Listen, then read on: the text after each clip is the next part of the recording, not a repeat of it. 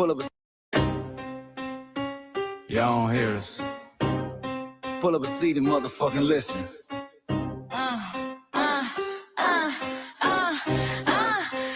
Pull up a seat and motherfucking listen. Pack your bag, time to go home. Talking crazy on our soil where our blood and bones grown. This our grind, we outside on it. While y'all fools on the outside looking, y'all show no respect to Black America, so leave. Y'all don't get it, so it's time to go home. Get the hell up out of America, take your disrespect and just fly on. Y'all don't get it, so it's time to go home. Get the hell up out of America, take your disrespect and just fly on. You landed on the tarmac, fresh off the boat. Talking about y'all building nothing, man, you choking on the note. My ancestors the reason that this country even breathes. Picked the cotton, built the White House, planted the seed. Jim Crow laws, redlined the map, we was the target. You think that struggle's a costume, man, you can't mark it. We fought the wars, we bled the blood, we died for our future's chance. And you come here and give our legacy a side eye while throwing shade on the guard. While you benefit from doors we kicked down with our last breath. Now you spit on the architects who stared down death. Disrespectful, that's disrespectful, ungrateful. A slap in the face, the only people who gave a fuck. So let me show your ungrateful ass to the right place.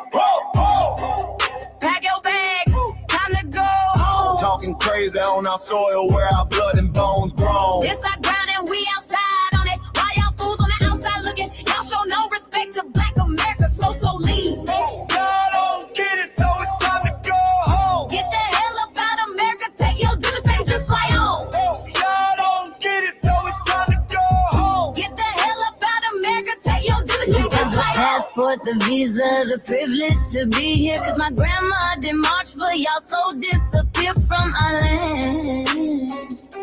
You cosplaying our pain. Think it's a trend you can borrow, but you ain't inherit the ghosts of our sorrow. We the foundation, the bedrock, the soil and the root. You not no branch on our tree, and unproductive people always cosplaying me. Talking about we ain't do nothing, you lost your mind. We built this from nothing, time after time. From the beginning to now, we been the backbone and muscle. Why you look down on the struggle and cause a whole tussle? The energy sky was discussing is whack. So let's make it clear, there's no turning back. This land is paid for in full. In blood, sweat, and tears, and dreams deferred. You don't get to come into a house we built from the dirt and telling Black America y'all ain't worth nothing. That's a violation, facts. Pack your bags, time to go home. It's our soil on our soil where our blood and bones grown. Show respect, this our ground, y'all just tenants on a leash. Oh, get the step. Show no respect to Black America, so leave. Don't get it, so it's time to go home. Get the hell up out of America, taking your business, I can just fly on.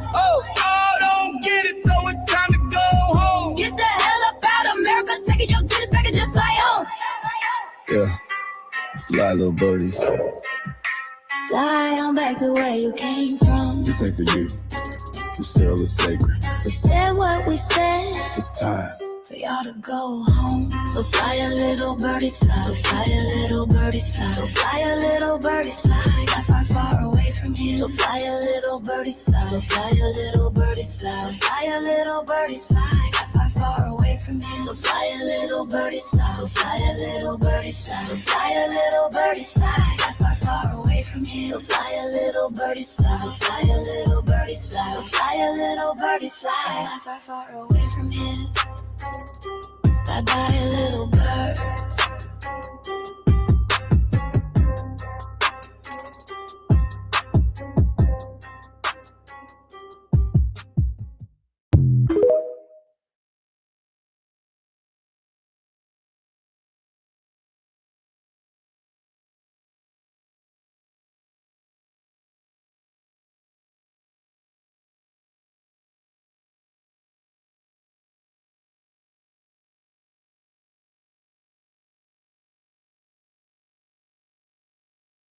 Oh shit, Mike. You done did it now. Left. Let's get this straight, bitch. There's a difference between coming here and being brought here. know the difference. Immigrants chose America.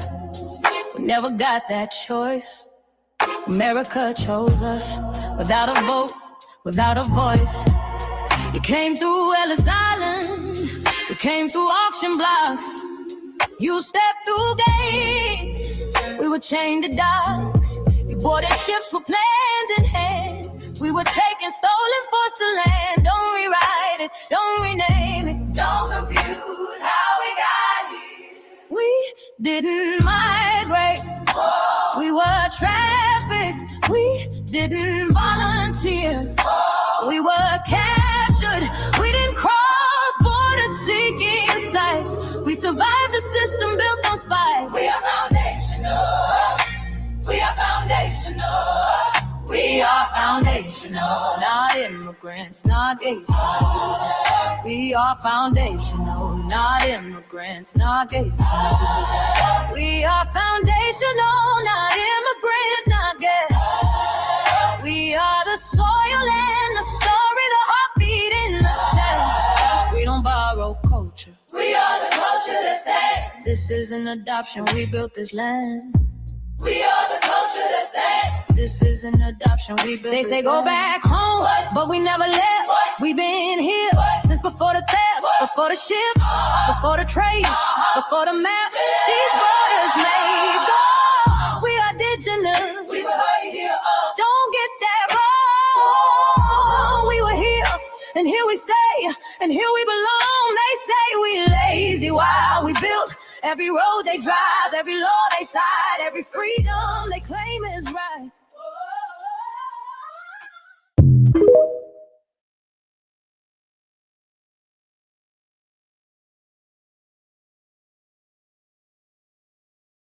Greetings, Black family. Greetings. Thank y'all for tuning in to another episode of the Frontline Black News. I'm your host, Chan Chroma. We're with your other host, Shay. We're running a little bit late. I do apologize for that. And on this season 6, episode 9, part 2 of the Frontline Black News, we'll be discussing several topics that we didn't get to in part 1.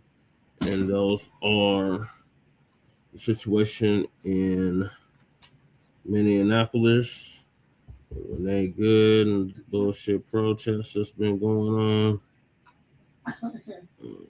on. Keep your black asses in the house. FBA families ain't got nothing to do with us. No, we didn't. We did, but we're like a week behind. So ICE. The last one was that tweet. That was Portland. Yeah, that was the last one. ICE agents seen disrupting Renee Good's memorial. Minneapolis outrage grows. ICE raids intensify after Renee Good's passing. Federal surge and protests everywhere. ICE raids in St. Paul, Minnesota. Community reacts. Why are the Renee Good protests losing momentum? Because we're not there. Rodney Hinton Jr. gets great news and changes his plea in court. I knew it. Yeah, that's shit. Corey Holcomb crashes out on that raccoon, tether Anton Daniels, and squabble nearly breaks out over dissing you.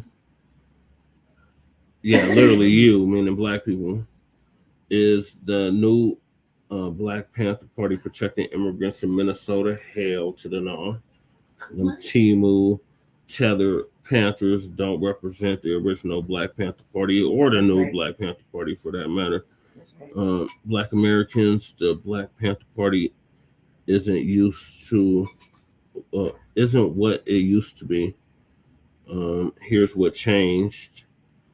HBCU students turn to GoFundMe for help with tuition and housing. And if we have time, Sauce Walka responds to Agent 22 dissing him for streaming and destroys him.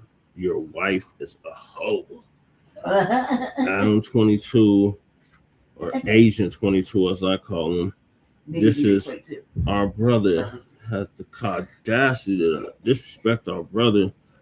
Urban Politicians TV, Big Ant, out of Houston for calling no jumper federal platform and gimmicky. And we are based out of East Denver, North Aurora, Colorado. We give the news from a frontline and Black first perspective. And we are a part of the new Black media and have also the signal boosters of the new Black media. We have been around for 6 seasons now and counting, and we have several platforms that are a part of the Frontline campaign. Frontline Black News is the first one. We started back in 2020, 2021. And Shabaka's Black Experience Enhanced is based on the 50th anniversary of the founding and the original Black Panther Party for Self-Defense. Started on Blog Talk Radio back in 2016 and have been around for 11 seasons now. Shabaka's Black Experience Enhanced covers the Black experience from the beginning of time until 10 minutes ago. It is also a part of the Frontline campaign as recently within the last 2-3 years now, moved from Blog Talk Radio to StreamYard. Please make sure to like and share the broadcast. Please join us on StreamYard, YouTube, Frontline Black News. The links to all of our channels are in the description, including Frontline Black News, Frontline Black News 2, the backup channel. Please sub up to that. Because just in case they try to take Frontline Black News down, we still have backup. My personal page, Justin Parrish, aka Chain Chroma. The link to that is also in the description. The Revolutionary Agenda, Lady Chase channel, the RBA, is also in the description. Jay Militant's channel, What's Cracking TV with Jay Militant. His link is also in the description. Kukizi, a brother who usually does the intro track for the Frontline Black News. His link is also in the description. A brother out of Virginia, who's now on, a brother out of Virginia, Breeze Omega. His link is also in the description. The Church of Black Power, brother out of Watts, California, who's now in Houston, Texas. His link is in the description. And last but not least, we got Black Truth United. His link is in the description as well. And This channel's good. The link to the B1 Rolodex is also in the description. That's a modern day green book for Black first businesses and FBA businesses. And we got the petition for reparations. Please make sure y'all sign it to change.org petition. That's what you should put in there. Also, we have Lady Chase GoFundMe. Make sure y'all donate to that if you can. And we have copyright disclaimer under Section 107 of the Copyright Act of 1976. Allowances made for fair use for purposes such as criticism, comment, news reporting, teaching, scholarship, and research. And I do not own the rights to the music. And if you don't understand racism, white supremacy, what it is, and how it works, everything else you think you understand will only confuse you. And all 9 or 10 areas of human or people activity. And that's economics, education, entertainment, labor, law, politics, religion, sex, and war. And some say health and nutrition. And that's by Neely Fuller Jr., who transitioned last year, 2025, at the age of 95, ProduceJustice.com. And when you are a Black person or captured by any race soldier, you must never fuss, fight, or flee. Comply and defend yourself in court. Also by Neely Fuller Jr., ProduceJustice.com. And last but certainly not least, Bad Amaru, get your ass about that windowsill. Racism and white supremacy is conscious and subconscious behavior to maintain white genetic survival, to prevent white genetic annihilation. And that's by the great Dr. Francis Cress Wilson, who transitioned 10 years ago now, January 2016, at the age of 80. And shout out to our FBA brother out of Los Angeles, California, Tariq Nasheed, for paying for her funeral, along with several others. So those are the topics. Make sure y'all hit that like and subscribe button. All right, ladies, before we get started, what were you going to say? Finally, you stop talking. I was just looking around. I was gonna tell him that I like the 2 songs that were played before. Mm-hmm. That I heard it yesterday. I like, y'all know I'm like behind when the weekends when I catch up on all the stuff that happens during the week. The new Black media. That's on purpose. It's intentional because I gotta desensitize to. I get activated quickly, obviously. So yeah. Too activated, I guess. But I was over here yesterday when we started doing the show, and he was playing the songs and that he played earlier.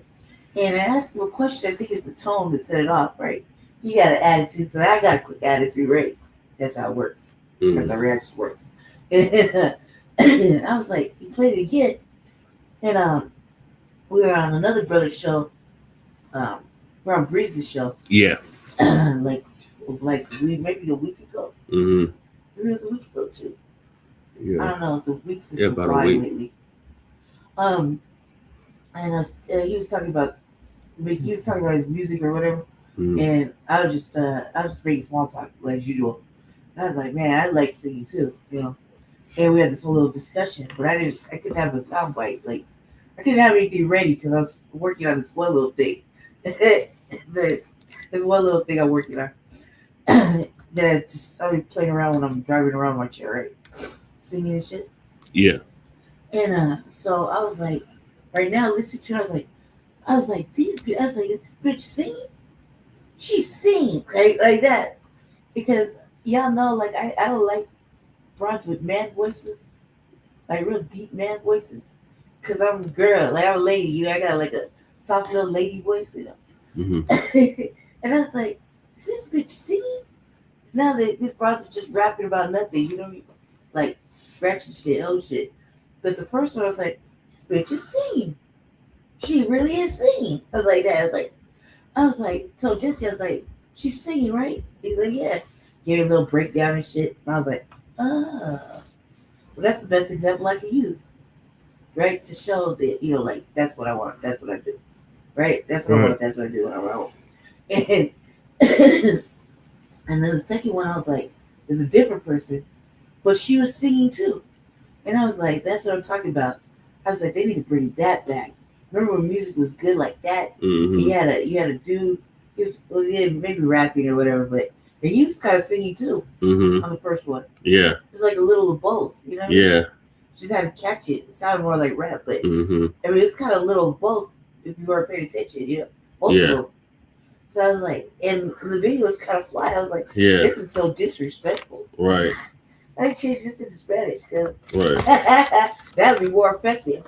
Message to the tellers. And I was like, this is tight. I said, because I kept asking him yesterday, so who sings this?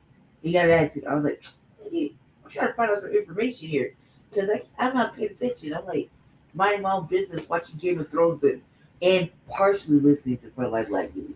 You know, he's like, I'm multitasking, trying to stay awake. Mm. So, come on now. It was like, I said, I like that because girls don't sing no more. Mm-hmm. And they don't have soft little voices. They sound like Glorilla Oh God. and Meg the Or Stallion. Ken the Man. Like you don't like the kid. Ken the Man saga. Don't ask me what I'm listening to. I unplug my headphones back. They're laughing at the words. I laugh at the words. That's the problem with being an 80s baby. Then growing up in a house that loved music, Mm-hmm. right? Contrary to popular belief, the man who raised me, my brother, that if you didn't know, you would have thought he was black. Yeah. That's all we did was listen to fucking music and shit, right? Mm-hmm. So you grew up in a house full of music. Yep. And so singing and shit is just like no big deal. But I was like, man, we used to have a lot of records like motherfucking like you know SQUABBLE? Like that motherfucker be on it. Like on the classics and stuff like that.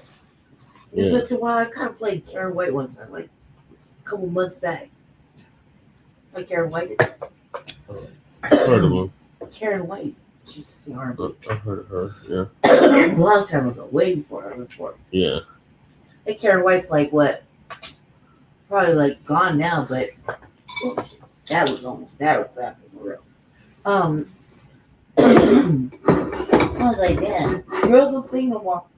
If they're singing about something nasty. Do you want more? Yes, please. There was like, what I like about those, real quick, and then I'm done. Just want to say it because if I don't say it, I'll forget. Oh, thank you. Jesse had to pass me the mic, sorry. Can y'all hear me now? Okay, so what I like about it is that the music these days is garbage. It's like just I don't care what these bras are making. I watch a lot of reels and stuff, so I watch these like little shorts like Spade TV or you know what I mean, just these little short clips of motherfuckers singing and bitches singing It's always the same thing. It's always something impossible to you. You look at it, you're like, yeah, right. Yeah, right, bitch. You ain't with no ballers. Stop it. Hey, you ain't doing any of that. Stop playing. They got these like white people who come on there too that rap. They should be just upsetting my soul. You know what I mean? Ooh, you see that? That's left hand action. Yeah. It be upsetting my soul. So, but I was like, these kids don't be rapping. They don't be singing no more. And really, like, I gotta be drinking in the right spirit. And for some odd reason, I can only do it. Look, I can only do it. I can only see rap. Khalifa, she want to be on camera. You want to be on camera, Khalifa? No, that's Killy Khalifa right there. Wait, Killy Khalifa. Get down, Khalifas. Get down, baby. Get down, nosy ass. Oh my God, you guys gotta see almost. What big what? I don't know. The bonding was real this weekend. He was watching the homeless people fight outside. Yeah. As soon as they started banging and shit, he got up in the window. And normally I'm like, get up the window first we see you. Yeah. And remember, like, while we nosy and shit popping out of the bag, you're like looking outside and motherfuckers like, yeah, we saw you. We know you witnessed that motherfucking shit. Come over to your house and just kill you and everything. Yeah. So I grew up like that. Like, get the fuck out the window. I don't want to ever see you. Look, you're like, you're gonna do it hard to cut.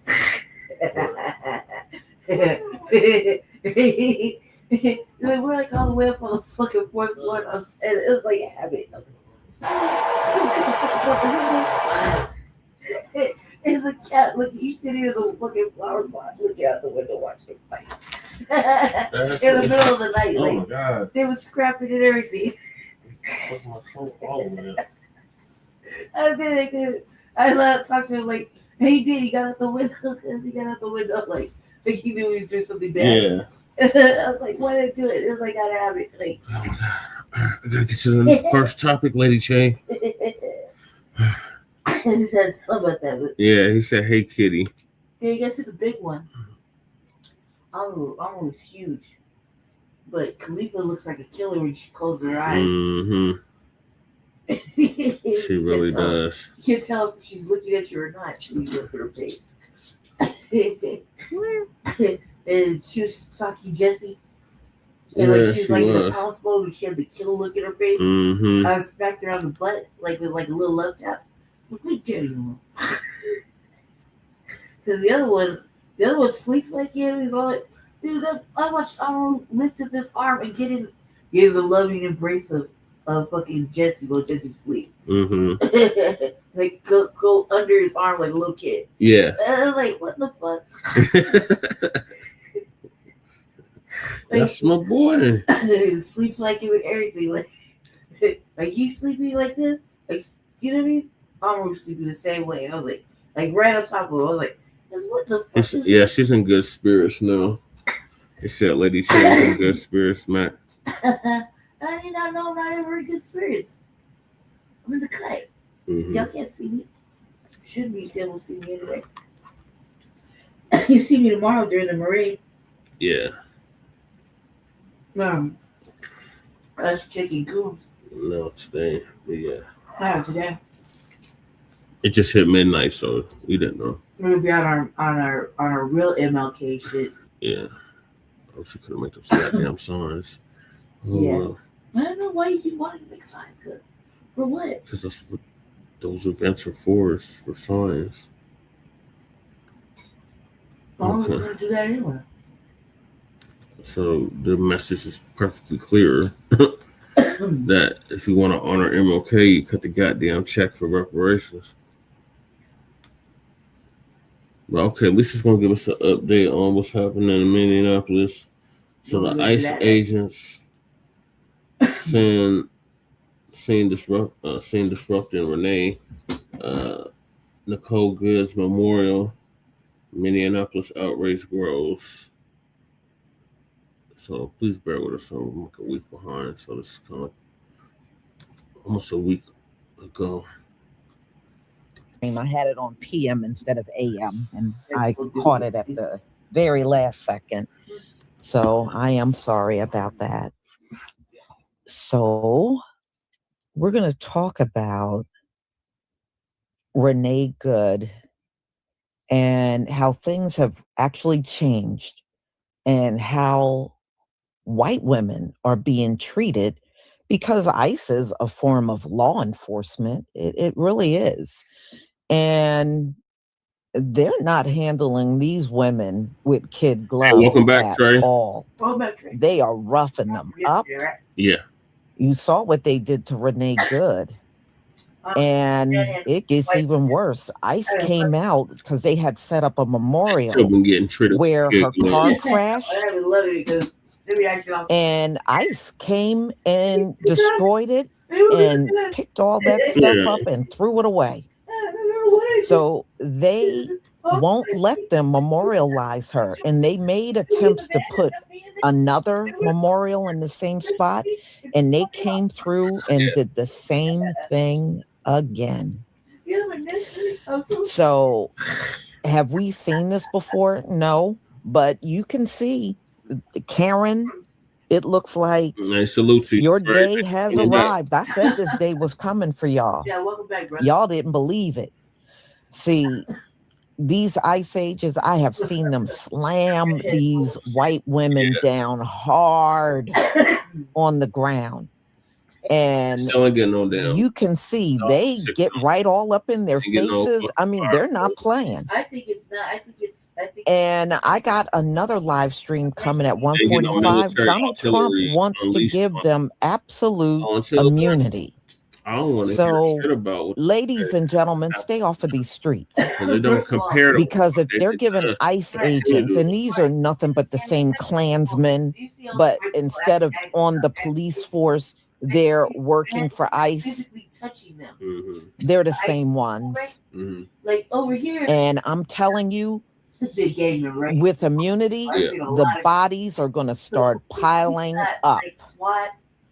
And unfortunately, And they we got some of our all that people already in holding. Los Angeles. If you go over on Bad baby, stop. Put me on a 1 minute time, real quick. Okay, so 1 minute, real fast. I'm sorry, family. So we're right here, right? I'm from California, but right now in Colorado. So it's, it's up there. I was doing the most, right? I was a little girl. Selling drugs, doing the most. So, a person seeing the SWAT come through, certain areas to like battle around the door, or they shoot through the roof and shit. Mhm. Like real shit. Like come through, break through the windows and stuff on apartments that are real high up. A lot of such a crazy ass shit, right? But the things I saw the most is when I was growing up was when the gang task force would come. Yeah. Or the gang task force or the drug Or task crash. force. Yeah, they would come with, to round up motherfuckers. They were just whatever, right? So gang task force had caught me a couple times, okay? Mm-hmm. A couple times. Then it was like, here we go, right? Yeah. 3 weeks of sleeping. Yeah, right. So when they come, they come with all masked up, no badge. You have a badge, but it's like inside the shield. Or Yeah. But their face, their arms, everything they're wearing, like whatever Jesse got on right now, just add masks to the shit, and vests and whatever, right?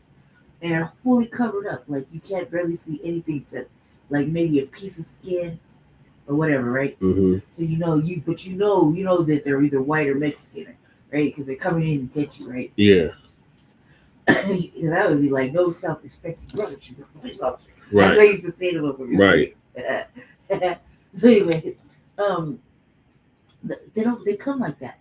So while everybody's tripping, I was thinking, this white people are tripping. They don't really know that that's how the police operate when they have certain task force and certain what you call them, like SWAT, things like that, like certain little pieces that they use. Yep. Right. And they unveiled all that shit on us. Yeah, they Black Los Angeles. They've been doing it for like a long time. So the ICE thing is like the ICE thing is nothing new. They just like when the white people want to be allies or whatever, and Mexican people or whatever, they want to be like, I'm so scared. Oh no! I'm like, stop the cap, cause you guys got the cartel. She had connections to BLM. You know what I mean? You motherfuckers are like a trip. You know when they fucking come in and run through your motherfucking hearts with the Sicarios, they look just like that. Mm-hmm. We go over there and fucking Mexico, we start fucking around, and the motherfucking federales come in there, and they're off the fucking chart too. They look just like that. But what the fuck is everybody talking about? I'm so fucking scared. Oh my god. They're just every they don't know mask. We don't know what their name is. Welcome to our world. Like the laws. Like I forgot when people were scared of the law. Like you're not supposed to touch them either. Like that's the thing. That's why they're getting all like physical. Is they're not just pushing them back, but you see these white people get fucked, man. They're all up in their face, grabbing them, spitting at them, throwing shit at them, touching their vehicles. You know what I mean? Like they really like in their face, like yelling and shit. Like there's a lot of restraint going on. Yeah, we about to play all that footage. Yeah, so we're gonna just play that footage. But I was like, you know, for it's all cap. This is all cap because anybody knows anything about anything knows that this is an unusual shit, especially if you've seen enough with the law. You're in jail, go first. Yep. They arrest your motherfucking ass. They bring you in sometimes like that. Yep. So you don't know who they are. That way you can't, identify them later. But you secretly, you're already like motherfucker like me. I'm like that observer. Like I see about 6'1", 215. White, obviously. I never forget a voice. Right. Here you go, man. I just play. Here you go. All right. So Lisa, like Max says, telling the truth as usual. She's gonna give us an update on this. On TikTok, we got our people, men and women. Oh no, we can't just sit, Black people. We can't sit no more. We got to get out there. Oh no, you get your ass out there. Right. Now, didn't we say for the next 4 years we were sitting this out? Yep. And there's already people folding. Oh no, we can't just sit and let this happen. Black people, we got to come together and get back out there. I'm like, oh my, so y'all ready to fold already? Well, they can have at it. Exactly. Because you know what? Y'all want to go out there? And Donald Trump said absolute immunity. And we're going to talk about that in detail at 1:45. That means they're going to shoot and not even worry about it because they know they got immunity, just like these cops got qualified immunity. With old Sambo deal with so now ICE is going to have the same level of immunity, and you want to go out there? Y'all go right ahead. The ones that want to be out there, go on out there. Exactly. Don't think ICE won't target you first. They will. They've been waiting for us all this time to step on them streets, and we haven't done it. But if y'all want to do it, you have at it. So today we're going to talk about them tearing up her memorial that they had set up. And they are absolutely doing everything they can not to let the public make a martyr out of this woman. That's what ICE is doing. That's what they're doing. And y'all stay out of this mess. I don't care what some of our people come online and say. If they feel the need to be out there, let them go ahead out there. But when you start talking about immunity, that means they gonna take your butt out unarmed, and you're not gonna be, your family and them are not gonna be able to do anything about getting these ICE agents arrested. They're not gonna be able to do anything. My name, goddammit. So if y'all want to go out there, go right ahead. Because I'm noticing more and more. And I was like, wow, our people can't even be strong. We can't even be strong during this time and hold it down. We got people already weak as hell. All right. Enough of them. So let's get into this, ladies and gentlemen. I turned the water on, man. Rid of that. Why? Took the water on their ass. Arm was so big. He's so yellow too, like golden yellow.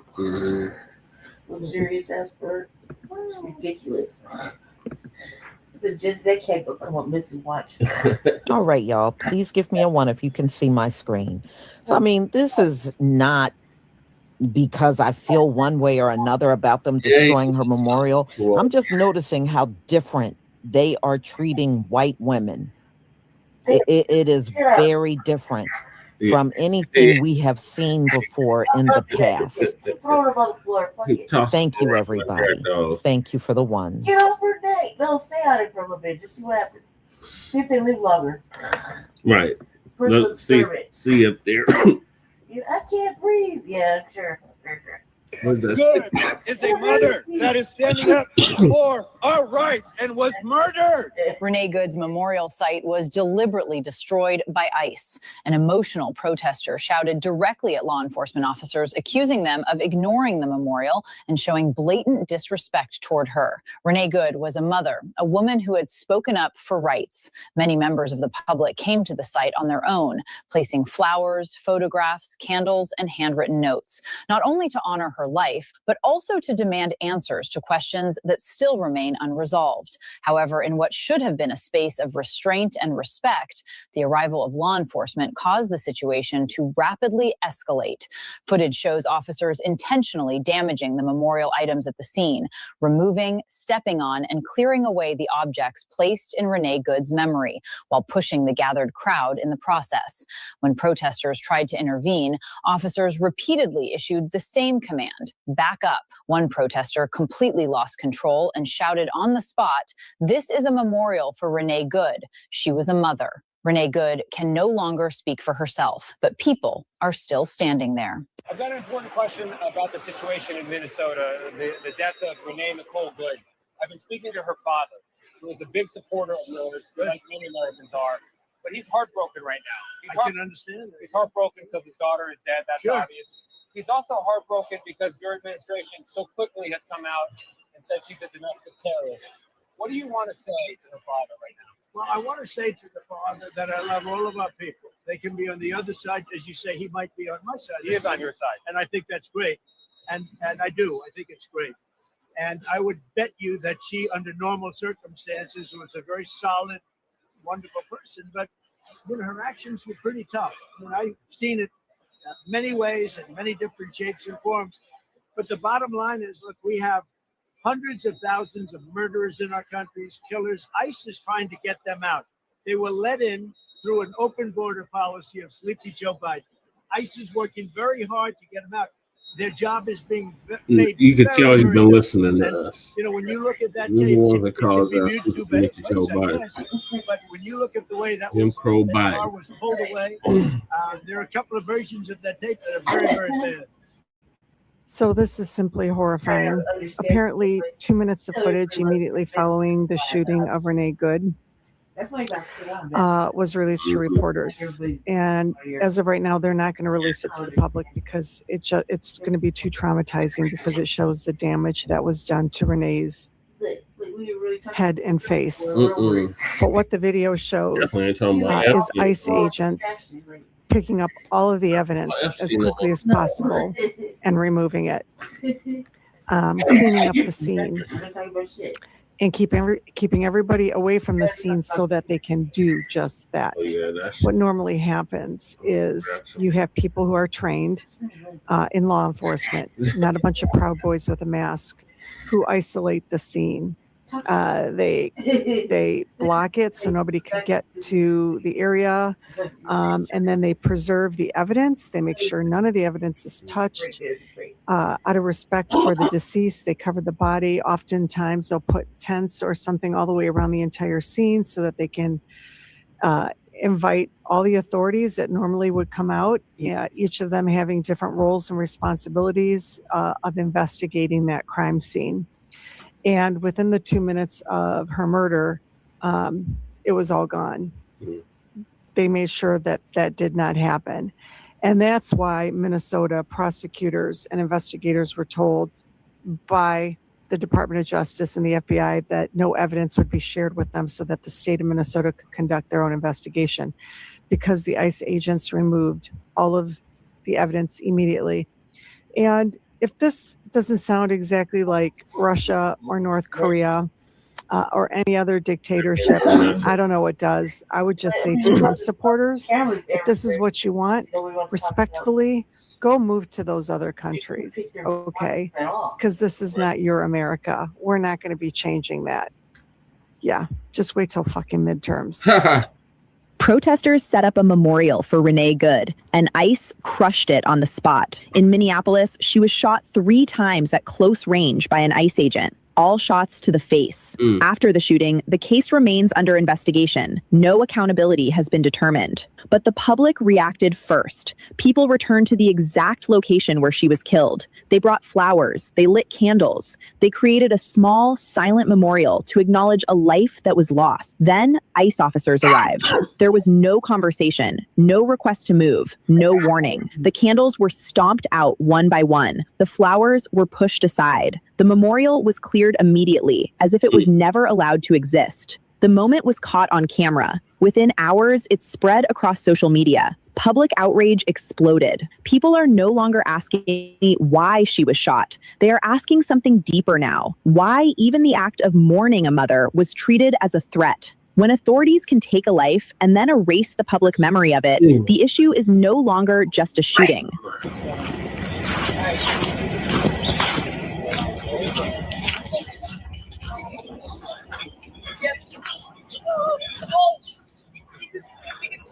Protesters set up a small memorial for Renee Good, and ICE removed it almost immediately. She was shot at close range by an ICE agent. 3 shots. The case is still under investigation. No accountability yet. Before officials spoke, people showed up. They returned to the spot where she died. Flowers, candles, silence. No protest. Just remembrance. Then ICE arrived. No warning. No discussion. Candles crushed. Flowers pushed aside. The memorial was gone in minutes. Caught on camera, spread everywhere. Now the question isn't just why she was killed, but why mourning itself was treated as a threat, and who decides which lives are allowed to be remembered. Yeah, I mean, I think it's like there's no respect for this neighborhood. There's no respect for the city and the state, where you continue to show up with guns while we have these whistles blocks away from where Renee Good was murdered by ICE. It just feels like ICE wants to escalate tension in our neighborhood while continuing to run rampage by tearing families apart. For a long time, I've been carrying my passport. No issue. I'm a citizen of this country. And that's the heartbreaking part of like literally having to carry a passport just because of the color of your skin. You know, you're not required to if you're a citizen, right, to carry a passport. But unfortunately, the country we are living in, it feels like you might have to. Well, Jolly, you finally made it out here.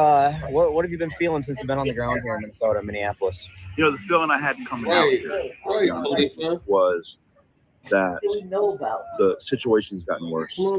That Minneapolis is under siege by federal troops. It's a fucking invasion. These are the feelings I had coming out here. Now that I've gotten here, I realized it was more serious than even I realized. Being at Whipple just last night, as soon as I got in town, dropped her stuff in the hotel, came straight to Whipple Federal last night. Absolute chaos. Pepper balls, tear gas, for no reason. Yeah, all the time. They're just like, they'll come out, they don't even ask you to clear the street. They just start shooting. That's what they did yesterday. And then watching ICE rolling through the streets of Minneapolis, shoving people off the road, yanking people out of homes. When I felt like, damn, I feel like Minneapolis is under siege by federal troops, I didn't truly understand how bad it was. And my message to everybody is simple. If it's happening in Minneapolis, it's going to happen in your front yard soon. Injustice anywhere is a threat to justice everywhere. Dr. King told us that. This is not a new concept, but it's real life. If you feel comfortable, if you feel like you're watching it on TV, but it's so far away from you, coming soon to a neighborhood near you. These guys, ever since this right here, ever since the murder was good, it has gotten worse. These guys feel like they have what JD Vince said was absolute immunity. And so with that in mind, they are being quite bold. Very bold. I mean, they're just running through no regard for the law whatsoever.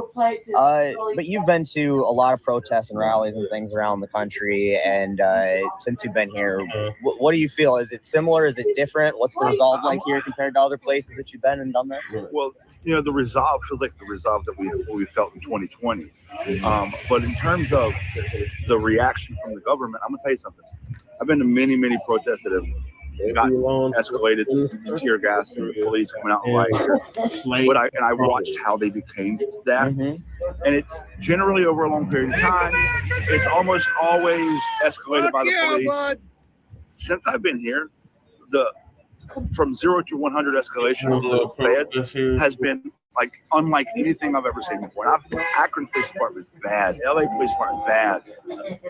The ICE puts them to shame. ICE makes them look like the good guys. It is out of control. It is fucking wild. No, it's been insane, and I'm really glad that you're out here putting eyes on this too, because we need as many people out here. Because again, we either beat them here or you're fighting them at home, and that's what we need to do. So anything you guys can do to support across the board, whether that's getting here boots on the ground in Minnesota to make sure that we've got constant pressure and they get no rest until they leave. Or if you can't do that, any of the organizations you can support, the ACLU, MIRAC, any of the organizations that are on the ground doing this, do that. Just sharing all of our content and making sure that people actually see the reality of what's going on the ground. Because you see how they will fucking lie to you. You see how Christy Nolan out there and blatantly told the truth. It was Orwellian the way that she just said that what we all saw with our eyes is not what we saw. And now we're going to keep doing that unless you guys make sure that what we're actually capturing out here on the ground is shared. So thank you so much. Thank you so much for being on. Thank you, brother. Federal ICE agents in Minnesota are now using the killing of Renee Nicole Good as a threat against other people black persons in Minnesota, against civilians, U.S. citizens, okay? Born here, raised here, as white as they come. But they are using her killing to force these people into submission, going as far as one officer who was caught on video said, "Did you not learn anything from what happened?" Oh, look at my baby. They're using her killing to threaten to kill other civilians. We have the clip. This was originally posted to Reddit. I want you to watch this whole thing. And I want you to see the sociopathic qualities that these ICE agents in Minnesota are exhibiting. Here it is. Now, the man in the vehicle was in no way threatening those officers. His hands, as you can see from the video, one of them obviously holding the phone, the other right up there on the wheel. So his hands are visible. He is doing nothing to threaten these officers. His vehicle is not a threat to them. His person is not a threat to them. And that officer clearly said, as you saw in that video, you're not going to like the outcome of this, sir. I guarantee that. Did you not learn from what just happened? That's the only thing they really wait for online. Did you not just so this man, who was not a threat in any way to any of those officers, they run around going and telling people, was threatened with death. Good. That's what they just threatened him with. Well, the only thing I've learned from this whole scenario is that they're martyrizing people on the ground. Yeah, they're martyrizing a regular agenda having ass white woman. And that's going to get worse now that they have immunity.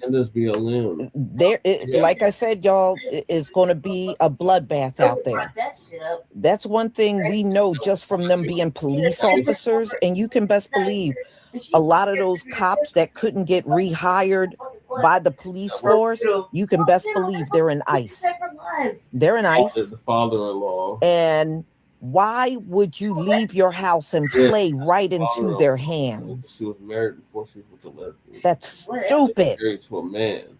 So she had the child. Total immunity, absolute immunity, means they can kill all the people they want. Either way, they can harm and do anything they want. And according in the eyes of Donald Trump, they should never be in trouble for anything they do. And now this And video you think is linked to Black Lives that is not going to go to their heads? That was a photo op. Of course it is. It will, just like the police. And as far as, oh, they're lying to us. Y'all never cared when the cops would kill one of us and they would get on camera lying. They did it all the time. And nobody that looked like y'all had a problem with it. But now that they're doing that in the case of Renee Good, oh, now you're all up in arms. Only if you were like that, regardless of the race of the person that was killed, but you weren't. And we know why Renee Good is getting so much attention.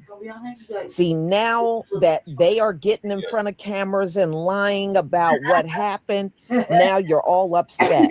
That's been done to us so many times, it's not even funny. Multiple times. Countless times. Oh, reparations come on, be like, well, and the same people that are upset now, you weren't upset at all. You weren't upset at all. Money causes people to heal. So, y'all, I'm going to go ahead and conclude. Thank you so much for being here. And again, thank you. I saw some more donations today. Thank you so much to the people that donated. And may the Most High bless you tenfold for what you did. So, y'all, I will see you at 1:45. Have a wonderful day and shalom. You see it all week. I was like, I'm starting to feel a little better, a little money. Feel less oppressed, less, enslaved. Shalom, family. Good to see you all here. Hope you're doing well. We're going to go over what's going on, not only in Minnesota, but nationwide. Everything seems to be intensifying, and ICE is just roughing everybody up. It doesn't matter if you are here legally or not.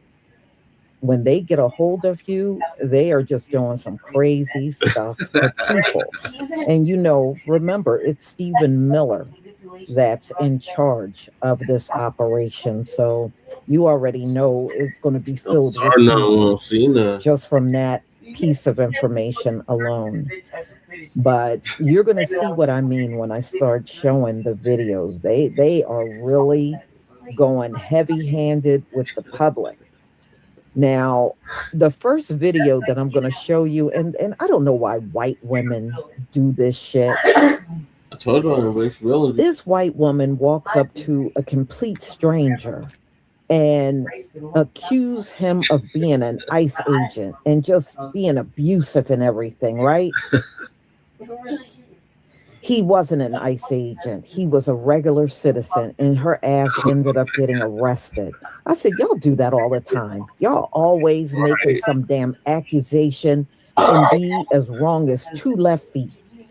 But I'm glad the end result was she got arrested. She had no right to walk up and do what she did. And there's another one in here. There you go. ICE was chasing an illegal, I guess this woman was illegal. She was getting chased by ICE while she was trying to do her DoorDash job. And you'll see when we get to that part because they'll be talking. So this DoorDash driver runs inside of the customer's home. She didn't invite her in. When she opened the door, this woman ran in. She was running from ICE. So the ICE agents, what they did was they retaliated on this woman and took her infant son. And I'm like, how the hell do you take somebody's baby? But I guess they thought she was helping this woman. And in a sense, what do you do in a situation like that? But she had an infant son, and ICE went in there. Not only did they get the woman they were chasing, but they took this woman's infant son. I would have had to die that day because they wouldn't have took my child. I would be gone because it would have been on if they would have grabbed my kid. But y'all be careful out here because it might be your intent to mind your business. And if these illegals walk up on you or try to jump in your car getting away from ICE, you can easily be pulled into these situations. Easily. So y'all, let me go ahead and share my screen so we can get started.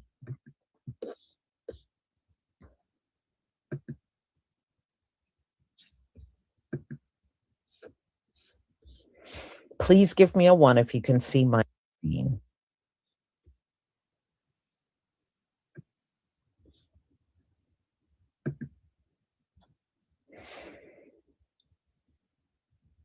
Thank you.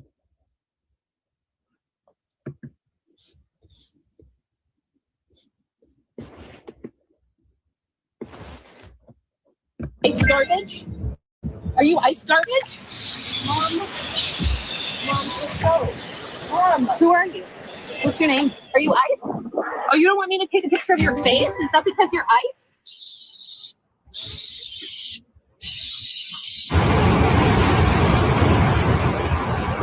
Seconds after the crash, agents abruptly stopped their vehicle and exited with weapons in hand pointed at her, a U.S. citizen. Agents then forcibly opened her door and pulled her out of the vehicle by her legs without identifying themselves, presenting a warrant, or informing her that she was under arrest. Bystanders yelled, "You hit her, we have it on video," and agents, of course, ignored the crowd and forced her into a red minivan and drove away. They just left her car behind in the middle of the road, her coffee still in the cup holder and her keys in plain view. DHS later released a statement claiming that she was at fault, claiming she crashed into an unmarked government vehicle and then violently resisted arrest.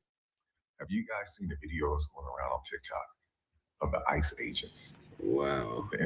You know, ICE, the people who go around and find the illegals, harass them, deport them, lock them up and all that stuff because they're here illegal.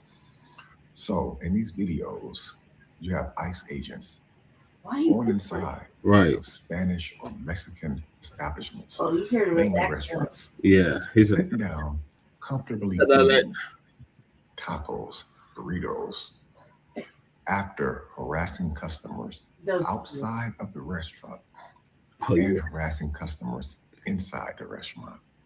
This lady right here, I give her all respect for going off on those agents the way that she did. When she got done with those agents, she ripped them a whole new, you know what, hole. Them agents got up from the table, left their food there, and walked out. First of all, your job is to find illegal immigrants. They were. Detain them. You know, find them and find out if they're illegal, if they have the proper documents. If they don't, then they get in trouble. You take action from there. But why on God's green earth would you choose that profession and then decide to go to their establishment, harass people outside before you come in and order your food? Is this the one that they arrested them afterwards? And then sit down as the agent with your whole entire ICE outfit on and have dinner at their establishment. I'm not going to say that. I give that lady a huge round of applause. I wouldn't allow those agents in there, even though I know that they're doing their jobs. And all that, but why on God's green earth would you go to a restaurant? You know what type of stuff they can do to your food? Do you know what they can put in your food? Man, y'all crazy. Y'all ICE agents, don't be going to those establishments. Yeah, I know. He needs a better mic. Right. I feel like if they just do this every single time they want to try and fuck with ICE agents, bust their windows, rip them out of the car, less of them will die, and less of them will do this in the future. This is how you prevent them from doing it, is with the threat of just being ripped out of your car and getting federal charges. And like I said, it'll probably save their life.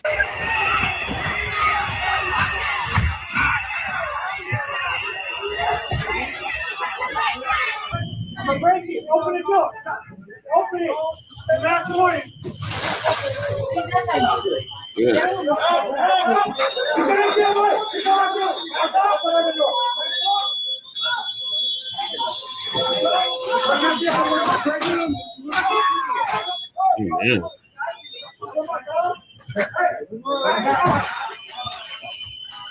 Hey, go one way or the other. Don't go back.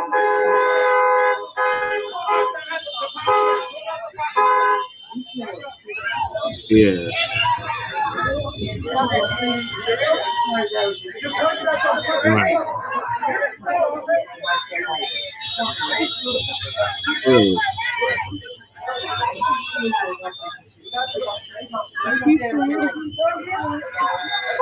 Yeah.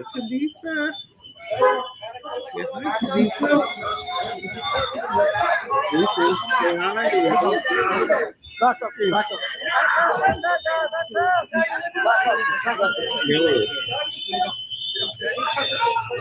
Pretty and deadly.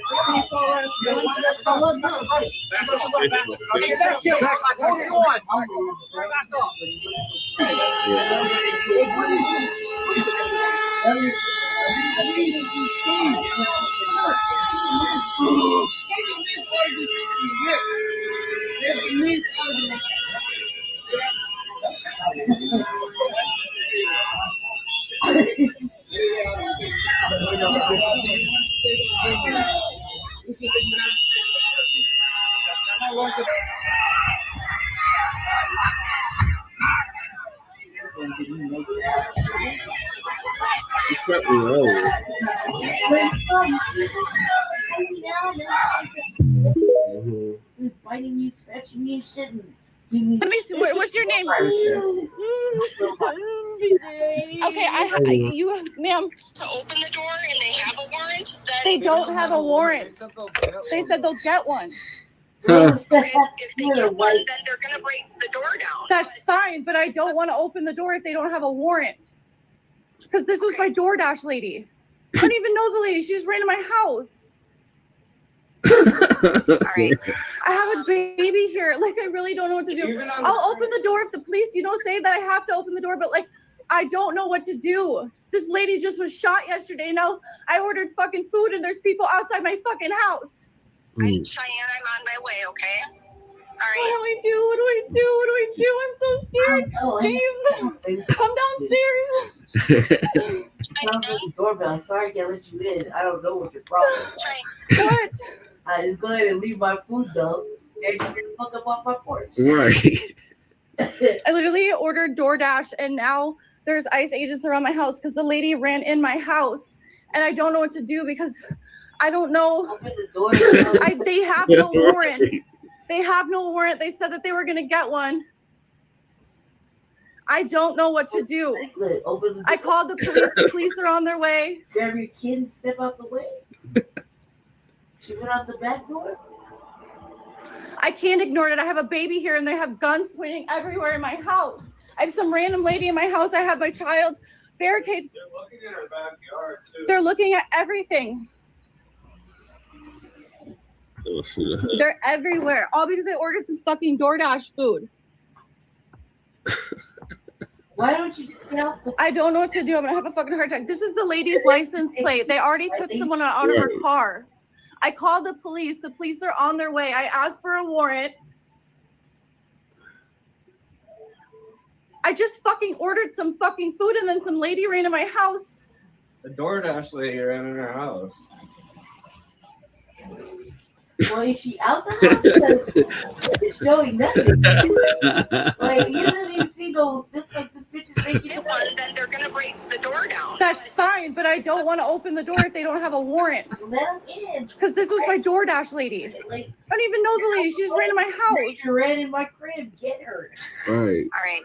I have a baby here. Like, I really don't know what to do. I'll open the door if the police, say that I have to open the door, but like, I don't know what to do. This lady just was shot yesterday. Now I ordered fucking food and there's people outside my fucking house. Maybe Cheyenne, I'm on my way, okay? Don't let them. What do I do? What do I do? What do I do? I'm so scared. James, come downstairs. Right. What?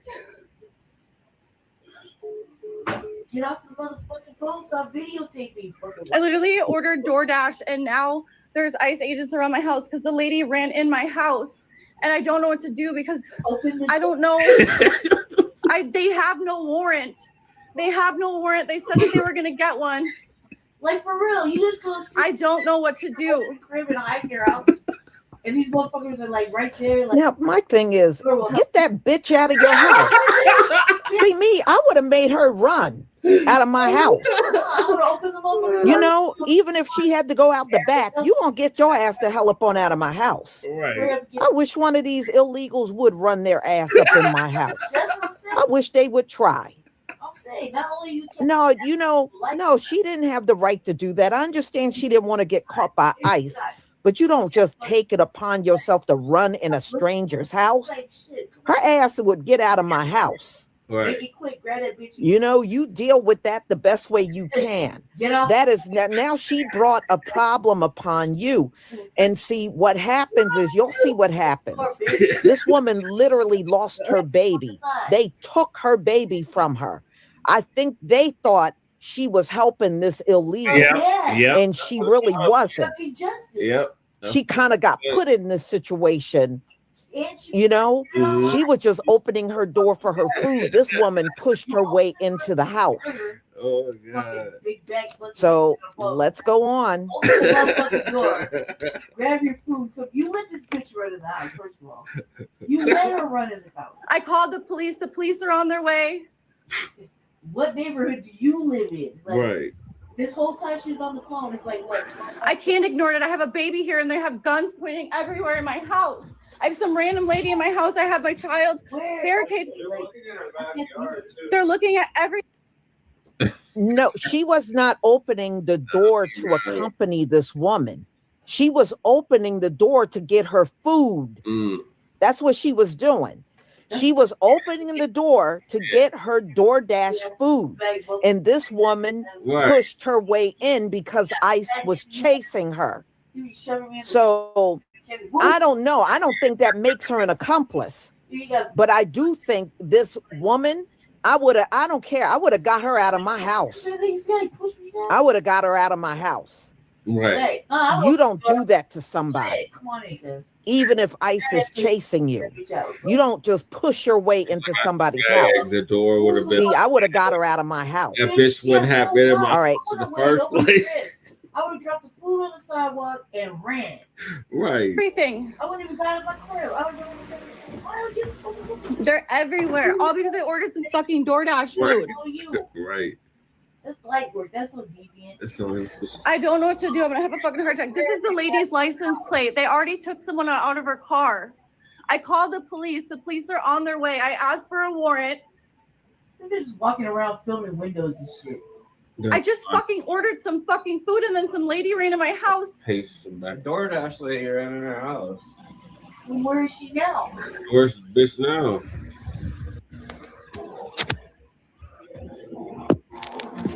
This dude just has his hand on his gun, just fucking chilling. I don't want them to come in my house.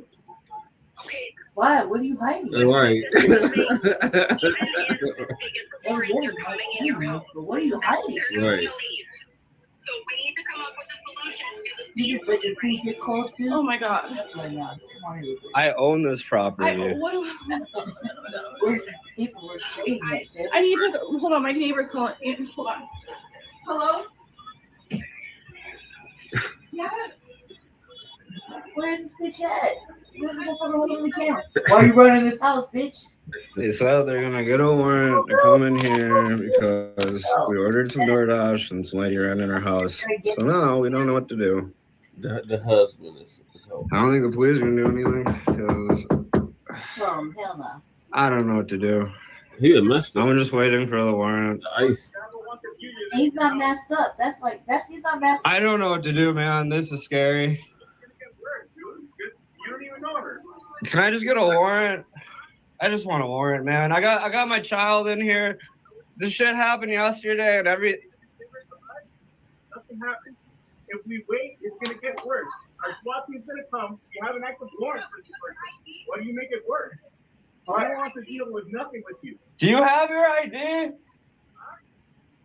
She said she has her ID on her. See, they're hard. Hold on. Okay. If you put your hand up, you take your fucking hand. Stop. Okay. If I open this door, one, you're not coming in my house. I will give you her. This is her ID. They said she is a U.S. citizen. They said they ran her plate. This was my fucking DoorDash. The fact that you are guys are tormented. I'm Native American. My fucking family already died for y'all to work here. Hung by Abraham motherfucking Lincoln. 38 plus 2. So the fact that y'all are on the Native Americans' fucking house is pissing me the fuck off.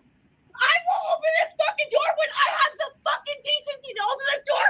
Since you guys are putting fucking guns at me. I will fucking open it. Why are you yelling But at you me? guys are not coming in my house. See, that's that white privilege. Anybody. White privilege. Cause You did yesterday. And you had your hand on your gun this whole time you've been here, You dude. had your hand on your gun the entire time. You have it all right here. You're fucking lying. Get off my yard and I will open the door to let her out. Get off my, go up to the car. Because I don't feel comfortable letting, I have a 2-year-old. No, bitch. I have a 1.5-year-old Right. baby. You can run up in your shit right now. I have 3 Right. more in school. I have 3 more in school. School. Hello? Hey, Cheyenne, this is Commander Hank with the Sheriff's Office calling you. Yeah? So, I understand that you're fighting right now. I'm gonna So- move out. I'm going to, but move. I look at the police, not Yeah. ICE. That looks like the law. It does, but it's actually ice. Like that motherfucker real bold. He got all this shit. What are they talking about? First of all, they were already kicked in the door. You got a warrant, they can come in there. What the fuck they talking about? They're just trying to be nice. Okay, but what do I do? Let that bitch out. Let her in. Let her grab her. Let her out. Single charges. Stop acting. You need to come with me. Come on. I have family. I'm sorry. You need to come with me, ma'am. Come There's on. nothing we can do. Come on. There's Come nothing on. we can do. Come on. Just come on.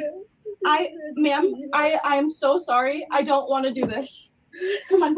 Come on. Oh God. I don't know what to do.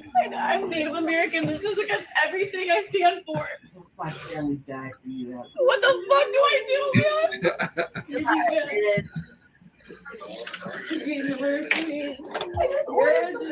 I need you to come up. I'm sorry.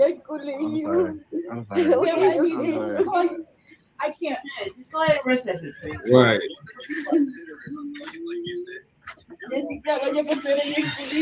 Don't. No guns. No shooting guns. Anybody. No shooting anybody. It's okay. No guns. No guns. No nothing. Go ahead, shove her out. I don't know what to do. I'm so sorry. Open the door.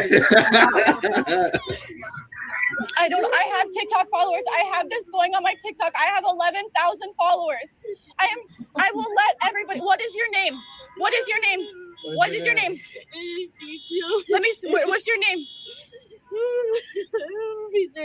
Okay, you, ma'am. The police said I have to let you go, ma'am. I don't know what to do. They won't hear you. They won't hear you. That's what she did. How could you do this to your own fucking people? That's insane. In the comments. I don't fucking care. Y'all didn't have no fucking warrant. Just give her some time. Just give her some fucking time. Y'all just shot someone in Minnesota. I ordered DoorDash. I fucking DoorDash.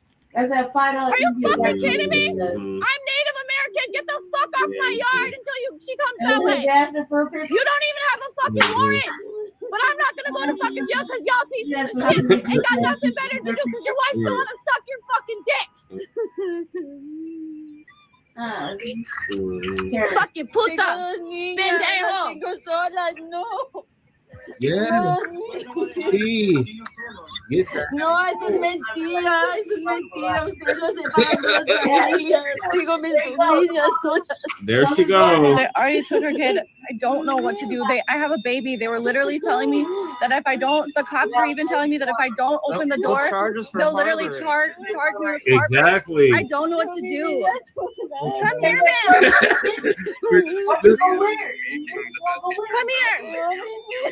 Come here. I ordered DoorDash. This lady ran into my house. They don't have a warrant, but they told me I was going to be charged with harboring. doing? They were gonna break down my door. They were gonna break down my door. You're obstructing justice. I already did. The police told me to give them up to her, or the police are saying we can't keep her in here. Well, yeah. Duh. She's from Minnesota. She has a Minnesota license. And how are you guys gonna Her wear the plate is police Minnesota. symbol if you guys aren't police? You're literally talking to her in Spanish. I hope they turn on you and take your family, because that's what you're doing to people. You're separating families. They took her kid. I I don't know what to do. My baby's inside. You about to get separated. I did call the police. The police told me that gonna help they us. told us that we have to They open said the we door. have two or options: get charges harboring or fucking release her. Duh. The police should be on their way, but I don't know. And what why to don't do. you guys have a search warrant? Where? Where is it? Where's the paper? Show me federal Where's the paper? Where's the warrant, guys? Fucking warrant. First off. Let me just tell you, like, and that disappears without it. Yes, you have permission to be on our yard. No, I don't give ICE permission to be on my fucking yard. This is Right. my property. You guys I own get this out. property. I own this property. I This is told no you guys landlord. I multiple own this times, if you property. don't have a warrant, No you're not one able to does access that. Like, why in my house. Right. I took the law course. I know. I'm not fucking stupid. Good. She's terrified. Right. Clearly. Very clearly stupid. You're an ICE suit. How are you gonna reassure her? No, es mentira. Usted no se para de los babies. No. I don't know what to do. I don't know, but that fence ain't high enough. Yo me voy con mis niños, es lo único. I called the police, but I don't know what to do. A woman was just killed in Minnesota yesterday. Right. You guys think that we're gonna just take the shit lightly? Yeah. Literally, you just shot and killed someone yesterday, and you can put on your shit and go to work, and that shit just sits right with you? What the fuck is wrong with you guys? You guys are modern day Nazis. My fucking family got killed. Native Americans got killed for you guys to put on that fucking shit. Bullshit. No, mis hijos, yo me voy con mis Fucking bullshit. Where you travel card? Yeah. So nowadays we can't order DoorDash without ICE showing up to our house, right? I have a baby. A baby. A white baby. Get out. Clearly. Until you guys have a warrant. She's out there yelling in the cold with the white baby. Only white people. Now. I want judge papers. I want a signed paper. You don't come near my house because you're the one that has your hand on the gun the whole time. I have it all on video. I have 11,000 TikTokers right now. 11,000 TikTok followers that I have. Oh my God. 11,000. Why are you yelling? They're arguing way too much. Stupid. How hard is it to tell that woman to walk down the steps and walk out to her car or walk over to the ICE agent? How hard is it to do that? Instead of doing that, they're arguing and squabbling over some warrant, and apparently they don't have no warrant because they didn't show you one. Go get one. But how hard is it for you to tell that woman to walk down them steps and get away from your house? You see how That's what I would have done. I'm standing, you're all standing there talking to ICE, which means you got the door open. You should have told that woman to just go ahead and walk towards the ICE agents. Right. That's what I would have done. Right. I would not be standing there arguing. Now I see why they got in so much trouble and she lost her baby. Yep. She stood there arguing too much. Stupid. I would have said, bitch, start walking. Right. Start walking that way. That's right. Towards those ICE agents. Right. Get the hell off of my property. Right. Don't drag me in this shit. Right, Lisa. Right. But instead of that, she's arguing back and forth. And she's apparently a white woman screaming she's native. Okay, you see that big red-headed kid she got? Yeah. That's a white woman Exactly. claiming to be native. Yeah. Exactly. All right, let's go on. Stupid, cause like First of all, and they got a whole man in my crib. You think I'm gonna listen to TikTok? You guys aren't wanted here. Off my yard until you have a judge's signature. Off my property.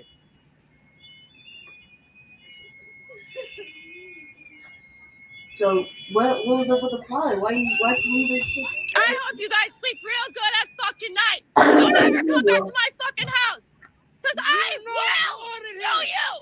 I will sue the fuck out of every one of you. You don't know who the fuck I am. Remember that. You even deserve a police vest, motherfucker. Where's your badge? You ain't got one. Where's your papers? Where's your badge? You guys are illegal on stolen land. You guys are illegal on stolen fucking land.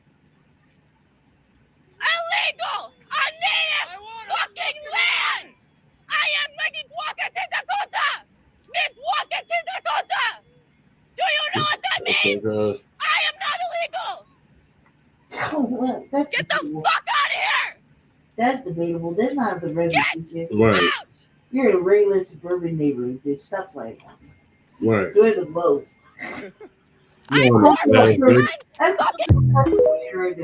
see on the res. I forcefully opened the door of the truck. It was locked. It was locked. You're going to record this. Don't get any closer from here, right? Cool. Just stay back, please. A tense and emotional moment outside a Chicago school is now raising serious questions nationwide. Newly shared video shows ICE agents detaining a woman from a vehicle in a school pickup line as stunned parents and bystanders look on. In the footage, a witness can be heard demanding answers, but agents do not respond as the situation unfolds. According to the Department of Homeland Security, the woman and another individual were accused of following an ICE vehicle earlier that day, prompting the enforcement action. Officials say both individuals were taken into custody briefly and later released without further incident. The video has spread rapidly across social media, with many viewers expressing concern about the location of the operation, directly outside a school during dismissal hours. ICE and DHS say the encounter did not involve students and that safety protocols were followed. Still, the scene has reignited debate over enforcement tactics, transparency, and the impact on families. For now, the incident remains under review, but the images are leaving a lasting impression far beyond Chicago. I already talked to these guys, a friend of these guys, so I saw these guys walk on the way out, and then this is them on the way back. So now you know. You guys work for ICE? I think you do. I saw you talking to someone who did work with ICE. You don't? I think you. Oh, yeah? So when I see you and I show this to, I don't know, do they work with ICE? Yeah, they do. Oh, wow. They do. Look at this fat fuck. This guy gonna waddle after you. Look at these little dudes. They're gonna waddle after you. They're gonna catch you. They're gonna waddle you guys. They're gonna go catch people who look like them. What are the things that you have to ask for when they're chasing people? Oh, is their skin brown? Hey, you guys, have you taken a look lately? They're gonna chase you too when it's all said and done. Fucking Nazi trash hose. Excuse me. I have on my business that you guys. We're not inside. Even.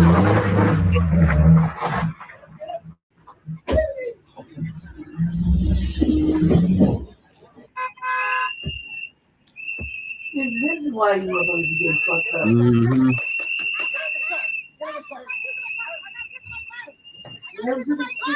Like, I don't understand why it's so hard to break those.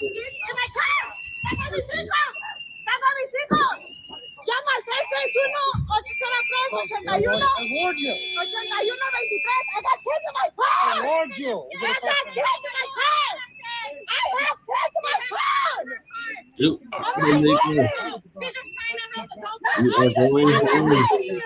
not threatening you. Do not fight me. No, I'm not threatening you. And I'm not touching the car. Leave me alone. Look what they're doing. Stop.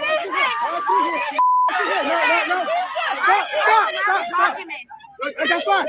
Back up. This is my wife. She's having a seizure. They're trying to rip the baby out of her hand. She's having a seizure. Fitchburg, Massachusetts. This is what's going on this morning. Stop yelling at her. Stop yelling at her because you feel insecure.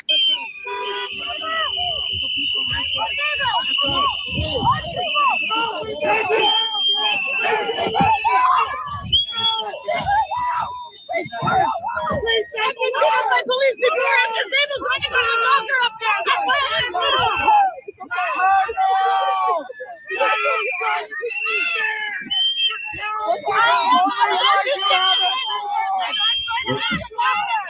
Just make you feel strong. Yeah, man. This is your duty. Why don't you help that woman? Help that woman. Why don't you help someone?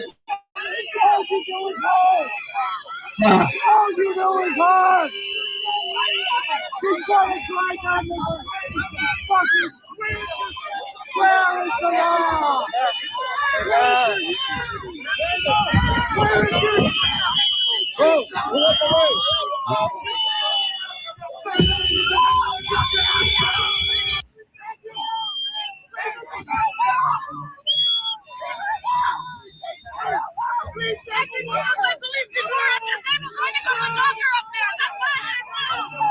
Warning. Do not scroll past this or you are part of the silence. What you are about to hear is absolute proof that humanity is dead in America today. Cameras just captured the most cowardly and disgusting act of the year. ICE agents, men armed to the teeth, violently ripping a disabled woman out of her own car. Listen to me. She wasn't a threat, she couldn't even defend herself. Look at how they drag her out like a rag doll while she screams in terror. Where is the mercy? Where is the law? They used brute force, ignoring her condition, ignoring her pleas, treating her worse than an animal in the middle of the street. The city is burning with rage right now, and for good reason. They call this procedure, but let me ask you, would you feel safe if this was your mother, your grandmother, or your sister? It is a global embarrassment. They are trying to scrub these videos. They want you to stay quiet, but we will not let that happen. Share this right now before it gets censored and tell me in the comments, do these agents deserve jail or straight to hell? I'm reading you, because the world needs to know the truth. We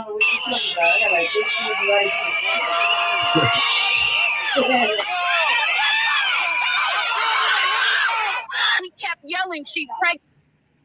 I don't give a fuck. And this damn.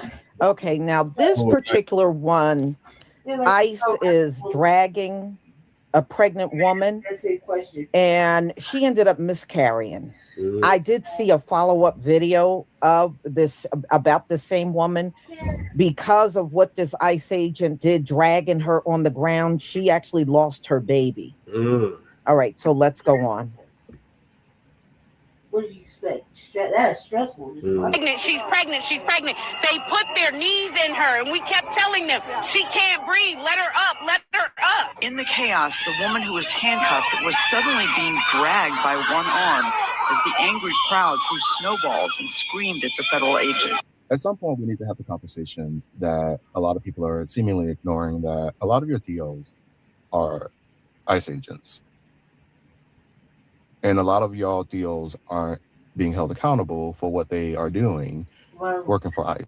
Hispanics and Latinos are the second most employed group of people by ICE. And a lot of the times, specifically if you look at this case that happened in Louisiana, where the girl was running to her house because ICE was accosting her. They were speaking Spanish to her husband. They were speaking Spanish to him. And he was cursing their asses out, but they were speaking Spanish to him, which is one of the reasons why it frustrated me to no end when I started seeing Latinos on this app asking where are all the Black people at? Why would they be there? Right.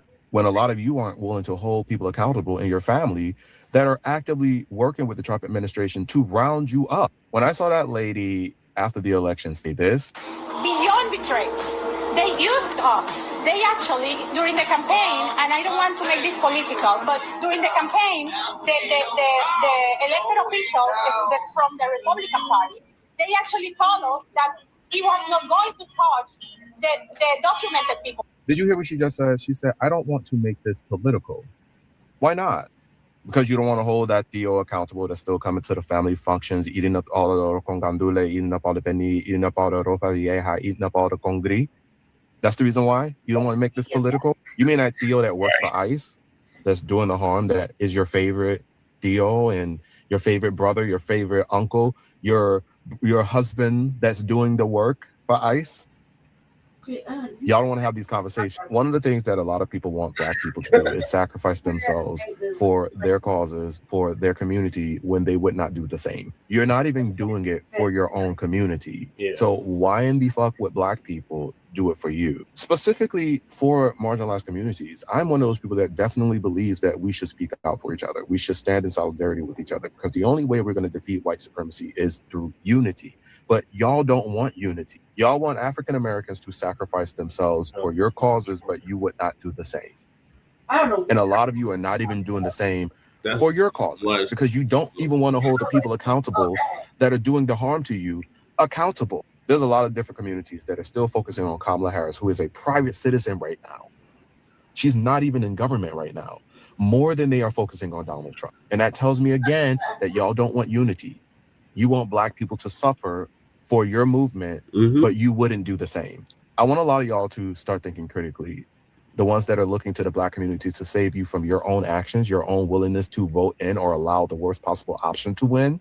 I want you guys to be fucking for real. You literally have these online leftists all across social media and on this app that are calling Black people, specifically Black Americans, KKK members, because they're saying that they're going to prioritize the safety in their community because nobody else will. Right. Nobody else will. Not understanding how problematic and shitty that kind of take is, specifically because the KKK exists as a terrorist organization that almost exclusively targeted Black families. Right. You guys suck. Nonetheless, you guys need to start having these conversations amongst your theos, having the conversations that Black Americans have with their family members that are fucking ICE agents and doing the harm to your community. They should not be invited to Noche Buena. They shouldn't be invited to any of these fucking functions anymore while they're actively harming the community. Texas plates. I'm out of the car. I'm out of the car. I'm out of the car. Open the window. He's in Mercedes. He's good to go. Lower the window. Watch out behind you. Watch out. Holy. Oh, shit. Watch out in front of you. Watch out in front. Get out of the car. Get out of the car. Cut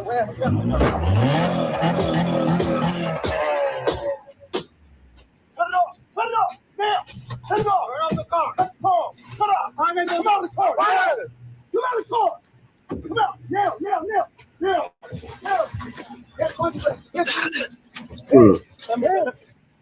All right, here with Reaction, ICE Director Todd Lyons. Todd, I mean, if that doesn't educate the public about these ramming incidents, I don't know what else will, on top of what happened. You know, previously, we now have 3 in recent days. Very dangerous now. Do you tie a lot of this danger to the rhetoric of people like Tim Walz, who compares ICE to Gestapo? Yeah, Sean, unfortunately, when we hear elected officials calling upon individuals to impede or obstruct, ICE law enforcement operations nationwide, you're going to see incidents like this. And that was a video you're probably not going to see on mainstream media, right? That actually shows exactly what's happening. You saw the officers and agents attempting to apprehend a criminally illegal alien, and there they are using their weapon, using the car as a weapon.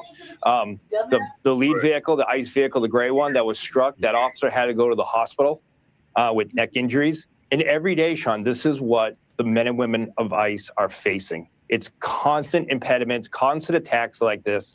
And, it's not safe for my folks. It's not safe for the public. It really needs to stop. What do you make of these groups that have instructions on how to confront and basically fight with ICE agents? They call it a micro antifada, and I can go into all the details of it. I'm sure you're closely aware of it. But we're talking about a strategy laid out by groups of people to make your jobs harder and obstruct justice. Should those people be arrested? 100%, Sean. Any law enforcement officer will tell you, it's your constitutional right, go out there and protest. But when you have organized criminal gangs, which these are, that are organizing these groups to, again, impede or obstruct law enforcement operations, lawful law enforcement agents, enacting the laws that Congress has written, that's a criminal act. And I will tell you that Homeland Security investigations, my folks, the FBI, we're investigating these, and people are going to be held accountable, because you can't organize groups to go out and impede law enforcement. It's a criminal act, and we have to act swiftly to cause this from spreading. Do you have a response to Philadelphia's DA threatening to prosecute ICE agents, which, by the way, is not constitutional? But putting that aside, do you have a response for that DA? Sean, what I'll say is the men and women of ICE, the men and women of ERO, the men and women of HSI, they're not committing any crimes. So he doesn't have to worry about arresting any of my folks, because what we're doing is we're enforcing the law. We are out there every day making this nation and his city safe again. So he shouldn't worry about the men and women of ICE. What he should worry about is the sanctuary policies that have these criminal aliens go back into his neighborhoods and commit heinous crimes like fentanyl trafficking, human trafficking, rape of a child. He should focus on those and let law enforcement do law enforcement work. All right, Director Lyons, thank you. Hey, Sean Hannity here. Hey, click here to subscribe to Fox News YouTube page and catch our hottest interviews and most compelling. Fuck you, Hannity.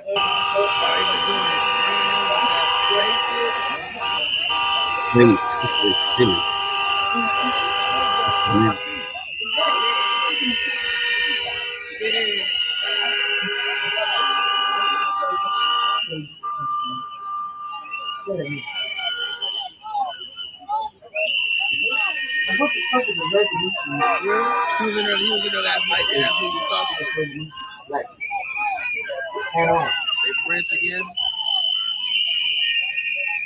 Brother, what is you out there?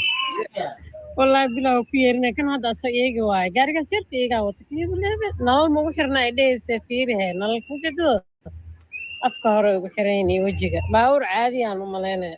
No, but they're missing a prime victim right there. ولي واقو جران كان ده نال وخير مش ده دودي أفكار.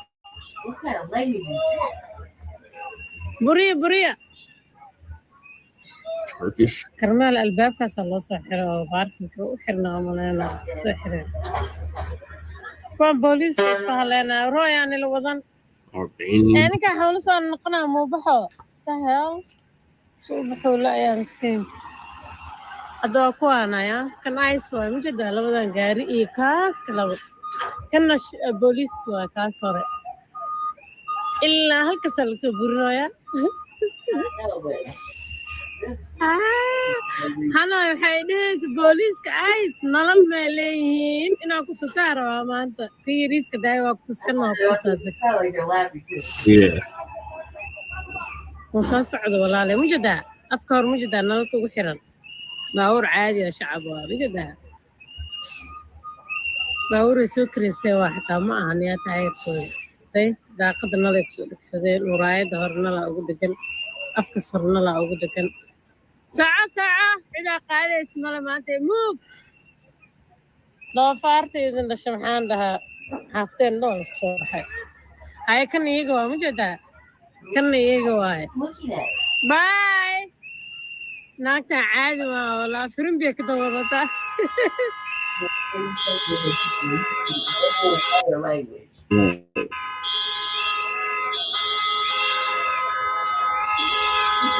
هانا الويرنو يا أفرتاس قارب يجوا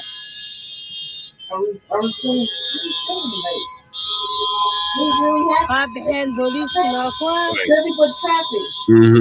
Stopping traffic. سوق كاميرا هذا السوق اللي بحانا إلا هداينا لا ضمنا أنا بايقتك أنا كحراد باتك أنا بنانك تاجني He's out. We've got to see this video of ICE agents arresting a U.S. citizen, then, as they were leaving the scene, running into the back of our car, destroying it. I surely hope the U.S. taxpayers aren't the ones that are going to have to pay for all of the damage ICE is causing. Look at this. Oh my God. This is ridiculous. Get the fuck out. Oh, wait. Okay. Reports are saying that was the same vehicle that ICE agents dragged her out of. As you could tell, someone else was in the car trying to move it out of the way. However, I guess ICE was growing impatient, having to wait for a couple of minutes, so they just decided to run into it instead and flee the scene. Detaining a U.S. citizen for no reason, then destroying her car on the way out shows how little accountability ICE has. We know the Trump administration is not going to do anything about this. In fact, they probably encourage this type of behavior. ICE is acting like they're untouchable and can do whatever they want, seizing U.S. citizens, damaging property, and just driving away. And the worst part is we're the ones that are going to have to pay for the lawsuits and all the damage they cause. But it seems like ICE has been targeting U.S. citizens at a rapidly increasing rate, something that civil rights groups have warned about for years. Videos like this keep surfacing every single day, showing a very disturbing pattern. ICE acting outside of its authority, violating rights, and damaging property with no accountability. This is unchecked power, and it should terrify anybody who believes in basic civil liberties. Holding a woman face down in the snow before dragging her along the ground. Agents deployed chemical irritants, and at one point, an agent used a taser before taunting the crowd. Tonight, a controversial federal operation in Minneapolis is sparking sharp criticism and a growing national debate over immigration enforcement tactics. According to reports from major U.S. news outlets, the city's police chief is publicly calling out immigration and customs enforcement after video surfaced showing a woman being pulled along a city street during an arrest. IC says the incident happened during what they describe as a targeted vehicle stop. Federal officials claim their agents were surrounded and confronted by a hostile crowd, forcing them to act quickly to remove the individuals involved. The agency confirms a young couple from Ecuador was taken into custody during the operation. But Minneapolis Police Chief Brian O'Hara says the images raise serious concerns about public safety and coordination, emphasizing that the methods used put both civilians and officers at risk. City leaders are now questioning whether federal agents followed appropriate procedures in a densely populated area. As the video spreads and reactions intensify, the incident is fueling renewed scrutiny of how immigration enforcement is carried out at the local level. Tonight, one question dominates the conversation. When federal authority meets city streets, where is the line between enforcement and accountability?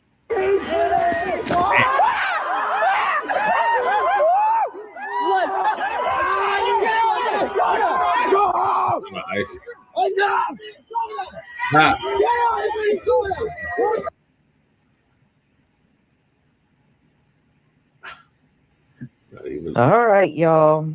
As you can see, they're definitely ramping up on everybody. Been snatching, just looking at that footage, they've been snatching an awful lot of people out of cars. But be aware of your surroundings. And, you know, I think I'll be okay. I'm not really in an area with a lot of immigrants. You know, most of the people on my street are either black or white. And the only ones, my neighbors, and there's one Latino family that lives far on the other end from me. But we don't have a lot of immigrants around here. Not where I am. But, you know, more in your city areas, you know, like Trenton, there are more there. But, you know, around me, I haven't seen not even one single ICE raid. Not one. But I understand like cities, because many of these illegals, they tend to live in cities. And that's why that is one of the biggest reasons why the cities are so heavily raided. So just be aware, because these immigrants are desperate. You know, you just saw this one incident where one ran into somebody's house, a random house. And that's not going to be the only thing, y'all. They may be jumping in, trying to jump in your car. You know, they're desperate. They're trying to do anything to get away from ICE. And just pay attention to what's going on around you, for real. Because it is getting crazy out here. All right, Eric Tinsley, thank you so much for the super chat. Israel for Israel, absolutely. I think this Aisha. Thank you for the super sticker. I'm sorry if I'm saying that wrong. Oh, never. Isha. Like, somebody ran up at the and Hazel Hill, thank you so much for the super sticker. And thank you all for your support for my channel. I did pin up in the comment section my Gives and Go. So thank you so much to all of you that have donated. I still got a ways to go, but I am past the 50% mark, which I'm grateful. Steel Wings, thank you so much for the super sticker. So everybody, I do have more to come because Donald Trump is in talks today over Greenland.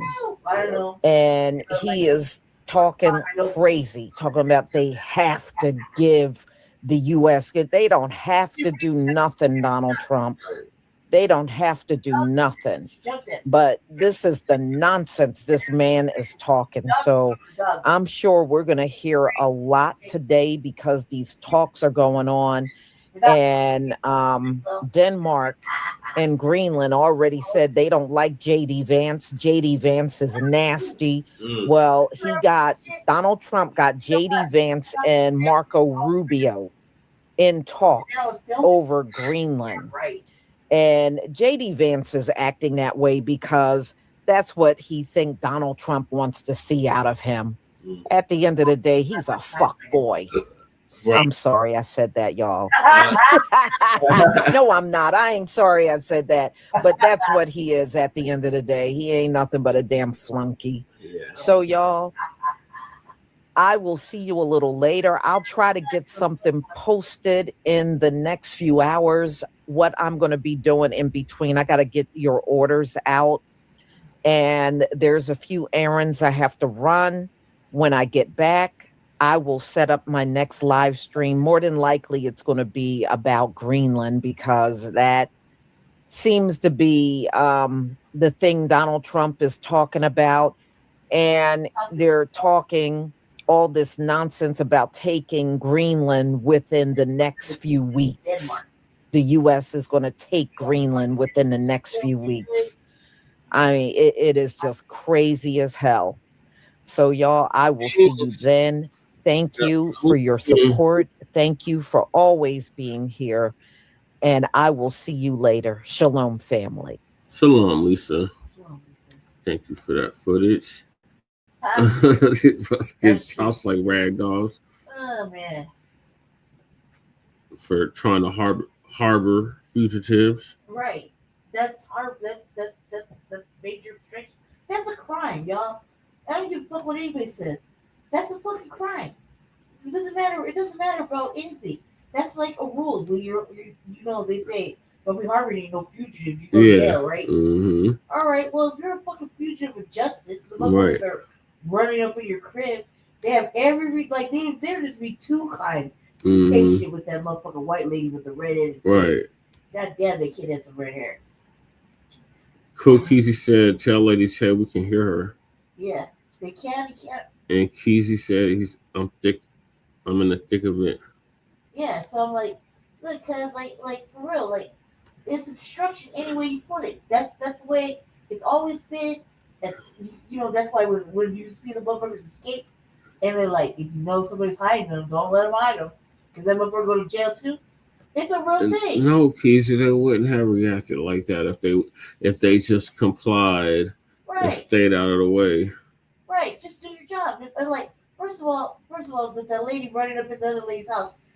What? You gonna let some weird ass bitch just push you out the way of the front door and run up in your shit with a whole man there? Right. And just close the door and act like you're trying to help?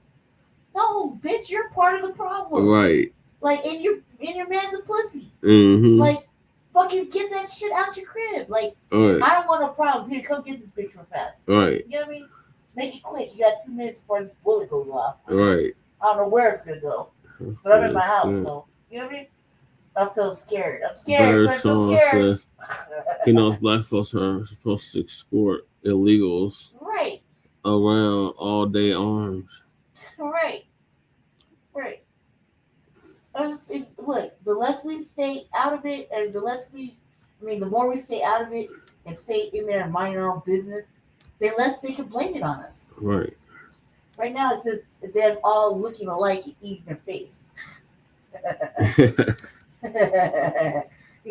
How you gonna arrest somebody that look like you?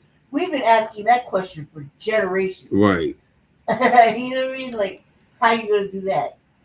You know, like we've been asking the same question about brothers in the police force for decades. Right. This is nothing unusual. Now you're seeing them close. Mhm. Come on, man. Like, stop the cap. This has been going on forever. Nobody cares what it's us. Nobody. This is a shoulder shrug. I don't watch TV. Right. And eat my popcorn. And I think it's the people inciting it. It can't be Yeah. all on them. Because look what happened. Like in California when the rioting started. If they weren't acting out, Yeah. then all that shit wouldn't happen. They would have brought in the National Guard like that. You know? And none of that, but you're not supposed, since when it's okay to put your hands on the T's Right. and nothing happened to you? And you're just gonna run off from the T's in a car and nothing happens to you? Yeah, right. They don't let black people go like a block. Not even that. You know what I mean? All the shootings that happen on the street when they pull people over. Yeah. Like no, you see how they don't get that bad, right? So they think it's okay. Like that's why that lady got shot. Yep. She pulled off. Yep. She said, "I'm scared." Okay, so yeah, well, you wasn't scared to shoot you either. That's white on white crime. You know, or fake Latino on fake Latino crime. Yep. You know what I mean? They look like you. How you gonna? Yeah, right. They speak Spanish. Okay, so what? Right. So what? Yeah, they're just like the white people, huh? Right. Just like the white people. They like remember right before the election. Remember they were doing all the recruitments. Mm-hmm. They and all the police forces and shit. Yeah. They were doing all the recruitments. They weren't even asking real questions. Mm-mm. Like how long you been here, if you're nationalized. Yeah. Whatever. They were taking whoever is able-bodied looking to be on any of the forces. Yep. Look, the IRS, right? They do some major door kicking in. Mm-hmm. You know, when they want their fucking money, they come get you for real. Mm-hmm. Remember, all those agencies were hiring nothing but able-bodied, fucking white passing, you know what I mean, little fucking Mexicans and Latinos and Asians. Remember? Yep. Asians, Latinos. Yep. Or fake Latinos, whatever that Latinx shit is. Yeah. Lisa. Yeah. She's a person of color. Mm-hmm. Like, Latinx, what does that mean? Right. I still don't understand. Really? Like, what does that mean? They call ourselves Latinx. Oh my god. I was like, So I mean, yeah, ex-Latin. yeah, like what the fuck, man? Like, what does that mean? Like, Julio Newton. Oh yeah, we're gonna get on him in a sec. Just hold your horses. But yeah, Julio Newton says he thinks black people need to start finding illegals in their neighborhood and escort them around. And if officers come to deport them, then we're supposed to open fire. Basically, hell no. He would say that because he looks like, you know, they could have got away with saying they're like the brown Panther, the brown berets. You know what I mean? That would have made more sense if you're going off the optics and colors. But the thing is, like, it makes being fair skinned, light skinned like myself, like really hard to defend. Yeah. Like I feel like, yeah, they don't represent me. Right. I would never do no function like that. That's just stupid. Right. You're definitely not looking out for the black community. Mm-mm. This is some weird off-brand shit. They don't speak for me. Exactly. I'm not with none of them. Right. And the whole new black media concurs. All right. I'm like, hey, don't include me. I know my skin's light, but I'm not with none of that shit. Right. None of that shit. Black first. Black first. Exactly. He is not caping for no illegals. No, fuck all that, dude. Especially with Timu Jesus or whatever fucking his name is. Fucking Black Panther or whatever. Kukisi said his light skin ideas are nuts. Right, dude. That shit is bad light skinned and definitely not black at all. Right. Like, why the fuck would we do that? Why would any self-respecting black person, black American anyway, foundational, fucking do any of that? Right. That's going out your way for free. For free. And you want me to do what? When they come? Open fire on who? That's stupid. You just want us to die. Mm-hmm. That right there, you know that's not for the black community. No. That's placing us in the harm of getting killed ourselves. Yep. That's why you just stay in the house. Actually, just turn off the shit and watch Netflix. Right. Chill. Just Right. chill. Kick off your shoes and relax your feet.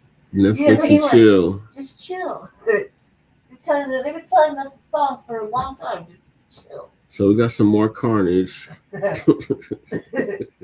your motherfucking ass inside and get off the motherfucking cameras.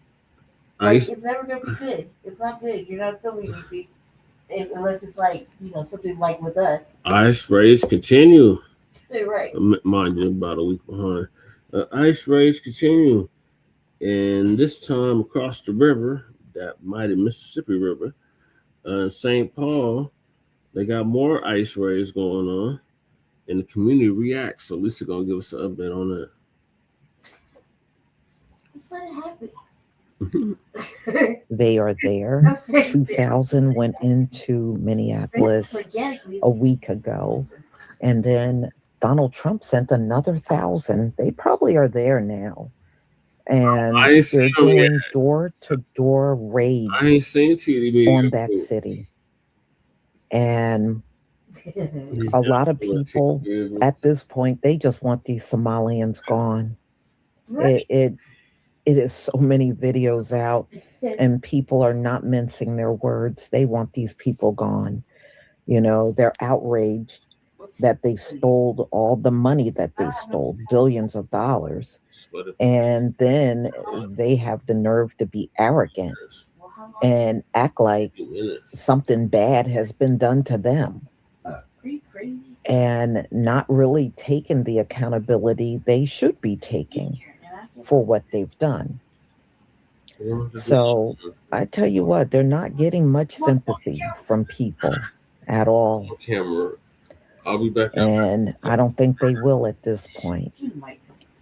So we're going to look at a few of the recent videos that came out within the last 24 hours to see what's going on in this area where the Somalians are staying. All right, so let me share my screen. I'm intentionally staying off the camera. Okay. Please give me a 1 if you can see my screen. Oh no. They're obviously not locally around. Put you there in my chair, fucking my shit up. Thank you. My powder chair. This shit was driving down the jet yesterday.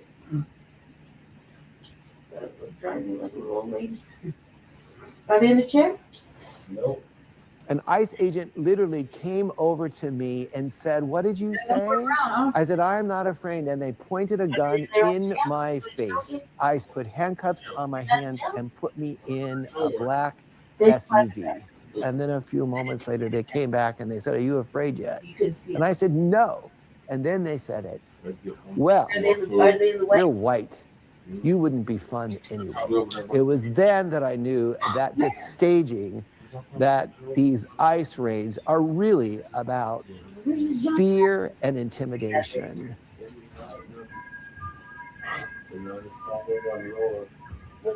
Oh, there he is. Oh, look.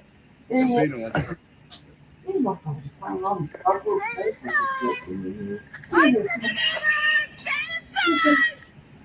Look, you knew yours. You totally look, Daddy's leaving. Yeah, they've got the Victoria.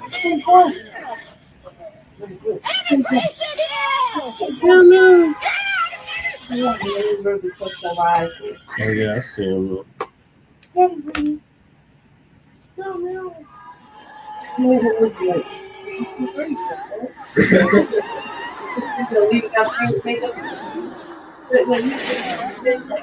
Hey. Hey.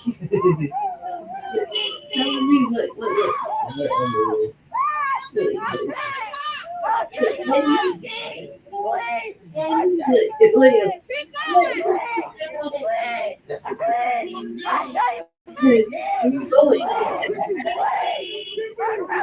Daddy, leave.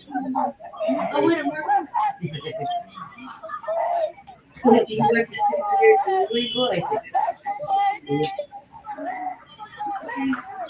at this, you're missing the footage.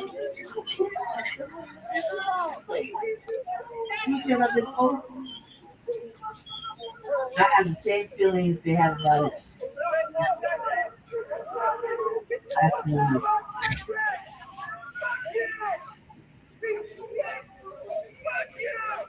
Yeah, that's how this shit happens, the escalation for the people.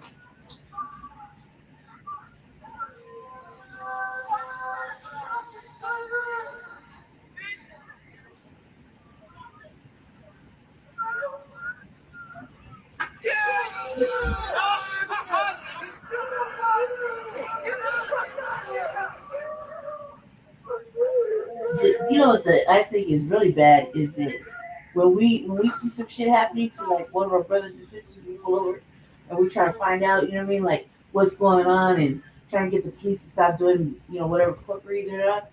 It's immediately like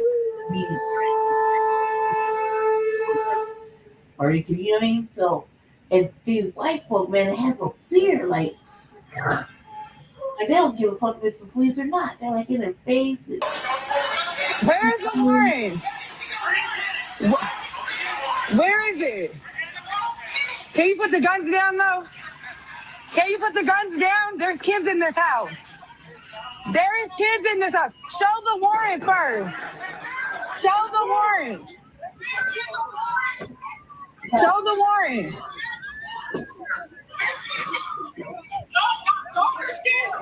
There's kids in this house. That's it. Where's the warrant?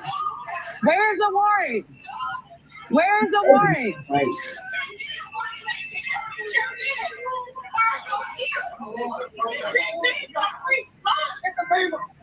get the paper. I cannot have this going on. He's not coming out for my fucking sin. He's not coming out for my daughter's sin. That's a dog. It's not like us. I would back off that door though. Where's the warrant? You should have the paper before you hit the door. That don't matter nothing. You come with a warrant. You do have to show a warrant. You guys see this all on live. He said he doesn't have to show a warrant. Look, you see, we just pump out right there. Somebody here for my baby. Stay in your room and shut the door.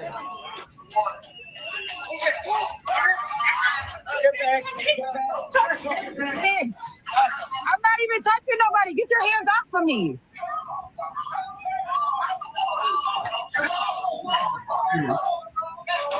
I can record. I am back. Get your hands off of me. I'm not in your way and I'm not stopping nothing. You're also not checking to see who's in this house. Get your hands off of me. Get your hands off of me. I don't give a fuck about your taser. Get your hands off of me. Oh, you're real big and bad. Where's the warrant? So you can't answer, but you can flash the light? Where's the warrant? That's the time. Where? That right there is where is the warrant? Make sure you're not filming. Yeah, they're trying to right.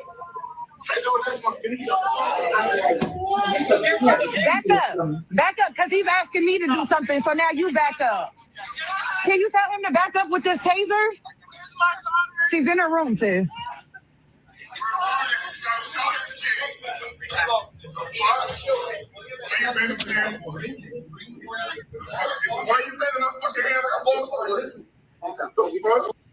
They kicked off door-to-door ICE raids this week in the Minneapolis, St. Paul area. From what I've been told, these are based on race. Shocker, because what would a bunch of just white people do to try to prove their superiority, but, you know, throw their weight around? What a shock. First of all, that's a lot of motherfuckers. Just know your rights. Be safe. I know a lot of people are worried about what's going on right now, but remember, they're doing this because they're backed into a corner, okay? They're terrified of what will happen once they don't have power anymore. They're ready to shoot you. So naturally, they are doing what any cornered animal does. They are desperate. So they are trying every avenue that they can to try to maintain power. We will weather this storm. We will win. It's okay. We're going to make this shit work. Y'all got that? All right. Stay safe. Be careful. All right. Now, from what I've been told, they were blocking off streets as if they were having some type of block party, trying to make this happen, trying to make sure nobody impedes what they're doing. Okay. Remind these people that it ain't 1930 no more. It ain't 1930 anything. Remember what you can do. Don't let these people scare you. Me or what? Why you harassing me or what? There you are. Why you put the mask on now? Of course I'm recording. It's okay. What's happening? Nothing. I mean, he just came up to me just based off of what? My place? Yeah. No, it's not. It's registered to somebody else, right? Okay. I don't know, man. It sounds like it's y'all first day on the job. Y'all need to give me some more information or something. Your immigration? Officer Gomez. Okay, and what? Just because y'all see the plates? You're Hispanic and you're working for ICE? Wow, your family must be very proud. You're splitting up families? Hey, man, all I'm doing is coming to come shop. Like, I don't know what y'all harassing me for. I speak perfect English. I got all my documents, but I'm not going to show y'all nothing. Why? Because y'all just coming to harass me based off the place. That's crazy, bro. What y'all? So why'd you come up to me, to my door? That's harassing, gang. All right, bro. I don't know what y'all want, bro. Y'all got to find somebody else. I'm not the one. I promise. I do, bro. That's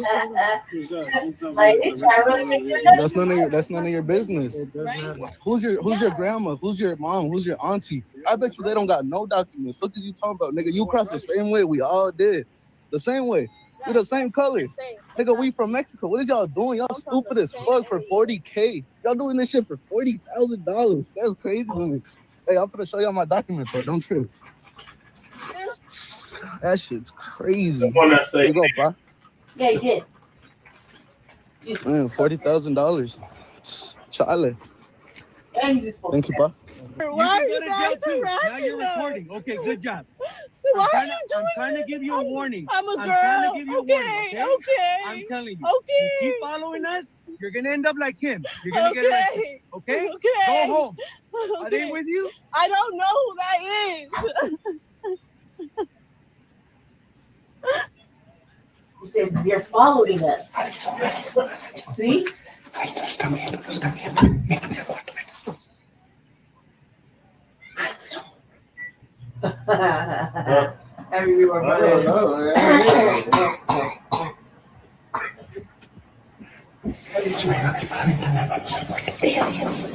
was like, I'm going back to my Game of Thrones. Right here. You know what to do. I'll just come in here and sit out.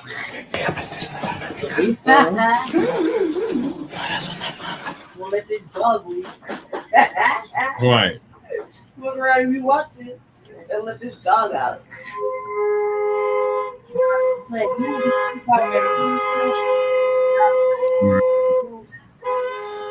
one act of fear. You know my brother, that motherfucker, that's it. A rap. He's not gonna get you. Yeah, she was getting on my nerves too, Keezy. Yep, trying to work hard in all homelands. How much is he going to pay?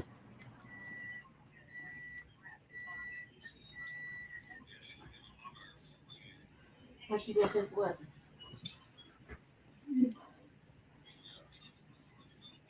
For filming. Right. The white girl. I'm a teacher. You're online. You cannot. No, you cannot. Nope. I live right there. My kids are right there. All of our neighborhood is right there. You can go that way. Please go that way. Please go that way. Please. These stupid ass Karens.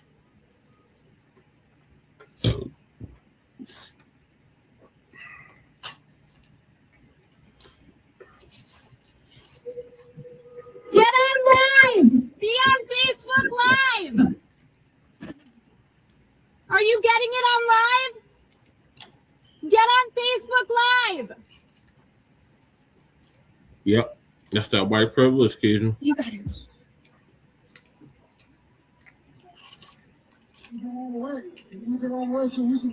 I can't.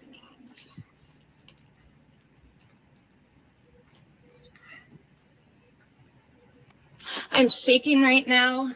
I am scared. The car doors are locked. I don't know what to do. I'm just gonna sit here. He took out his baton. He undid it. Now they're getting back in the vehicle. I'm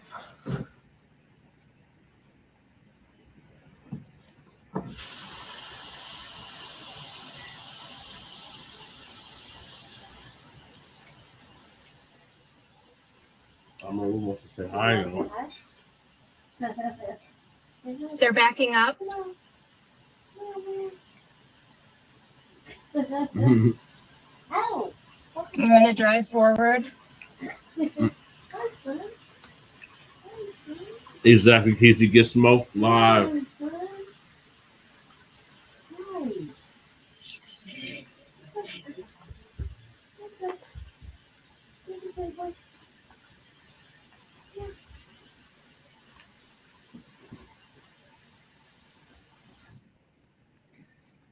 Where'd it go?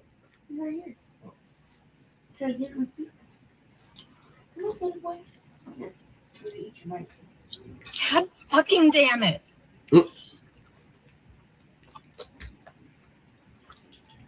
Why are they pulling over? Why are they pulling over? Right?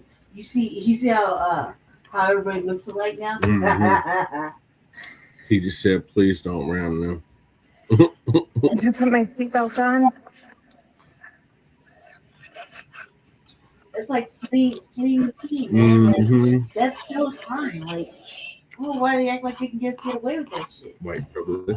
You know what? I don't feel sorry for these white women. Right. Not even a little. You know, I notice many of them take it upon themselves to follow ICE agents.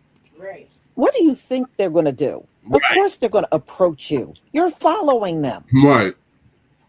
And you know, and I notice it's a high number of white women that do this stuff. They do it like, You know, that's why, you know, that one got her head blown off. You know, y'all need to stop doing that mess. But hey, you're the one putting yourself out there like that. And I was over there on X now, and even the white men, they don't even care about what happened to Renee Good. In fact, they were on the side of the ICE agent that took her life. Now, when your own men don't care about you, that's pretty bad. Because, see, they look at these people like sellouts. You know, you're up here trying to protect Somalians and Latinos and stuff. So they see them as sellouts. So they're not going to care how they handle them out on the streets. Right. All right, let's go on. That's a good point. What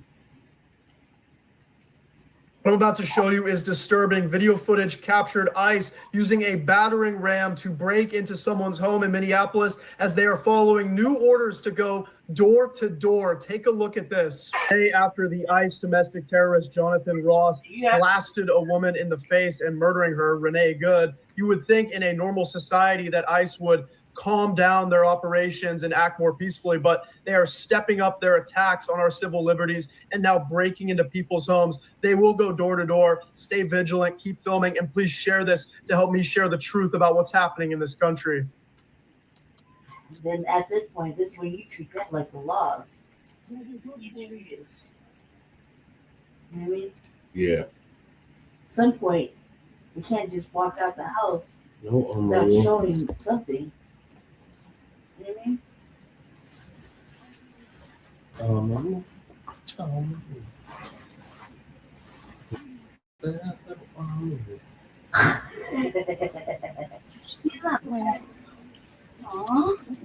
Oh, baby. I'm a teacher. You're online.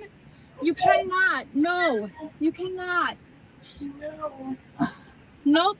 I live right there. My kids are right there. All of our neighborhood is right there. You can go that way. Listen. Please, please go that way. Please go that way. Huh? Please. You're harassing him, bitch. Right, come on, son. Come on. Come on, Golden Eyes.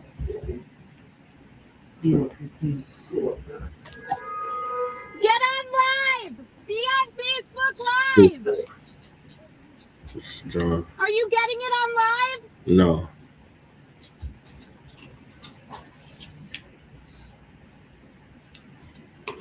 Out about it.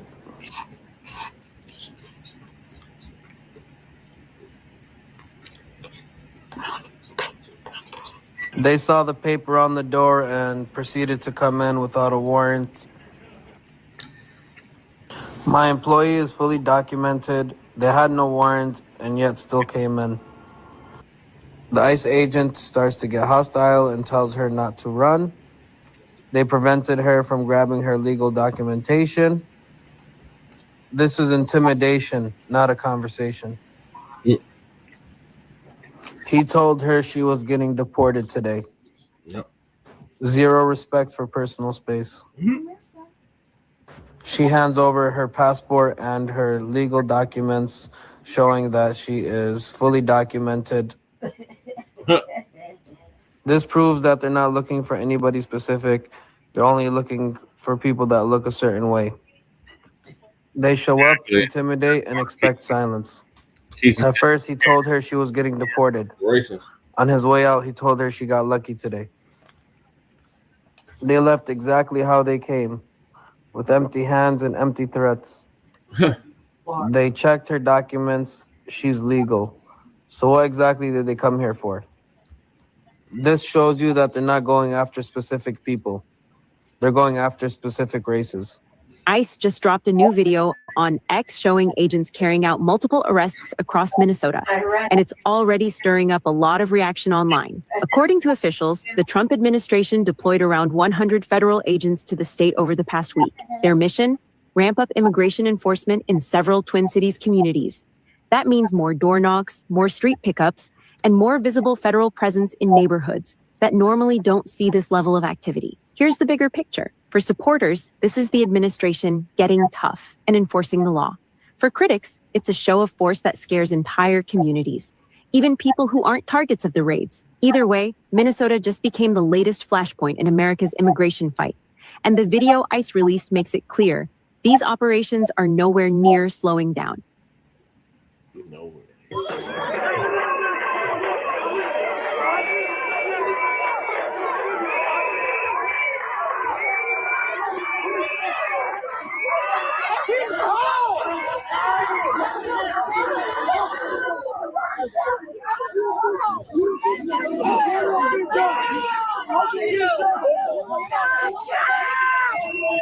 I hope you fucking break your fucking neck. Get out! Yeah. Fuck you!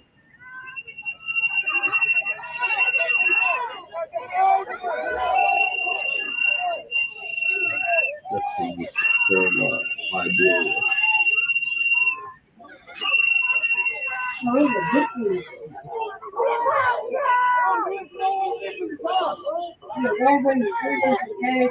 Oh, they're spraying. They're spraying.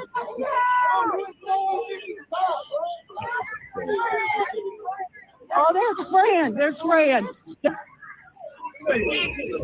They're spraying pepper spray, you guys.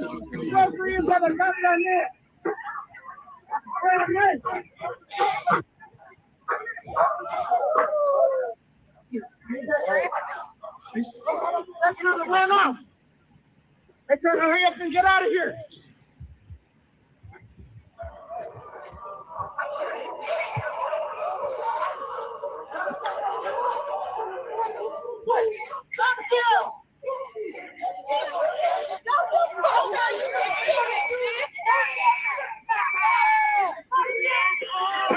Got New York.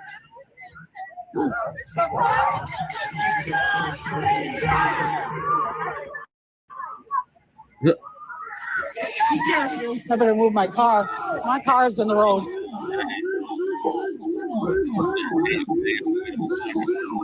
No, I can see that.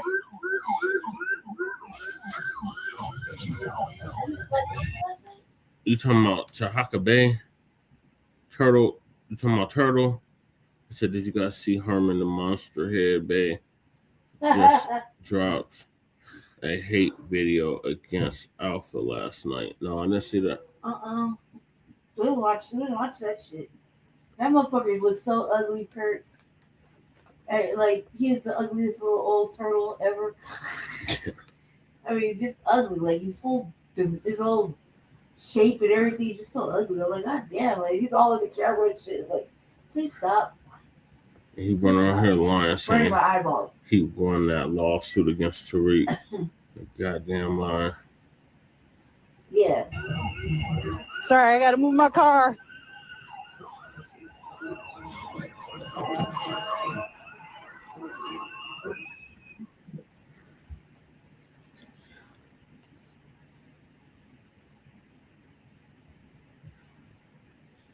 I gotta move my car, walking the road.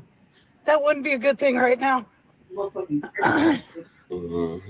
a grifter, like, for real. Like, that's all it's about is money grab. Yeah. But everybody else is grifting. Yep. Just saw the video when he got out of court with the talking about look at all the documentation I have. They took somebody into custody. For what? Right. Again, I don't know how hard it is. I was working and watching Phil Scott, but I couldn't change the video after it was over. Monster Head. There's probably about 10 vehicles here right now.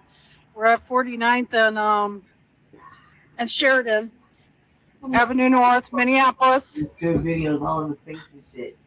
Like, oh God, please stop. Like, burning my eyeballs. Especially him. He a dusty old ugly ass. He always looks dry. There's a lot of people out here right now. You see that fucking taco baby? That looks fucking. There's a couple ICE agents right now. I gotta move. He's definitely some fucking foreigner. He's definitely a tether. Definitely. You know what I mean? Like, what is that? You know how he do. No, he's definitely a foreigner. But or got some foreign lineage, right? But Yeah. like, come on, man, like, why are you so dry? Like, red bone ass motherfuckers around you lotion. Tether. We got California plates. That doesn't matter. Don't matter at all. Get in! Stupid way. Get in! Get in. This bitch harvesting some more fuses. Harvesting what? Hey, well, get into what? People just be doing the most. I can't stand Tahaka's fake ass. I know, Mac. He's just ugly, dusty, and dry looking. Lips always looking dry. He's just like ashy as a motherfucker. That's like a new goosey. Just evil. Mhm. What's that? Like evil. Red bone shit. Evil. Bitch, why are you there? They're gonna start spraying people. They need to get back. Get back! Don't. They pushed the lady in my face. I agree with these bitches be bringing this shit on themselves. Right. The escalation is people. This is not okay. And it's already bad. Not okay. All these motherfuckers are real trigger happy and would not mind laying you down somewhere. Right.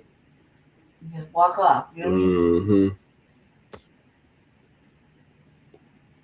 Are they blocking him out? They must can't leave. Hopefully.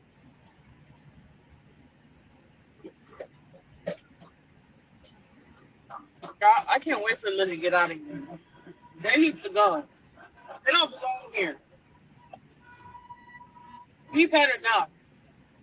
Y'all wanted this. I don't know what the problem is really. Right. Like it's like you can't have buyer's remorse now. Right. You know what I mean? Y'all wanted this. Mm-hmm. We ain't gonna make it easy for them. People want the safer communities. Yeah. We can't have buyer's remorse now. Just like they didn't want vapes and all this shit, cigarettes, and now look at crack and lost all that money and shit. Use what you wanted. Yep. You can have buyer's remorse now. It's good for the goose, it's good for the gander. No. Not hearing your white tears. You voted for this. This is what you wanted. Yep. There's a criminal element out there. I don't know. Everybody's a criminal. Right. Exactly. That's what we was taught when we were kids. Yep. So good for the goose, good for the gander. He said when you see some drama, somebody fighting, you don't run up in the crowd. Yeah, what you doing? You just asking to get paid. Mind your motherfucking business. Right. Just mind your business. If you mind your own business, nothing would come back, right? That's why they say, stay out the motherfucking windows. You see the shit happen. Yeah. So evil. Right. Hey, you ain't gotta answer. Let me out. Let them break that shit down. Right. Let me out. Oh, now let me out. Bitch, why are you there in the first place? And why were you there?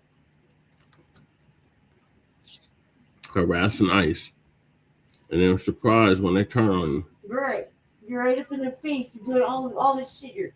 You're exactly. And when you see the police, you go the other way. Right. Not the opposite. Yeah, exactly. Why are you running up into it? Like, mind your own fucking business. Evil. If everybody minds their own business, none of this would be really happening. Exactly.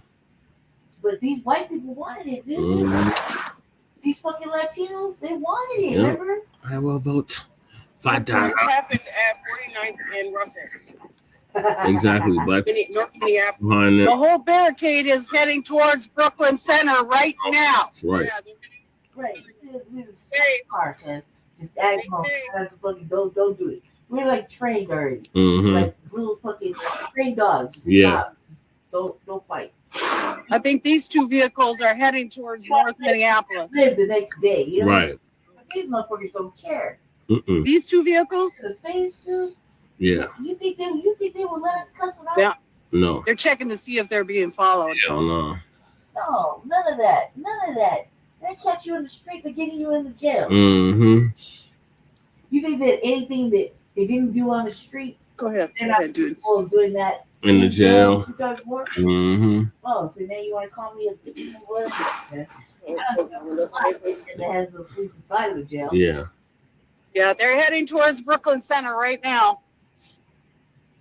Bitch, why do we care? Yeah, we don't give a fuck. Get off the road. What's happening in North Minneapolis?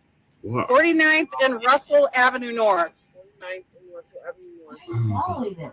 They Now they're heading. bust your window out, drag you out, Right. cuz. You follow Now they're them? heading to Brooklyn Park. They don't know who you are. Right. You're heading to Brooklyn Park. Bitch, why are you heading there? That's all right. Look, we asked you more than once. Stop following us. Right. Like all of a sudden now y'all want to be police auditing. Yeah. Ice!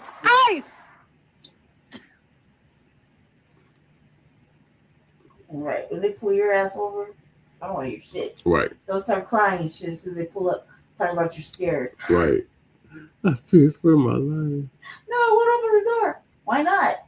You had the balls to follow them. Now you don't got the balls to get out at your a car. random house and knock on the door just to get the police off me. Right. Ice! These motherfuckers going straight to trouble. Not away from trouble, straight to it.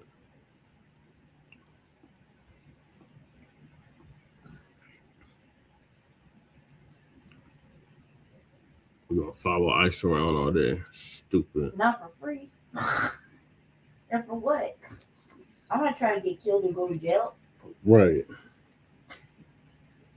For what? That's obstruction. That's Now we're in Brooklyn Park. That's all kinds of shit. Those two white car and the car ahead of that, those are ICE agents. Like she was trying to kidnap me. It took a black man today. I really haven't stalked her. I thought she was stalking me. My ex put her up to it. I thought it was fucking child support for her. I thought she was a process server.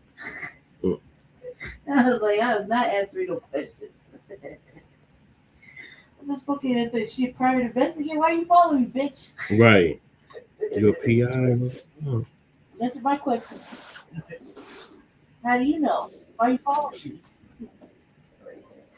Are you on your show? You pay for that? Right. So what? Why doesn't anybody ask any questions?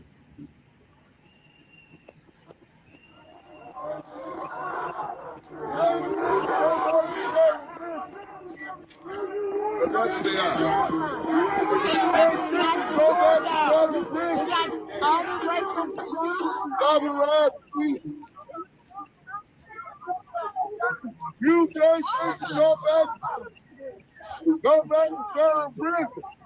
Breaking news. ICE raids continue in Minneapolis. Minnesota on Sunday, January 11th. At least 5 Native American men have been detained and an unknown number questioned by immigration officers across the Minneapolis area in the midst of what a top official called the largest immigration raid ever. After 2,000 immigration and customs enforcement agents arrived in Minneapolis early this week, Indigenous residents on the city's south side have witnessed agents question and even detain community members. Blocks away from a local Native American housing community, a 37-year-old mother was shot by ICE agents Wednesday, sparking nationwide protests.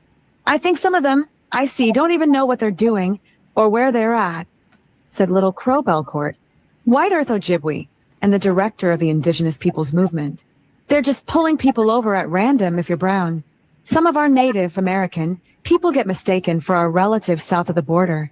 Minneapolis South Side, particularly around Franklin Avenue East. Yeah, like how do you know? Right. Like Mexico. Right. Yo, should I call the police?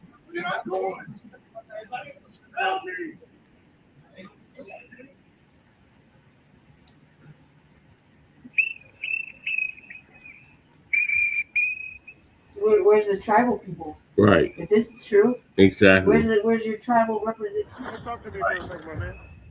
What's your Tribuna? I ain't gonna do nothing to you. Just come talk to me. You guys think this is a game? This is a big game to you guys? That's why that lady got hurt the other day. It's not a game. One of us is wearing a mask like it's a game. Yes, I'm not I'm not because you guys are cowards and you guys dock. Ooh. We're cowards. We don't abduct people. No, you docs. No one wants you here. No one wants you here. People want our neighbors. We don't want you here. Wearing a mask doesn't make you tough. It's cold out. Really, like, are you serious? It's cold. These people are legal observers. You can go. Man, I get away with it. Hey, you're a traitor to your nation. No one wants you here. You're a traitor to the nation. This is not the freedom of the United States. This is not liberty. This is fascism. This is white privilege. Right.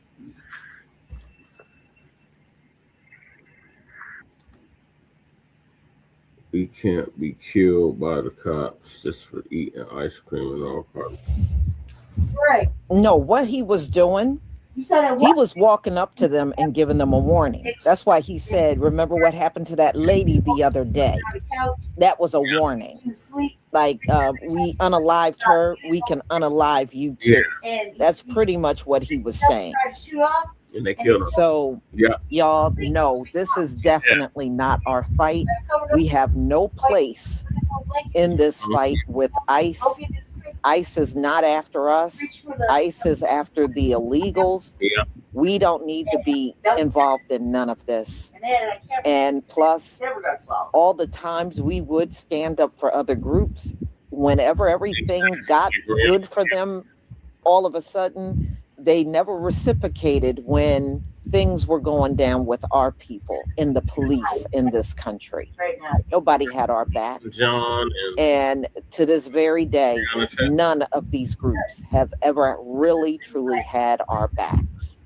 So no, they don't get to make this request that we come out there and join them.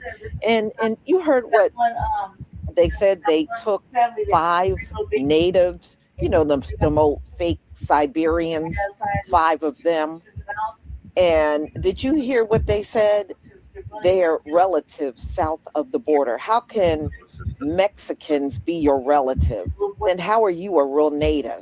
Exactly. How would they be your relative? You know, man, it's so much fakery going on up in this place. It ain't even funny.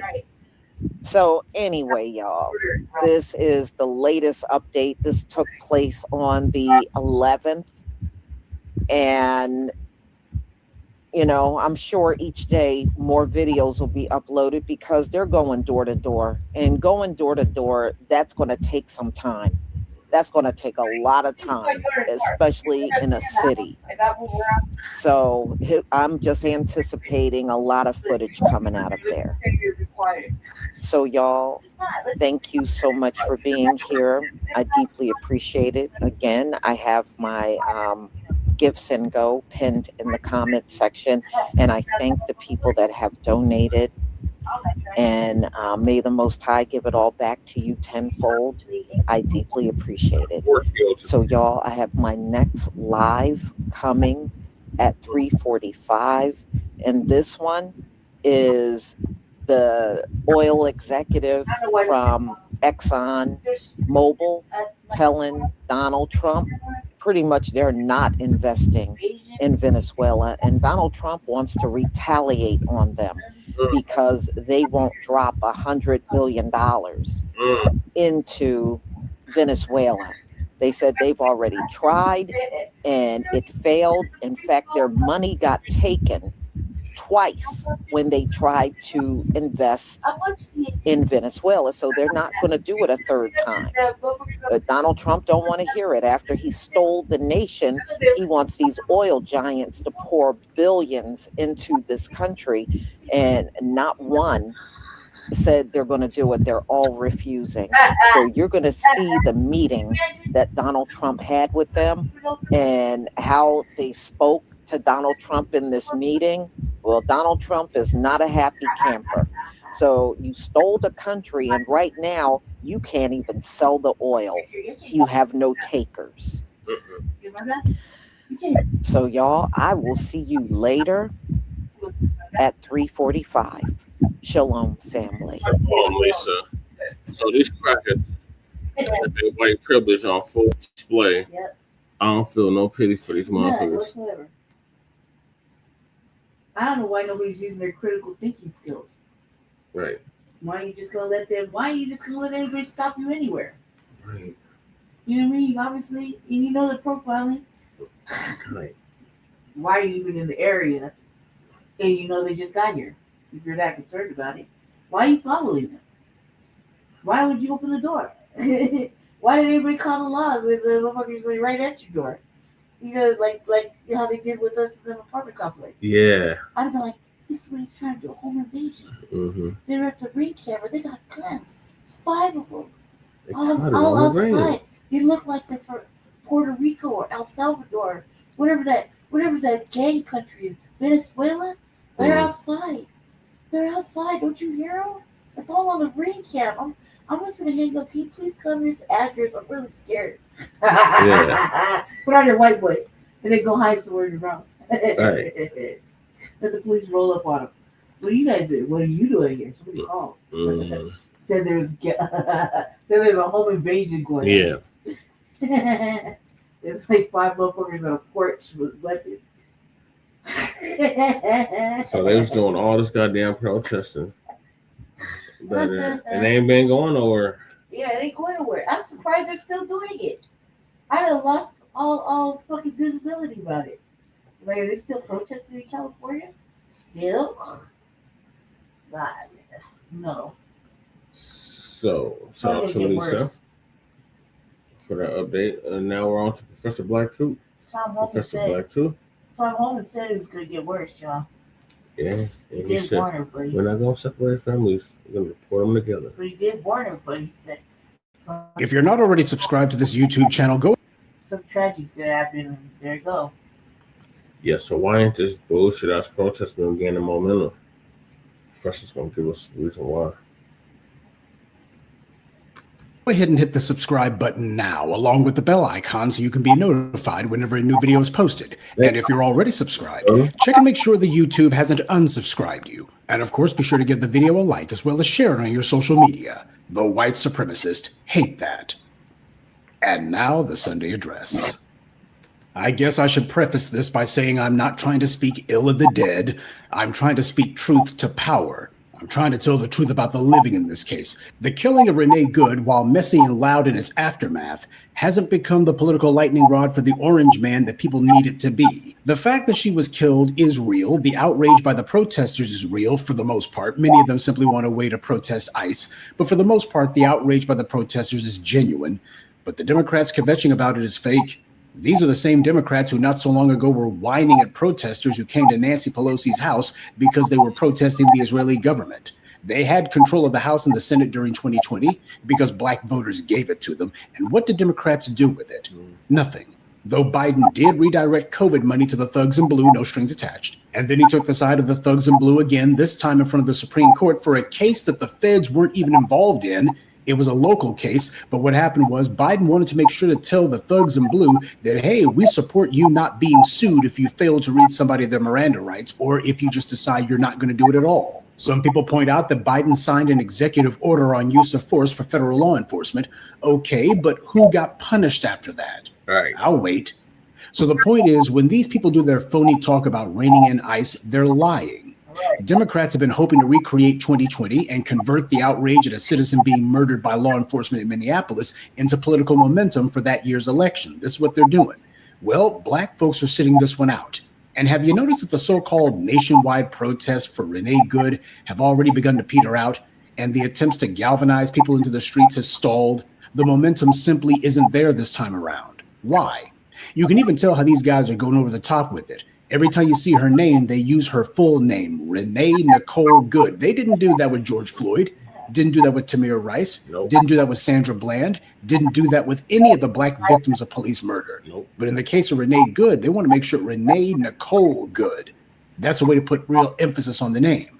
Well, she hasn't been smeared by the white media, on the left or on the white right. So the white media is sticking to the racial narrative that the only time they try to find dirt on someone killed by law enforcement is if they're black. Other than that, they're not even looking. So for the folks who are wondering why it is that black folks in general and the black grassroots in particular are not riding out for Renee Good, it's because of the fact that she's already got more than enough support from the white right and the white left. But her killer hasn't been arrested. What a surprise! Whenever black people are killed by law enforcement, their killers are almost never arrested either. Welcome to our world. Right. But the Democrats are thinking to themselves that they can have it both ways once again.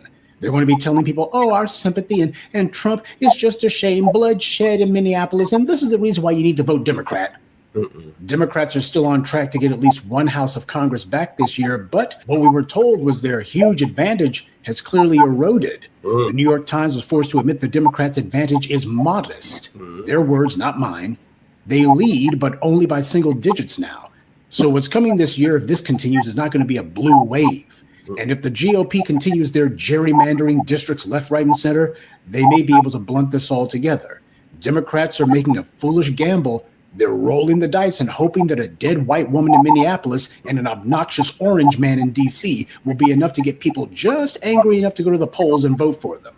But as I've long told you, people don't go to the polls to vote against something. You have to give them something to vote for. And the Democrats haven't done that. What did they put on the ballot? The country is in so much danger, they say. This is a moment of unprecedented risk for this nation. Well, they were talking about Project 2025 and how that was going to be the implementation of the American Gestapo. Well, I haven't seen the cattle cars of the concentration camps yet, and ICE is a very, very poor substitute for Hitler's brown shirts. Why have Democrats still not come to the black grassroots? If this is supposed to be a moment of unprecedented risk for the nation, why have Democrats not come to the black grassroots, bent the knee and said, we're ready to make a deal? Obviously, the moment can't be that dangerous. Otherwise, they would finally be doing it. If you have common sense, you can't escape the reality that for Democrats to be refusing to obey what had been their core constituency, for them to refuse to do something so basic, especially in the face of totalitarianism taking over the country, Well, clearly they fear having to obey black voters a lot more than they fear Trump or ICE. All the scare talk and histrionics don't fool us, not this time. I said it in 2020 that pushing the panic button was a trick that would only work one time. They're trying to replay 2020, complete with protesting a murder victim in Minneapolis. But the one thing Democrats are making sure not to do this time around is to so much as mention any alleged policies that seem as if they're responding to this. When Biden ran in 2020, he knew that he was up against the wall. He knew the fact that he didn't have much support. So he decided, okay, I guess I got to say something. So he started talking about a lift every voice plan, whatever the hell that was.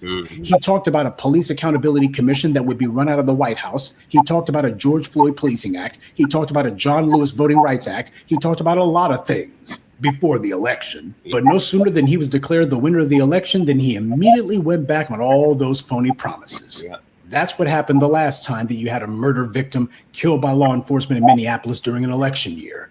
That's how it turned out. But you're not allowed to say that. So for the otherwise well-meaning folks who are wondering where's the black grassroots at and whether or not all of this protesting is going to translate into policy, we've been here before. But this time, the Democrats' replay of 2020 isn't including any phony promises to black voters. They saw what happened when Kamala Harris tried that. And something else that I find very interesting and very predictable, you have all these white media outlets saying that the abolish ICE rhetoric is back. You had people like Alexandria Cortez who were saying that, but then she stopped. But isn't that interesting? You got people who are saying to abolish a law enforcement agency, and yet we don't see worms like Jim Clyburn saying, stop sloganeering kills. We keep making that mistake, this foolishness about you got to be this progressive or that progressive. That phrase, defund the police, cost Jamie Harrison tremendously. You sound kind of mad, Congressman. It sounds like you're blaming the more progressive members of your party for holding folks accountable or to a standard that doesn't work in their district. Stop sloganeering. Sloganeering kills people. Sloganeering destroys movements. Stop sloganeering. Defund the police. That cost us election. That cost us election. That's the crap he was saying in 2020, remember? Well, here we are, another crucial, critical election year. And you got these folks out here saying to abolish ICE. They're not saying defund it. They're saying abolish it, get rid of it. And you don't see that worm Clyburn or the rest of the Democrats or Barack Obama. That's woke talk. That's all that crazy woke talk. Talking about defund the police, that just costs us elections. And you don't see James Carville, the Cajun Skeletor, talking any of that stuff either. All of a sudden, nobody's talking about if we have any of these people saying defund the police, that costs us election. Remember Jim Himes, that congressman, when he lied through his teeth talking to Mehdi Hasan and saying, well, the reason that we lost in 2024, I think that we're still carrying the weight of defund the police. And even Mehdi Hasan had to point out, hey, even the Republicans didn't say that. Even Trump wasn't saying that in 2024. And then Jim Himes immediately dropped it because he knew he was lying. So this shows yet again during an election year, you got folks sitting here saying defund ICE, no, abolish ICE. And the Democrats, they're not up in arms about it. Yeah, it's only a problem if black people are saying it. Then it becomes a problem. Defunding law enforcement is fine. Abolishing entire law enforcement agencies is fine. Same way that in 2020, they weren't whining and complaining about it until after the election was over. That's the same way that now they're not saying anything. They know exactly the pack of lies that they're using. They know exactly how hypocritical they're being. What they're counting on is hopefully you won't know it. And this is precisely the kind of political recalibration that is necessary. We are not going to play the game of, well, there's going to be substantive policies put on the table if the person who's harmed by these policies isn't black. As long as it's non-black people who are affected, well, now we can go ahead and get some policies through. No, this country is going to be centering black people on this. When something happens to black people, there's not going to be any more of this. Well, let's wait and see if it affects non-black people. Then maybe we'll say something. And if it harms enough non-black people, then we just might do something. We're not doing that anymore. When something happens that is injurious to black people, that is supposed to be when people move. Instead, it's just people sitting there going, well, we'll wring our hands and we'll give a tisk tisk. Not anymore. And that also goes quadruple for these phony black misleaders running around. Because if there was true black representation and not a gang of political prostitutes chosen, funded, and placed in office by white power, then we would have people declaring that if you want to stop the next Renee Good from being killed, then you should have punished people when the last Black victim of police violence was killed. Exactly. And no, the Black community is not going to protest ICE. And we're not going to let some DNC sellout falsely present themselves as if pretending we are. But we think about the fact that he even tried to do his little tariff war with Mexico. Mexico and Texas, we share a very special relationship for a lot of different reasons. But one is because they are our biggest trade partner as well. So now we've got all of these farmers that are saying, hey, my farm workers are not showing up. It's not just the schools, the hospitals, and the religious institutions. It's actually everywhere. They are afraid to go to work, and that's only ending up causing more issues for us as Americans. And that's what I need people to understand. This isn't a matter of, oh, well, that's over there. This impacts all of us because, again, we are a country of immigrants. And the fact that we have so many people that either don't know our history or want to ignore our history, or as we know, this administration, especially in Black History Month, they want to delete our history. The reality is that immigrants have always been what made this country great. She actually had the nerve to say, we are a country of immigrants. What's this we stuff, bootlick? At what point does somebody who was forcibly brought somewhere in chains become an immigrant? Is that how immigration works? Well, at what point does that occur? This is a nation of thieves, slaves, and opportunists. And there's nowhere in there that the slaves are the opportunists. Jasmine Crockett is calling herself speaking for you and me and telling the world that immigrants made America great. The damned insult. America's wealth and cultural vitality are not the result of immigrants. Immigrants didn't build America's wealth. We did. And there's not one iota of America's identity that is owing to immigrants. It is totally owing to foundational Black Americans, full stop. When people talk about what it is that they like about the United States, be it culturally or politically or socially, all of it is what we did. Everything from the political, social, and moral movements that we spearheaded to our culture and music, all the way to the way that we dress and the way that we talk. When it comes down to America, what people actually like about it, the things that you can trace to America, if you talk about the things that are authentically, unquestionably American, born out of this soil, then all of it comes back to us. That's just a fact. And we are not immigrants. We were either people who were brought here in chains or people who were enslaved where we stood, but we were not people who got on a boat and said, let me go over there to that place where they're talking about all white men who own property without debt are created equal and Black people are only 3/5 human beings. That ain't how it went. What has this woman said that's even relevant to us? She's going to lose, and when she does, she's not going to blame Democrats any more than these pathetic Black Republicans call out racism from their own party when they get smeared and taken down in these major campaigns. Herman Cain didn't blame the GOP for its racism when he got run out of town. Alan Keyes didn't either. Larry Elder didn't either. Daniel Cameron wouldn't call it out. Mark Robinson wouldn't do it. Black Republicans in blood red Republican states who spout every anti-Black line they could, and the very white Republicans they were doing the most to appeal to refused to vote for them. Those same white Republicans preferred to see a white Democrat in office before a Black Republican. And do they blame their party when this happens? Of course not. They'll be blaming the voters before they do that. And as with everything else, Jasmine Crockett's wrong. What's going on is over there. Mexico isn't my biggest anything except for headache. When we talk about these foreign countries that practice putrid levels of anti-Black racism in their culture, Mexico is one of the places we're talking about. That's a main place that exports anti-Black racists northward. And that's what we want to see stopped. Jasmine Crockett's desperately hoping that she can get those Latino votes. But the little sassy scumbag never bothered to ask herself whether those Latinos in Texas or anywhere else actually want to vote for her. Hell, a white man, Beto O'Rourke, couldn't even get them to turn out. Latin culture is based around la raza, meaning the race. And no matter how brown or in many cases Black their skin is, when they talk about la raza, the race in question is white. This is why the Latino immigrants in specific, but just immigrants in general, have failed to rally in any substantial way together.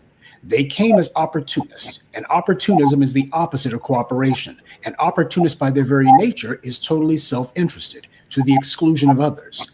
But also the immigrants who came to the U.S., every single one of them signed on to the dominant society's lie that white society got what it has through its own hard work, dent in industry, and certainly not through any sort of racial preference, when most of them didn't even get to the U.S. until 140 years ago, including Trump's family. They ate off the table that we built. But immigrants were able to read between the lines. They understood the rules of racism, that as in their home countries, there was an open policy of anti-Black racism in the U.S. too, and they could benefit from it. And for a good long while, white power allowed them to have the delusion that they were on the team. And they were fine with that. Hell, they couldn't wait to repeat every single anti-FBA trope that they possibly could. White society put out propaganda in the white media and through political pundits and even a few mushy-headed so-called academics that immigrants were the hardest working demographic, certainly harder working than those pesky Black Americans. And that was what you got from the white left. From the white right, people like Thomas Sowell, they were saying that, well, the success of these immigrants, especially Black immigrants, why, that's the evidence that racism doesn't really exist. It's just something that Black people came up with. Why, if you look at the crime rates and if you look at the graduation rates, that's all the evidence you need. And then they started going after the Somalians. You ain't heard Thomas Sowell's ignorant behind since. Now that you got all these white GOP politicians saying that the Somalians commit most of the crime in Minnesota, etc., you don't see anything from Thomas Sowell anymore. All of a sudden, he ain't the big cheerleader for Black immigrants anymore. Gee, I wonder why. Maybe it's because he does whatever white power tells him to do. And when the white right says something that completely and thoroughly contradicts, if not just invalidates him, he's not going to argue against it. He's not going to stand up for himself, because his job is not to stand up for himself. His job is just to repeat whatever anti-Black tripe the white right wants him to spout. And because the white government and even white corporations gave immigrants all manner of handouts, set-asides, and aid merely for being immigrants, a lot of the foreigners who came to the U.S. went along with the white social narrative because it sounded so similar to the lie that white society told about its own so-called success. It was a lie agreed upon, and everyone who was part of it knew it. White society called themselves good white men. They called Asians model minorities, and they called the African and Caribbean immigrants the good Blacks. But they're going back on all of that now, aren't they? And of course, they killed that white woman in Minneapolis. After the murder of George Floyd, you had law enforcement who were trying to hold the line, except when you had the BLM protests and also Colin Kaepernick and others. All of these things built more and more momentum until it finally crushed the thugs and blew like a bunch of bugs. So as for the woman killed in Minneapolis, those protesters haven't figured out that the Democrats did nothing for George Floyd. They were hoping the issue would go away, that they would send out some preachers and their operatives, and that the energy would be dissipated and things would go back to as it was before. People just need to blow off some steam and that'll be the end of that, right? And while that was true for the status quo, it wasn't true for the Black grassroots, because we've been out here long before George Floyd or Colin Kaepernick or BLM, and we would remember the false promises that Biden and company made. We would remind people of that. That's the main thing that we do. We don't allow for any more of this memory holding of things. That's something they didn't count on. The problem these white protesters are having is that this is not a local problem that they're facing. It's a federal one. And this time they have an administration whose political policy is directly tied to the act that took place. So whereas normally for something like this, they could at least count on local or even state prosecutors making a show of having a white murder being responded to, this time around, that much not even happening. And they're calling the white woman who was killed basically a terrorist. That's what you're doing when you have Kristi Noem saying that this was a terrorist act. Oh, they're not calling her a terrorist, but they're saying what she did was terrorism. Come on. Everybody gets it. And this is not new. The last time something of this nature happened during a Trump administration, it's when Heather Heyer was killed in Charlottesville, run over by a white supremacist. And that was when Donald Trump, in response, infamously said there were very good people on both sides.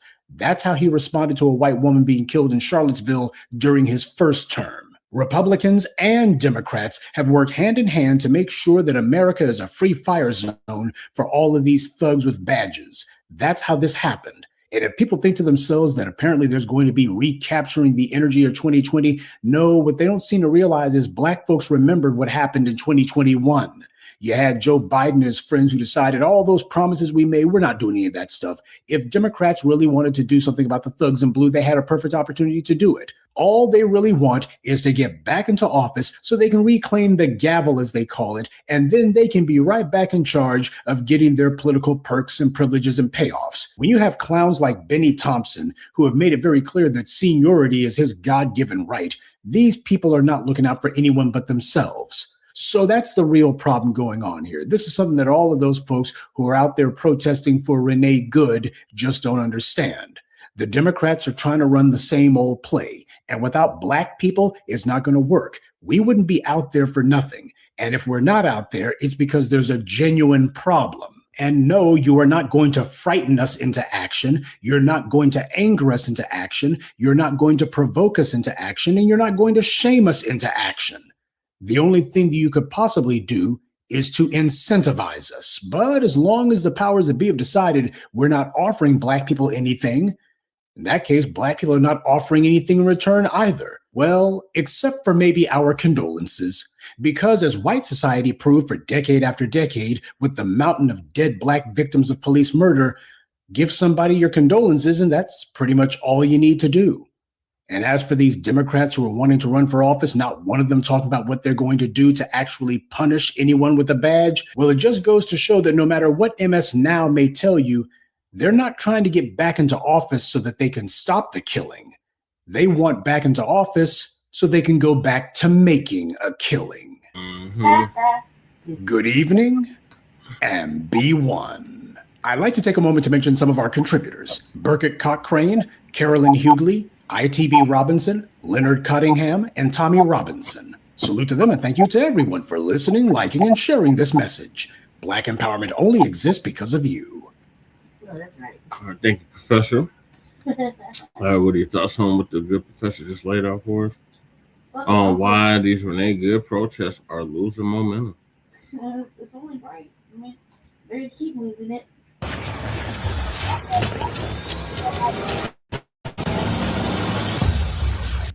I don't foresee us going out anytime soon. There's no tangible, motherfucking legitimate reason to go out and get involved in shit that doesn't pertain to us specifically. Right. You know what I mean? And if like all that shit wasn't happening, like it's in sight, most of it. Yeah, this is all a problem that was created by them. Mm-hmm. So you know what I mean? This is all them. Right. It's not only that, but don't get buyer's remorse now. Right. What the fuck you wanted? So deal with it. Exactly. My motherfuckers get sat on the couch and didn't vote. Why? So I don't want to be part of the problem. Mm-hmm. You mean I didn't vote for that motherfucker? Right. Yeah, I didn't want it. You know what I mean? I didn't want any of this, but so it just wasn't tangible for me. Right. So like I could care less. That's none of my mom's business. Mm-hmm. So yeah, this is all that. This is what you getting white people following them and shit. This is what you fuckers wanted. I don't understand what the problem is. You know, and why you're in the way now. Get out the motherfucking way. Let this shit happen. Right.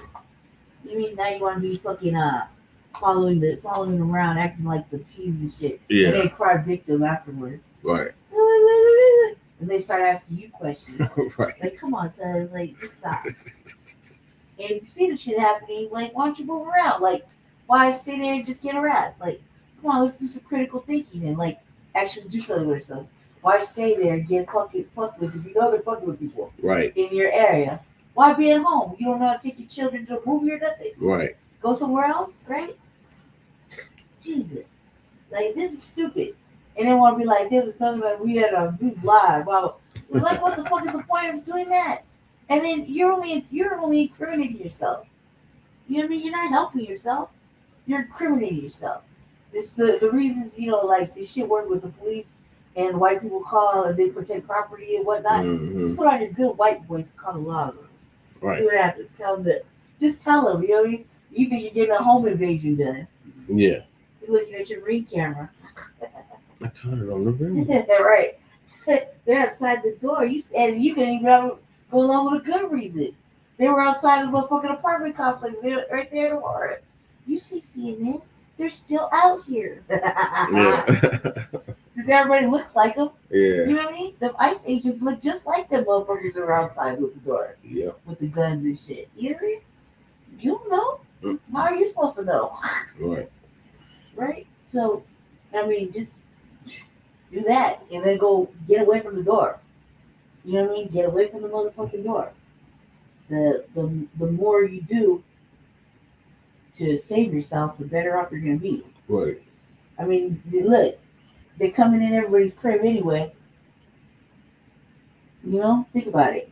They didn't have no problem shooting motherfuckers eating ice cream on the in their own house. Nope. In their own fucking house. Bolton John. Yeah, it even showed how old that old bitch was lying, because them doors had specific fucking like things to make, your door only works with the actual key. Mm-hmm. The whole thing lights up and shit. Yeah. That bitch knew she wasn't in the right house. Right. She killed that man. Mm-hmm. She probably killed that man because they was probably on some other shit. Mm-hmm. You know what I mean? He probably broke up with that bitch. Think about it. Yeah. If the brother could hug her and say he forgave her, nigga, you know they were swirling. You know what I mean? He probably was like, man, fuck you too much. I want to date your motherfucking ass anyway. Or sitting at home chilling in socks and shit, feet up on the table, eating a bowl of ice cream, watching TV. She done came up in the crib because she got a key. Think about it. This is her common sense right here. There was probably Gucci. He probably kicked her to the crib. You know? For real. How else would she have had a key? Right. You know what I mean? They probably Gucci for a good minute and nobody knew about it. Why would the brother give her a hug, though? Because he forgave her. Because he a swirler, too. I forgive you. I just want to give you a hug. That's like Africans or some shit, right? Yeah. Like Caribbeans. Caribbeans, yeah. You know they like white bitches. Mm-hmm. So of course, you just like to tell you, bitch. I don't forgive you for killing my brother. And then I'll the burn this judge, bitch down. remember the mammy judge that was Like, oh. giving her a hug and caressing her head? Yeah, well, rubbing her hair. He Yeah. so special. Mammy shit, for real, for real. Oh, yeah, God. like, you so special. You love it. No, bitch, you don't kill my brother. Like, what are you talking about? What you talking about? Oh, Karen ass, bitch, he was just chilling in his house. You eat a bowl of ice cream. A bowl. He actually put the ice cream in a bowl. Yeah. He's in his own crib. I have a black wife. Is she qualified for reparations? Is she a tether? Who's asking this? Some cracker named Pete. The Heat. Is she a, because he got a white picture? That solves everything. Is she of the lineage? Pete. First of all, Pete, how did you get over here? Secondly, Right, who said for Pete? Yeah, who said you, Pete? Why don't you ask your wife? Why are you asking us? Right. Why don't you ask her this pertinent question? And why does it matter to you if she gets reparations? You're not getting anything. Right. You probably owe reparations to your family. Right. At some subconscious level. We'll wait for like 1 minute. She is so-called FBA now. So-called. So you don't even believe it. Mm-mm. Well, I don't know. Without the details, we can't really analyze the situation. So. And we're not going to take time to do it, Pete. Right. You give a fuck. Why'd you ask her? Right. Why don't you ask her mama? Right. Do that. Ask her mama. Where mama from? Where daddy from? Right. She used to claim African American. Because it's not a used to. It's a new. God, don't even get me started. Shut up, Pete. We don't care. Ask her mama. Why don't you do your due diligence? Why are you asking us? We're strangers. Ask your motherfucking mama-in-law. Right. Ask her daddy-in-law. Right. Does she got any siblings? Where are you located? Do your own fucking investigation. How are we supposed to fucking figure it out? You know what married to her? Your ancestors died for it. I mean, your clan ancestors? What He you said talking he about, wants Pete? some. He said he wants some of that money. Pete, My Pete, ancestors died for it. Pete, you're stupid. If I was her and I found out about this, I'd fucking shake your motherfucking ass. And then physically shake your motherfucking ass. Right. But text your motherfucking ancestors twice on G. Oh Lord, he's one of the Irish. Especially that. Man, what the fuck? They cousin? own slaves too. They right. You over there, potato family. You are aware that your Irish own slaves, right? Right. And you're not really Irish, because real Irish were black. No, indentured servants and slavery. That's just the undesirables in your own country. Fuck ups. Still, you fucked up in your own country. That's why you had to come over here. Stop playing. Stop playing. Stop playing. Stop playing. But really though, how'd you find this? Yeah, who sent you, Pete? Who sent you to come over here and try to fuck around? Try to fuck around and find out. Why don't you do your own investigation? Right. Oh, operative. Right. I want some of that money. Well, that's everybody. Well, I'm sure Pete's gonna enjoy this next story. I'm sure Pete's wife is gonna enjoy shaking the fuck out of him. And it's I about bet she gonna beat you, cuz. If she black, she better beat you. right. Is she really black? Is she really a sister? She better beat the brakes off She's you. probably a cheddar though. Yeah, she probably is, because she probably couldn't find the way, so she's not the white man was the good guy. Little do you know, sister. Little do you know. She's either a cheddar or a bad winch. Ah, you got you one of those. Man, too bad. Too bad, so sad. There's brothers in this world like that. Too bad. So Right. sad. It's a tragic story, Pete. Tragic. But you and your bed witch go on. King Rock, go find somebody else. We ain't gonna do no motherfucking investigation for bed witches. For real, seriously. For real. Sorry. I'm not sorry. I'm glad to use after this motherfucking after money that we fucking died and blood, sweat, and 12 for. No, cuz fuck that. Fuck that. I'm shaky for real, and then shaky. You know what I mean? A great grandfather slept in some slave colony with the black slaves. I bet he did. I bet he did. You have the responsibility for why I look the way I do. Bitch ass, mark ass motherfucker. Hey, take your motherfucking white ass. Grand Rising, twin. We had a white supremacist troll in the chat. Who sent you, cuz? Let's not fucking around with you, dude. He said, I'm going to get my reparations one way or another. yeah, with a fucking kick in the face and shit. Right. Sure is. Exactly. You're just one ass whooping away from it. Exactly, twin. Get on his ass. You and your bed witch can go figure out your own investigation. I promise you, though. But Pete, really though, who she ain't sent getting you? nothing. She ain't getting shit. She's your bed witch, cuz. How'd you come across our channel? Right. This is a Black First platform. How did you find Black this? First platform. How the fuck you get here? Who sent you? Who sent you, little operatives? Well, I guess you won't answer that question. It's okay. We can find out. Just like you find out. I'm sure Pete's gonna enjoy this next story though. Yeah, Pete, stay for the next story. So our brother Brad. Bed witch, cuz. She used to say she was a regular black American. What did she say? African American. And now she's saying this. No, so she on code kind of halfway, but not really. Yeah. If she would have shook your motherfucking white ass. Right. Oh, fucking pink dick having ass. Get the fuck up out of here, Ted. Stop it. Stop it. So Rodney Hinton Jr. Affairs. You know, sisters could really pull themselves out of these little fucking white motherfucking captivity fucking stories. You know, you can really pull yourself out of it. You ain't gotta suffer like this. Right. You just gotta leave them alone. You gonna end up dead or in jail. Stop it. Leave the neo-Nazis alone.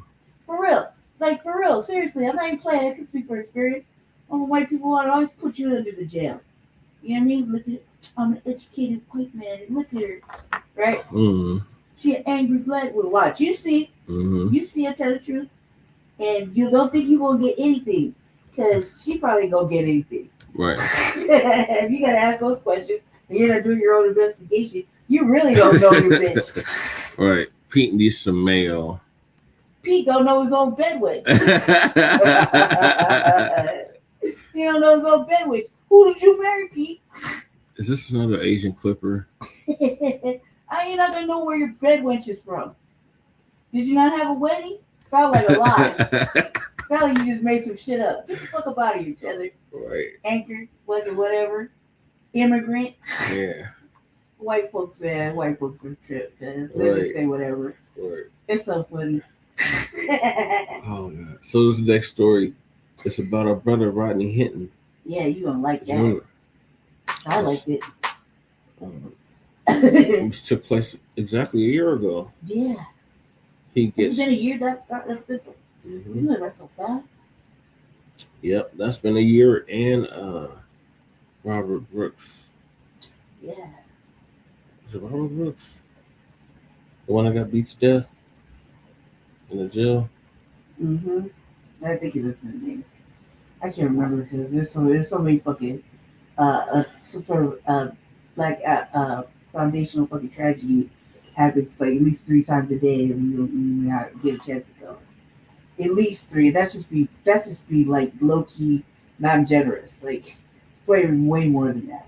Well, our FBA brother Rodney Hinton gets great news. Great. And changes his plea in court. Mm-hmm. So 1250 podcast, aka Trey, is on this update on us.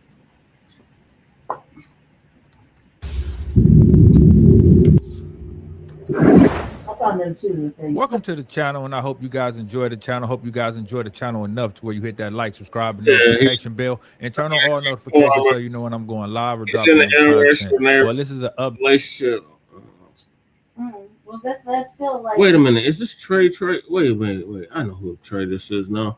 This is the brother that remember when we went to that Get Real Denver event, and we ran into the white girl. No, but we're not talking to that dude. I thought we were talking to the white boy then. Separate cat. No, Pete's gone. Oh. We're on the Trey. What about Trey? Remember the white girl that was like, my husband, he would enjoy your show. Okay. I think that's him. She never told us what his name was, though.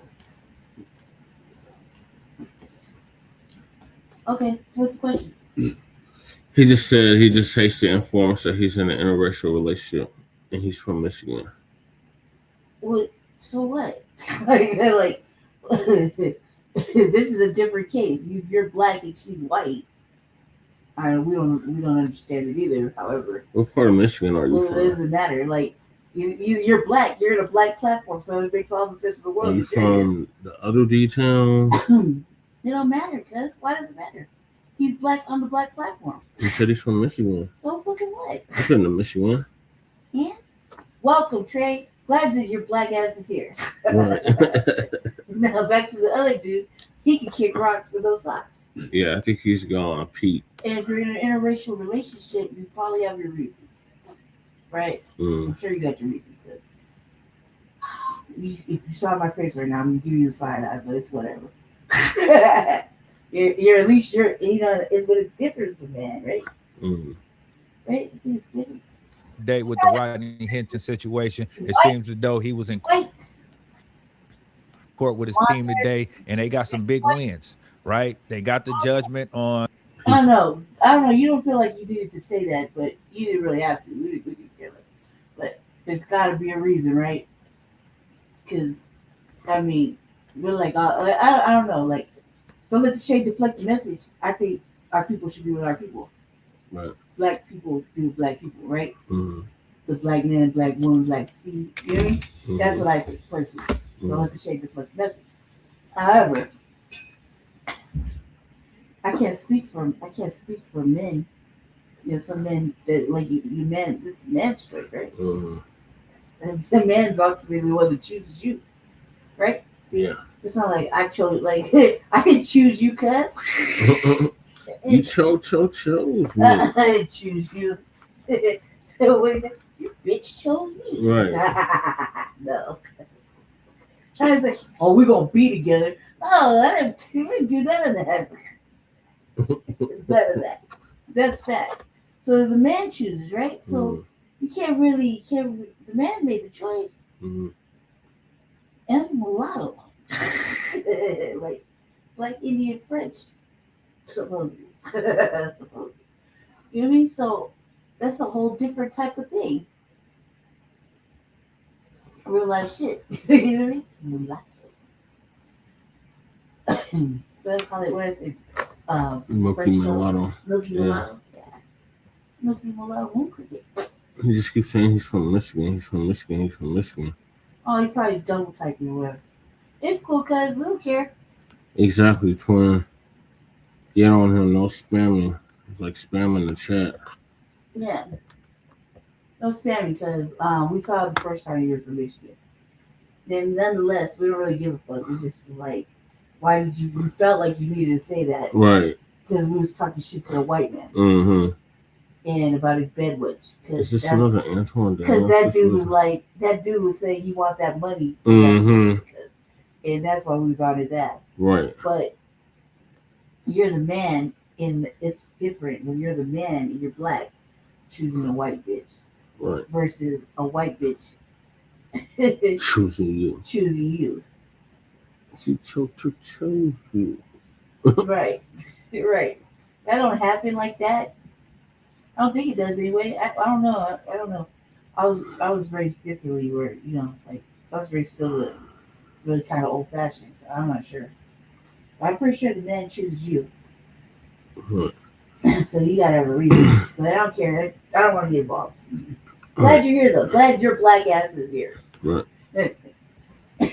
The insanity plea, well, not the insanity plea. They got the judgment on whether or not he will be charged with the unaliving penalty due to him possibly being mentally unstable, right? So we're gonna see all of that, and also they got the new court date set up and when they were going to start trial, and also he had a little one-on-one with the judge that went kind of well at the end. So if you stay tuned, you will see that little interaction between the two, and y'all let me know what y'all think about that. Now, with that being said, we're gonna get to the video, and I need y'all to hit that like button for me and run them likes up. And I'm going to come back after the video show, and we're going to talk a little bit about what transpired. I'm going to catch y'all in a second. Dr. O'Donnell, we had 3 expert reports submitted into evidence from Dr. O'Donnell, the state's expert. We had the defense expert, which was Dr. Stinson, and we had the prosecutor's expert, which was Dr. Atkins. Those reports were stipulated to. Further, although only Dr. O'Donnell is the only one who testified. Further, there was a stipulation by the state and the defense in regards to the SMI, which was submitted and I think it was made an exhibit, but I think it was filed also with the court. And the court has reviewed that and all the cases in this, all the facts in this case, and I told you I would take it under submission and render a decision, and that's what we're here for today. So I have a decision that I signed. It's dated today. Do you have it? Okay. And I have made, I will give you in a minute, courtesy copies for you. It is several pages long. I'm not going to read the whole thing, but it is 8 pages long, and I'll just jump ahead to the conclusion.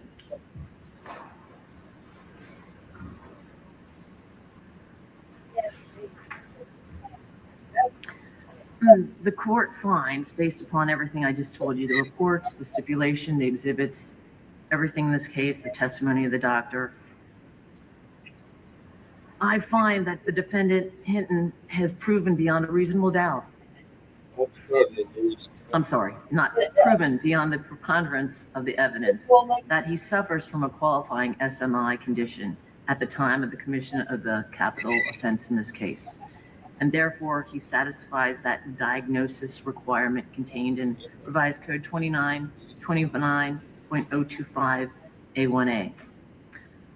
I further find that the defendant, Hinton, has also proven by a preponderance of the evidence that at the time of the commission of the capital offense in this case, on or about May 2nd, 2025, the defendant, Hinton's SMI condition significantly impaired his capacity to exercise rational judgment with respect to conforming his conduct to the requirements of law under Revised Code 29.025A1BI.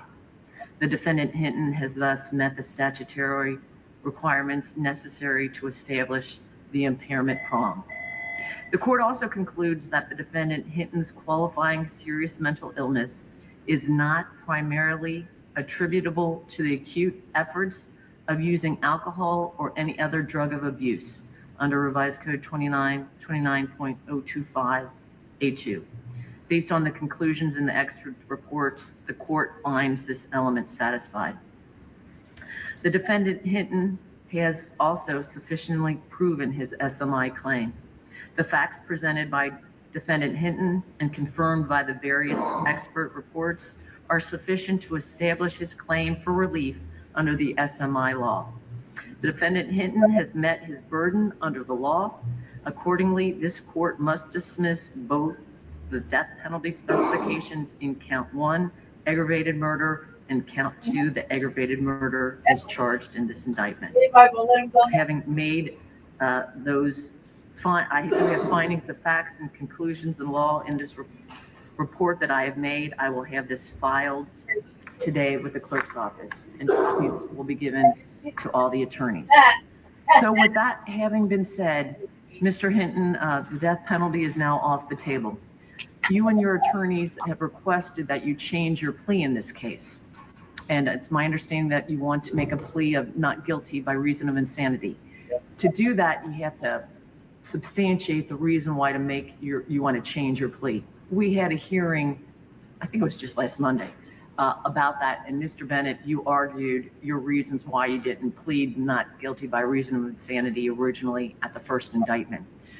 You filed a motion for me to re-indict and to enter your not guilty by reason of insanity plea.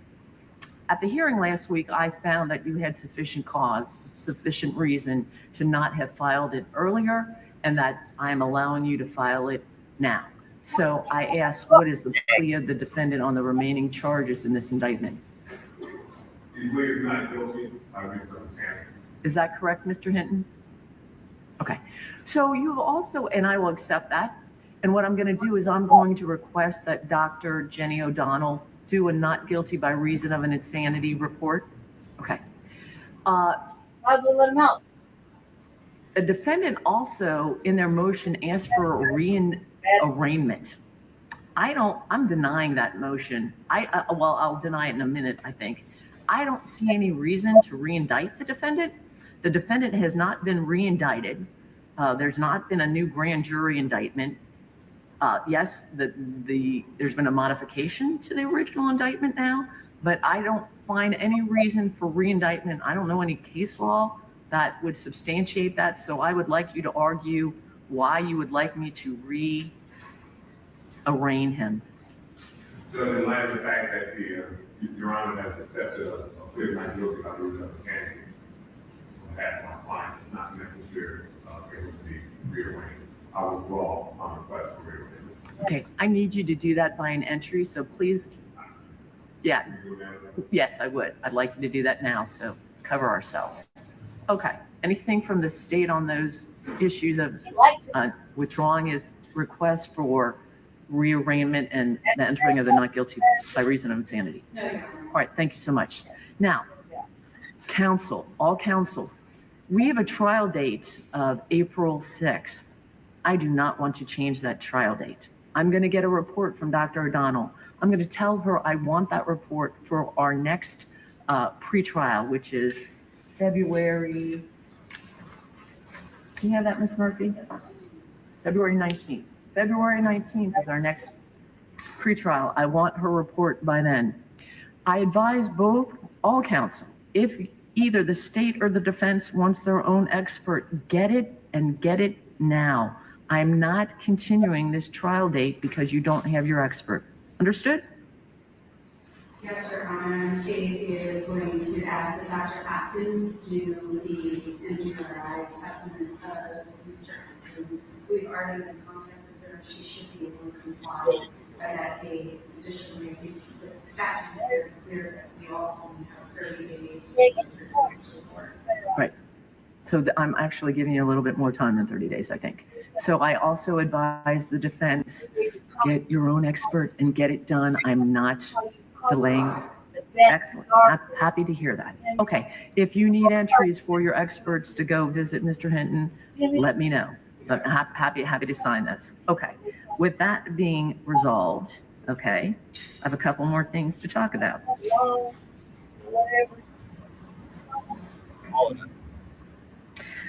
I would like to go over my case scheduling order.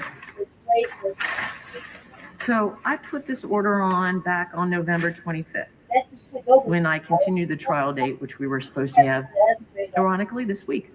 And I have put in specific dates. December 10th, which is passed, January 14th, which was yesterday. The next two dates, final pretrial on February 19th and a pretrial on March 18th, 9 o'clock. Those dates are set in stone, counsel. You adjust your calendars appropriately. I'm not moving those. Adjust your calendars appropriately. Are we clear? I expect all counsel, all of you to be here on each one of these dates on time. Okay, are we clear? 9 o'clock, sir. What I'd like to do is do you first. Before I do my docket and before you have to go to any other courtrooms, I will get you here and do you first so you don't have to wait for my docket. I'm going to schedule my docket appropriately, try to accommodate everybody, but I need you all here on those dates. Okay. So I'd like to go further on to the amended scheduling order that I put on November 25th.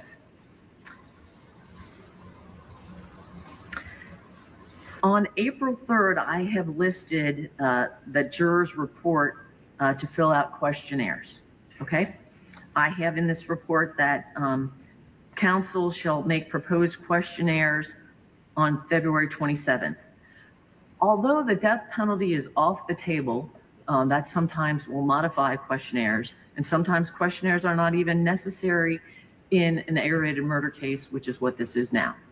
However, we all know this has been a very high-profile case. So I'm asking both sets of counsel, do you want to submit proposed questionnaires from the state? Yes, the state does. Okay, from the defense? Yes, sir. Okay, then we will keep that date of February 27th. You must present those proposed questionnaires to me on February 27th. On March 6th at 9 o'clock. At 9 o'clock on March 6th, we will all be here and we will discuss those questionnaires. Okay? I have a date of that March 6th is when the jury commissioner will send out their summons. I think I'm going to probably summons about 500 people. We know that not everybody comes. Usually maybe a third of that comes. So I hope that will be sufficient. So that's what I intend to ask the jury commissioner to do, although I may refer to their deference. If they think there should be more, we'll do more. Okay? On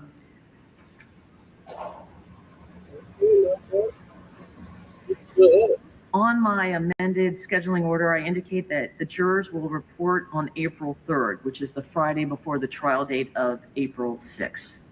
So I'm reconsidering that, and I'm going to change and amend this scheduling order yet once more. What I'd like to do is have that report of the jurors be on April 1st, and here's why I'm doing that. That Friday, the 3rd, is actually Good Friday before Easter weekend, and it's a half day here in the courthouse. So having hundreds of jurors come in that morning and fill out a questionnaire may take them longer than noon. Okay, and the courthouse closes at noon. So I'm going to move that up to Wednesday, April 1st, I'm sorry. Wednesday, April 1st, to the jurors to come to the jury commissioner's office, get their questionnaires, fill them out. That will give the jury commissioner time to then copy all of those questionnaires and prepare them for you for pickup on Monday morning on April 3rd at 9 o'clock. You can come to the jury commissioner's office or the court and pick up your questionnaire so that you can review those and be ready Monday morning when we start the trial on April 6th with jury selection. Anybody have any problem with that? No. From the state? Nothing from the state. From the defense?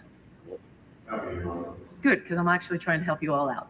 All right, the next thing that I want to discuss is that on April 1st, when the jurors come in, I would like to be down in the jury commissioner's office with the jury commissioner and the jurors, although I think we're probably going to have to separate them in several rooms. They don't have the capacity to hold, I think, as many jurors as we anticipate.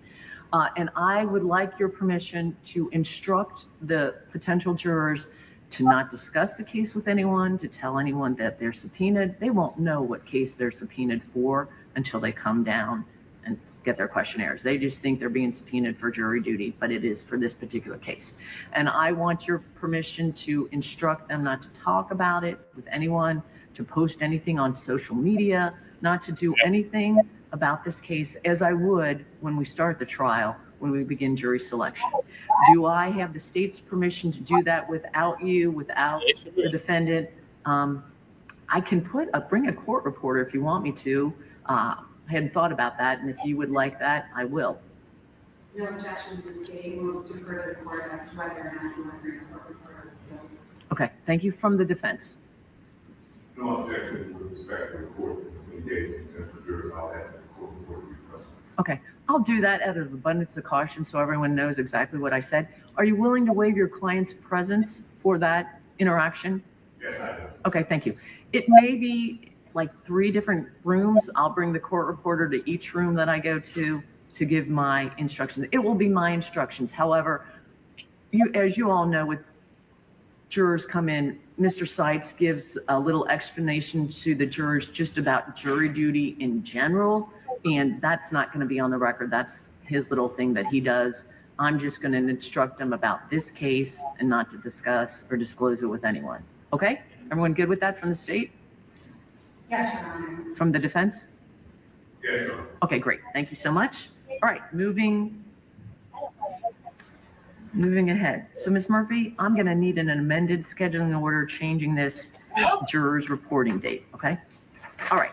Next, on page 2 of the amended scheduling order, dispositive motion deadline is next week, January 23rd. Does anybody anticipate filing any dispositive motions from the state? Not at this time. From the defense? You have until next week, I'm just asking. Okay, thank you. Then we have a motion to suppress evidence deadline, also on the same date. Do either side expect to file a motion to suppress next week? Just asking. No. At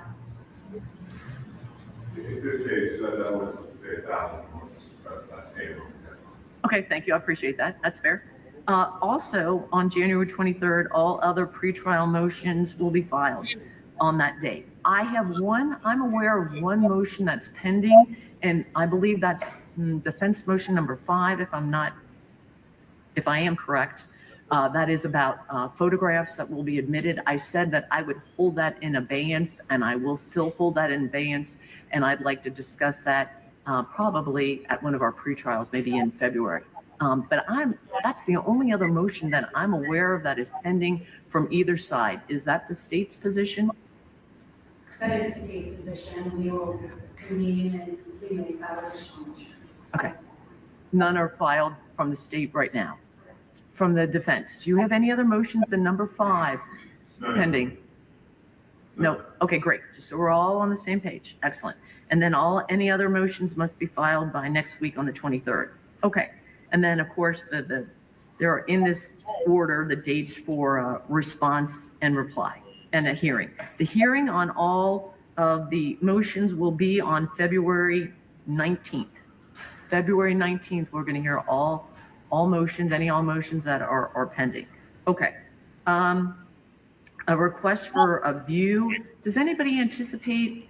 Okay. A view of the scene must be made by March 5th. Okay. Any jury instructions that anybody wants to submit must be submitted by March 5th. Okay. And I'll just say 9 o'clock because some people say, well, I filed it at 3 or I filed it at 5 or I filed it overnight. No, 9 o'clock for everything. If it's no date, no time, I'm sorry, there's no time indicated, it's always going to be 9 o'clock. Okay. Now here my little issue is the defendant's expert cutoff was November 12th. The state's expert cutoff December 8th. Those days are past. The only experts I anticipate you could possibly have might be for the SMI, which we have discussed today that the state has indicated they're going to have Dr. Atkins. I don't have any problem with you doing that, even if it's beyond my time in the scheduling order. Any problem from the defense with in regards to that? No, Your Honor, we'll give you a half Okay, but in my scheduling order, I said all experts should have been disclosed, both the defense and the state. Clearly now, I'm going to allow you to have experts for the SMI. For the NGRI, and so it's past that deadline. Any problem? Although you disclosed Dr. Atkins for the SMI, not technically for the NGRI because that was just recently filed by the defense. Any problems with the state giving notice that their expert for the NGRI may or may not be Dr. Atkins at a time? Okay. Further, the defense has not indicated who their NGRI doctor is going to be. Do you know who it is? Okay, thank you so much. That is also being disclosed past the time in my order. Any objection from the state? Yeah. Thank you all very much for working together. I appreciate that. Wonderful. Okay, let's see. Is there anything else I wanted to talk about? Further in the order, it talks about just on page 3, in the last paragraph about, again, the jury commissioner shall summons jurors from the regular jury pool to appear at the jury commissioner's office. It says April 3rd. I'm going to amend that to April 1st. Other than that, everything else in the order will remain the same, and I'll put on an amended order either today or tomorrow with those dates that we've just modified. Anything else on the scheduling that anybody would like to talk about? Judge, you were talking about experts, and the experts being SMI and GRI, just doing the record. We did file within the time period an expert on behalf of the state, accident reconstructionist officer from. Okay, thank you. Appreciate that. Anything else that you would like to talk about the scheduling order or anything in it? No. Okay. Is discovery complete? The state has given all discovery it has to date to defense counsel, of course, pursuant to the rules of meeting comes to like we will update. We have not received any discovery from the defense other than the medical records that were part of the SMI evaluation. Witness list or anything? We have received one. Okay. From the defense, I can't remember if I had a discovery cutoff deadline in my order or not.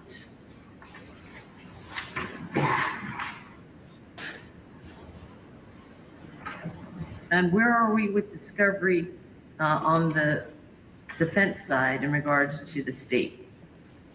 Do you have any discovery to give to them? The discovery is what it says, reports from the expert documentation, and the second, the list of witnesses that we plan to call for related witnesses that you're familiar with because they were seen before, we're at the police station or family members. When will you be getting your discovery to the state? I can review deadline and I'll certainly have it.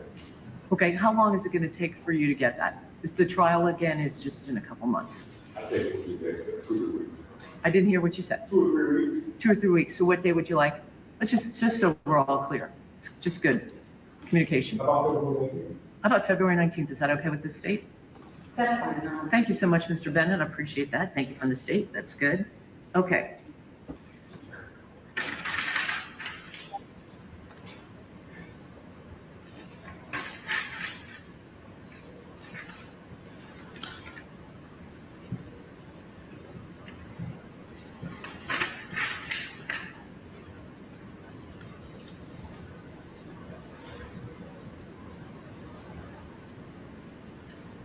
Okay, that's everything on my list that I wanted to discuss today.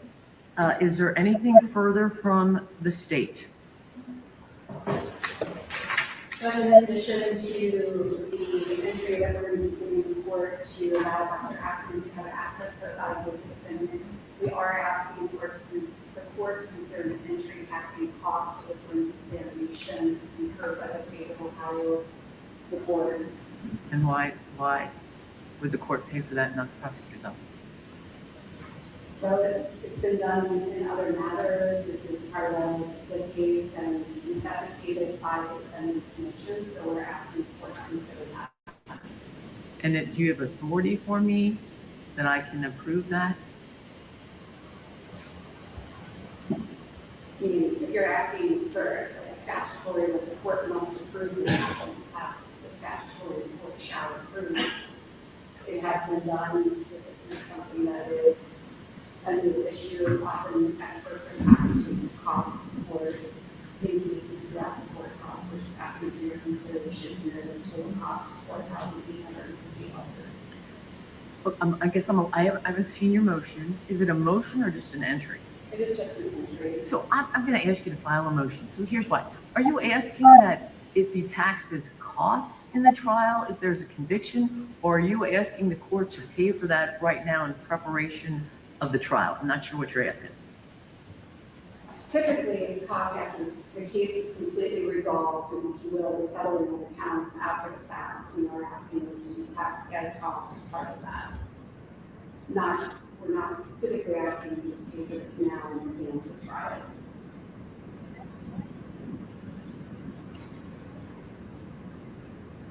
Okay, from this, does the defense want to say anything?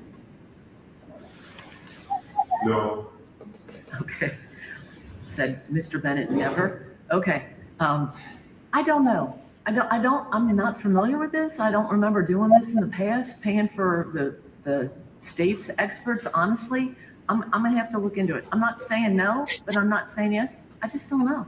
So I have to, I really would like you to file a motion. Can you do that for me? That would just help me. File a motion, let me look at it and do a little research myself, and then I'll give you a decision. And since it's not imminent, maybe on February 19th, I'll have a decision for you. Okay, is that fair? If you wouldn't mind dropping off a copy, I guess file it and drop off a copy for me.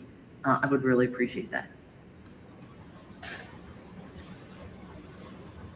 Okay, anything, appreciate that. Anything else from the state? Okay, from the defense? Okay, all right, thank you all very much. Oh, Mr. Hinton. Hi, Mr. Hinton, I forgot, I didn't mean to ignore you, sir. How you doing? You okay? How are things going as best they can in the jail? How are they going in the jail? Okay, are you eating their food? Is it any good?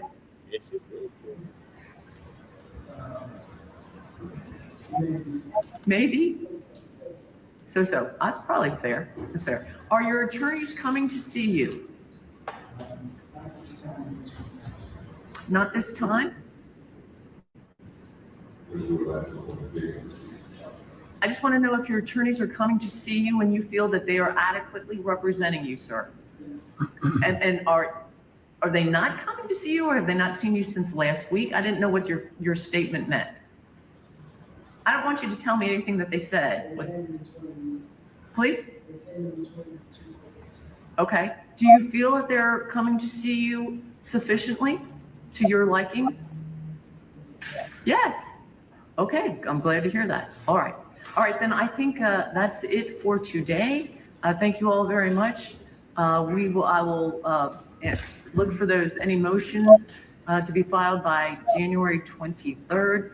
And then I think our next court date will not be until February 19th, if I'm correct, right? I would like an entry, waiving time, signed by the defendant, both entries. Appreciate you all so very much. And Ms. Elaine, if you could give them copies, and here's the original to have filed with the clerk's office. All right, thank you all very much. We're adjourned.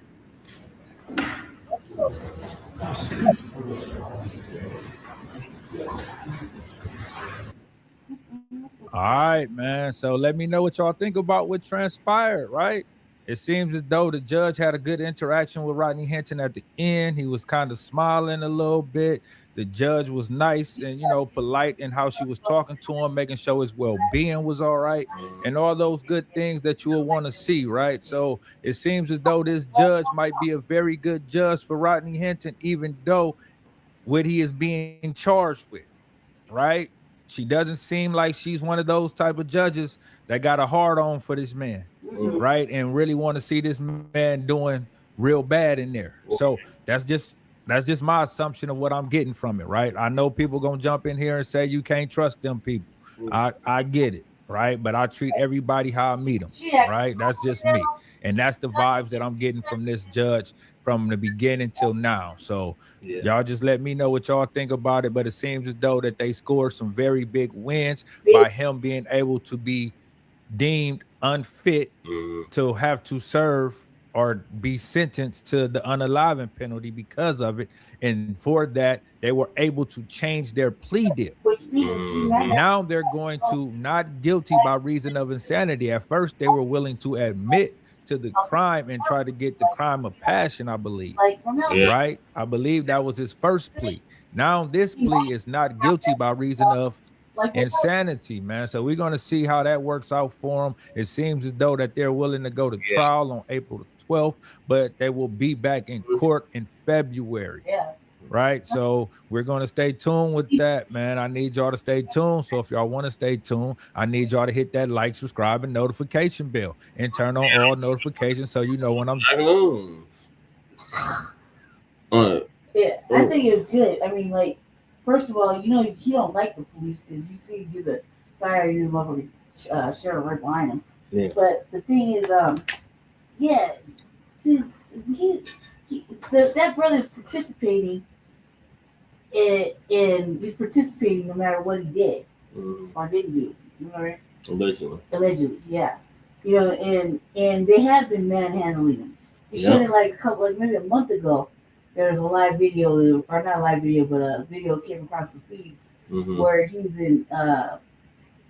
getting transferred from one part of the jail to the other or something, and they manhandle him, throw him around and shit. So, you know, that he was participating in it. He wasn't acting out or, you know what I mean, like get physical with him. So yeah, and the fact that they accepted his diagnosis or whatever, they might as well let him walk out. Right.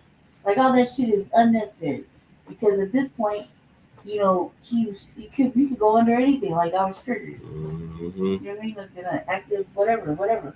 He's not really saying it, but we'll find out during the trial. But it's probably something crazy, and he passed the burdens of proof. Like that right there. Like black people who wild out and shit, you have your shit together because can't be pretending to be crazy when you get locked up. Right. So, you know, that right there is like serious shit. Because then you remember the what was it, Attorney General or whatever? They wanted to put him away, like make it a point to put him away. Yeah. Him and the other little boy that got in trouble, the one that stabbed the white kid. Oh, Carmelo Anthony. Yeah, we're still waiting to see what happened with that. But you know, this is a big win. Like we need these wins, family. We need these wins. You know, so we're still like, so are we crowdfunding for him stuff? Rodney Hinton. Yeah. I believe so. Yeah. Not really. We're gonna find out if we are or not. Because right there, like, we need this win. Right. And it's looking like favorable. You know what I mean? It's looking pretty favorable right now. It's like a lot of it, like that's like three big ass charges. Yep. That got, you know, pretty much dismissed. Walked off, yeah. So it's just what? The murder? No, they got dismissed. No, but what's he charged for now? He's gonna plead that same. Yeah, but what's the charges now? They dropped like 3 of them. Whatever's left. Whatever the new charges are, but yeah, reason of insanity. He might just let him go. You might not let him go. They might just put him in a mental prison. You know what I mean? Like I was talking about with Jesse, their Anchorman was in. Yeah. He's out now. He's out now. So yeah, she was in it for a good bid? Yeah. So he had all kind of little freedoms and liberties to get well. So. Yep, 10 years. 10 years. This motherfucker made like 300 mixtapes. Yeah. Trust me, I've listened to all of them. Yeah, did a full decade. Yeah, decade of mixtapes and 2 books. Yeah. So, it is possible. You might just be able to do it there. If he's lucky, you should ask for that as part of, you know, where to do his sentence at. Versus actually going to prison that's going to make his condition worse. You know what I mean? So yeah, that'd be more of a rip. Right. If you outside blocks. You know? Yeah, go ahead. I like that. That's good. It's good news. Yeah, I agree. Great news. Great news. That jalapeno very good? Yeah. Yeah, what's the next one? Yeah, so the next one is Corey Holcomb. Oh, yeah. Show on Tether. Now Raccoon, Anton. That ugly ass brother, cuz. Man, I can't.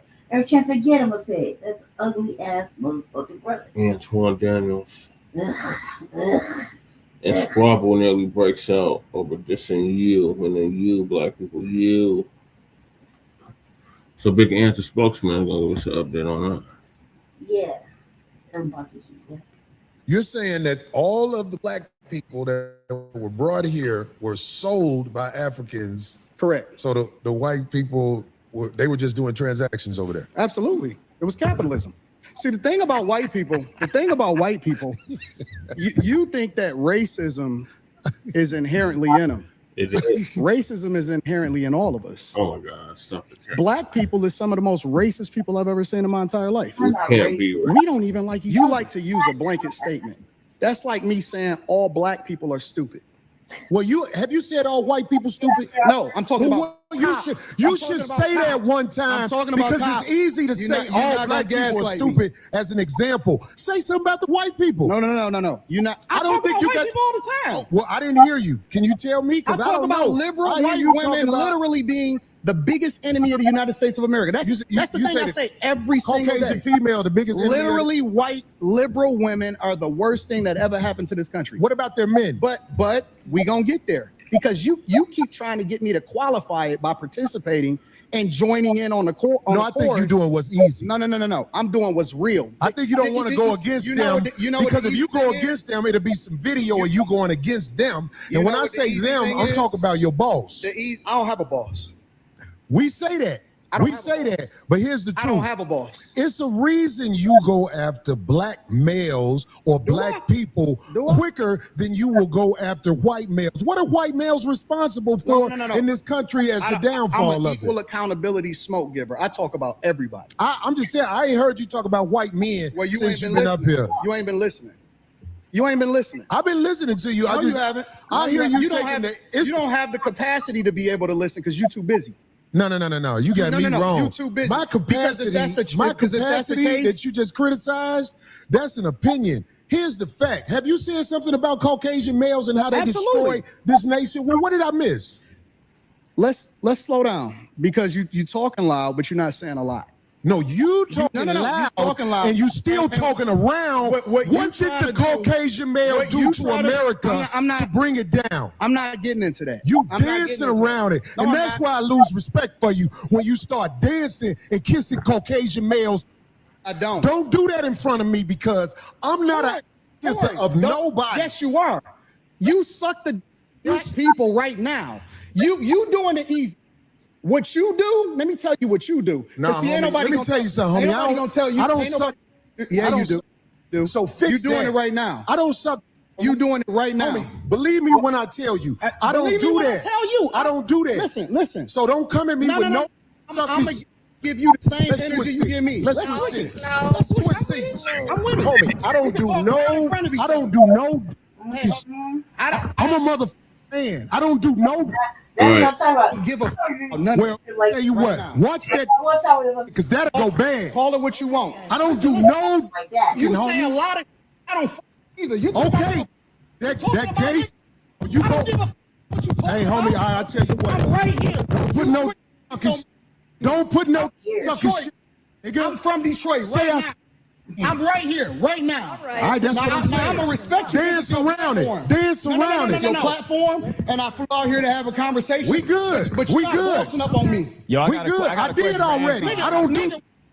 I'm right now. I'm going up back. I don't give a. Homie, you just running your mouth. I'm not running my mouth. You running your mouth. I don't do you no. Doing it. Internet. You doing it for the internet. Now, if you want to say your time, no, hold on. If you want to say show you I ain't doing it for the internet. If you want to say Anton, listen, don't disrespect me like that. If you want to say Anton, don't disrespect me like that. I'll respect you, but don't boss up on me because you said a lot. Me? Hold on 1 second. Hold on. We just getting loud. I ain't gonna get loud. Then don't switch seats. No. This my show. This my show. That's cool, but I'll take that. Okay. Well, it is a threat if you calling me. You ain't gonna. Because you're not going to do shit again, nigga. You're not going to come me with. See, I suck again, nigga. We can go all back right now.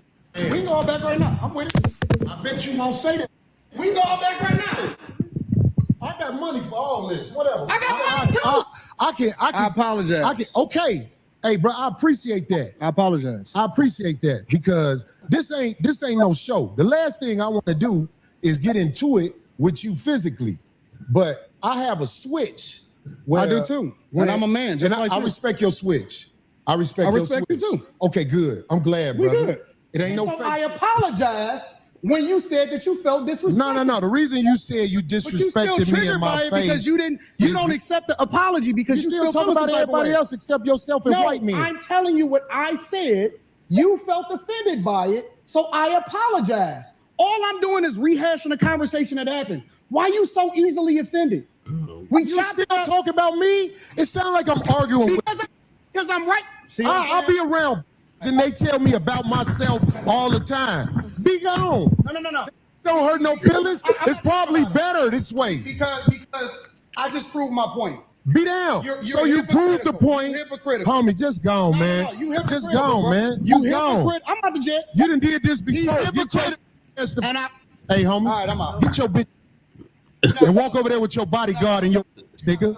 Walk over there with your Yo, it's Big Ant, the spokesman, man. We back. Another edition of Urban Politicians TV, UPTV. Make sure you stay on your pivot at all times, man. Had to come tap in, and I had a link in the description where you can watch the clip in the beginning in full from Corey Holcomb's 5150 YouTube channel, because a lot more was said. Y'all could go see what led up to them getting to the point where they was almost about to scrap and squabble, sit down for a second. It was kind of seeming like it was going to be back cool, and it went all the way back up again as he had Anton Daniels on as a guest. And I'm not laughing because he's on here getting into it or they having a scrap, and I just want to see that type of chaos.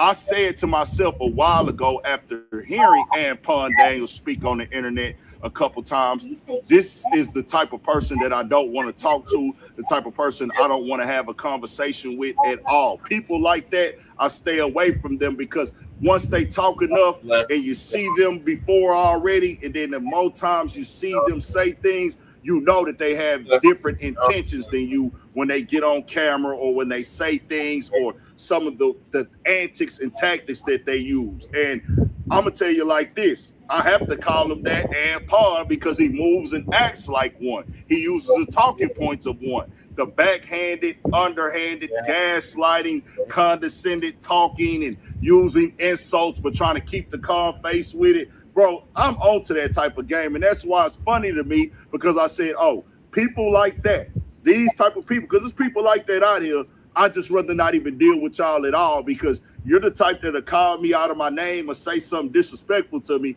as a man, and then when I go up on it, like, bro, you just crossed the line with me, bro, as a man, you want to keep the calm face on and act like you're keeping your composure. So for the show, hey, it can look like, hey, he's just overreacting, he's just emotional. That's why I just stay away from people. This is why, you know, with Corey Holcomb, him being controversial in his way, him having things that he say that everybody might not agree with. Some people gonna agree, some ain't. That's what all of us on the internet. Certain people gonna see what Corey Holcomb say, well, he's controversial.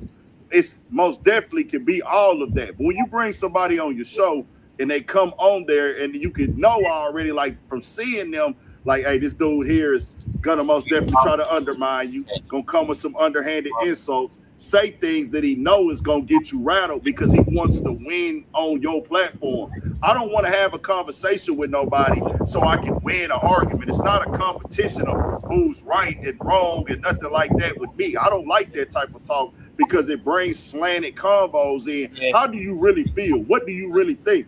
With Anton Daniels, I don't know. I got hip to him when he started having Charleston White on this show, and them clips would come up because Charleston White being the hip-hop algorithm and things. So I would see him on there. That's how I first got hip to Anton Daniels.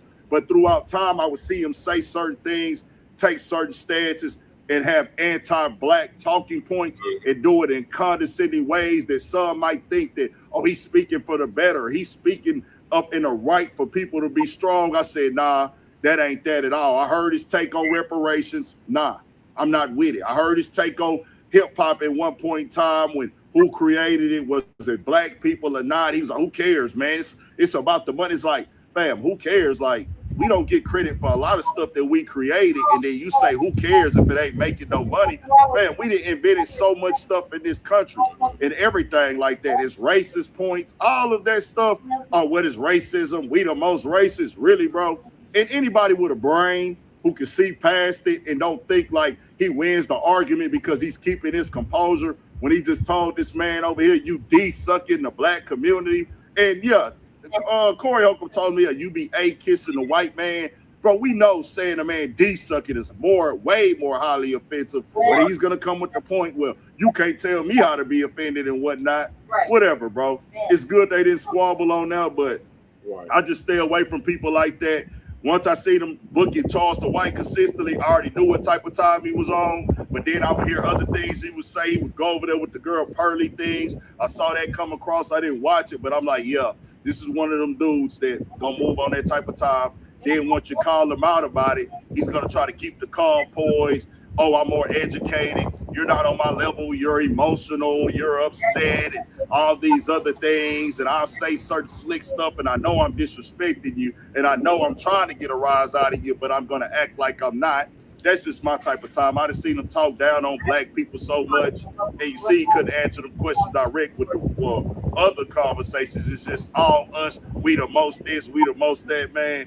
Dudes like that, they have an audience for the anti-black talking points. It be other races that's cool. You build an audience like that very quickly when you speak on them type of terms and things. When you'll go against your own people, people like to see you talk down on your own. We done seen others do it in this game.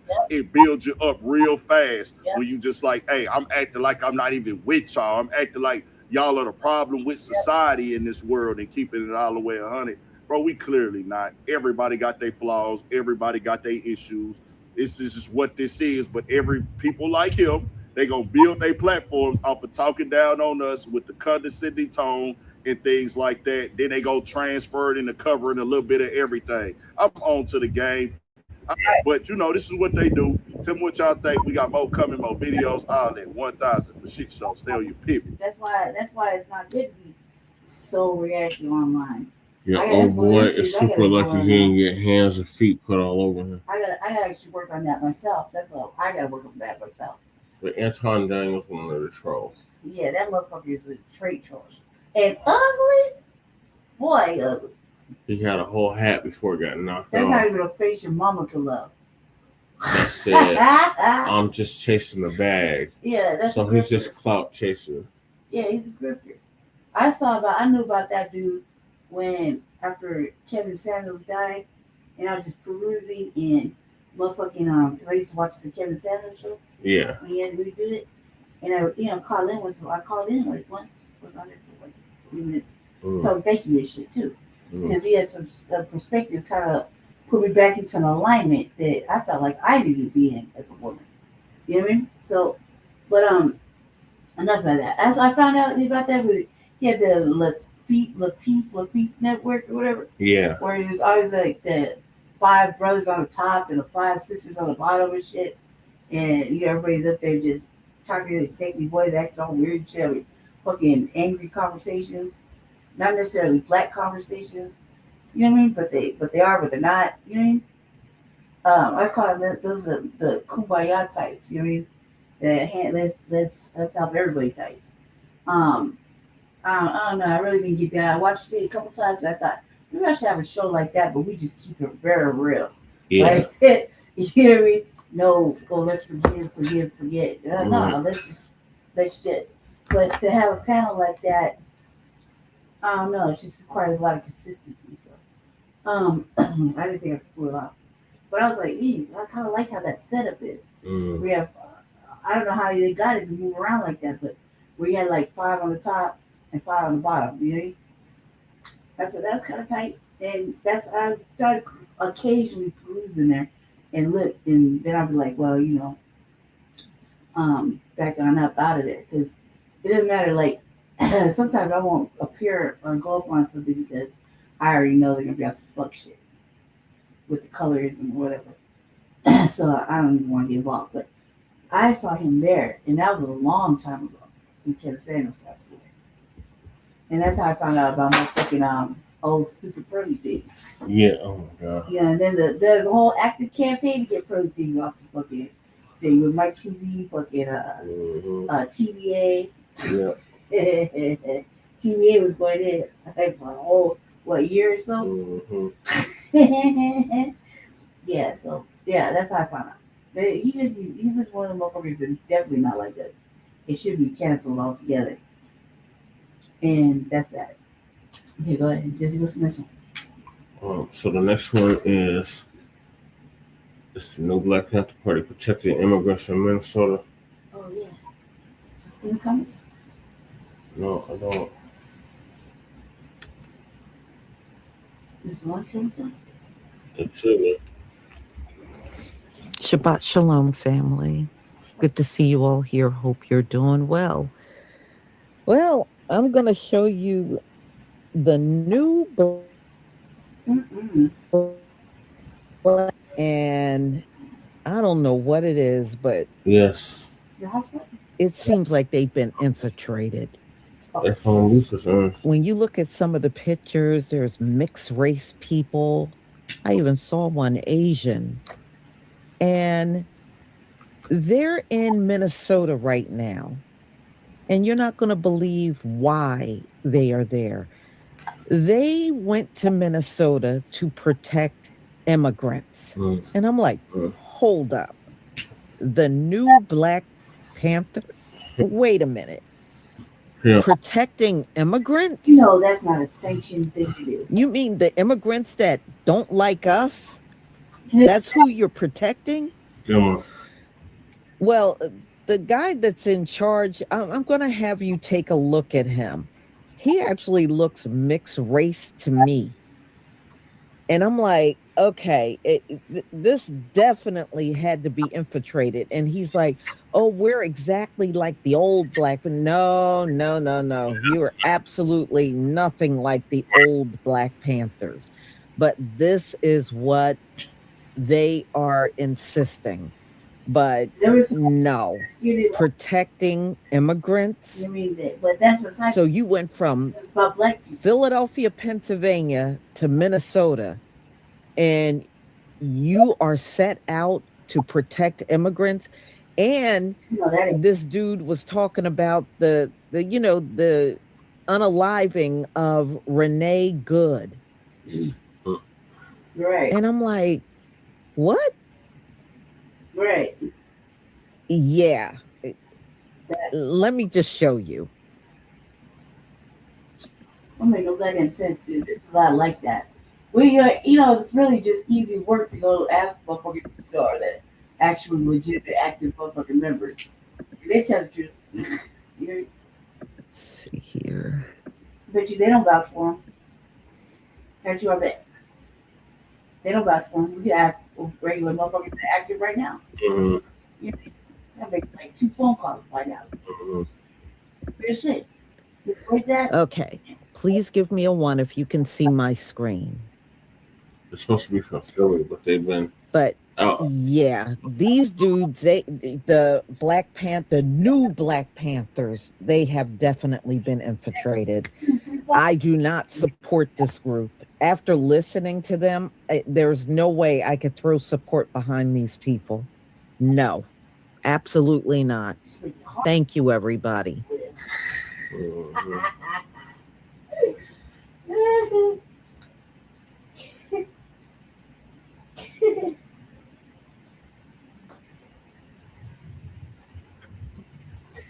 All power to the people.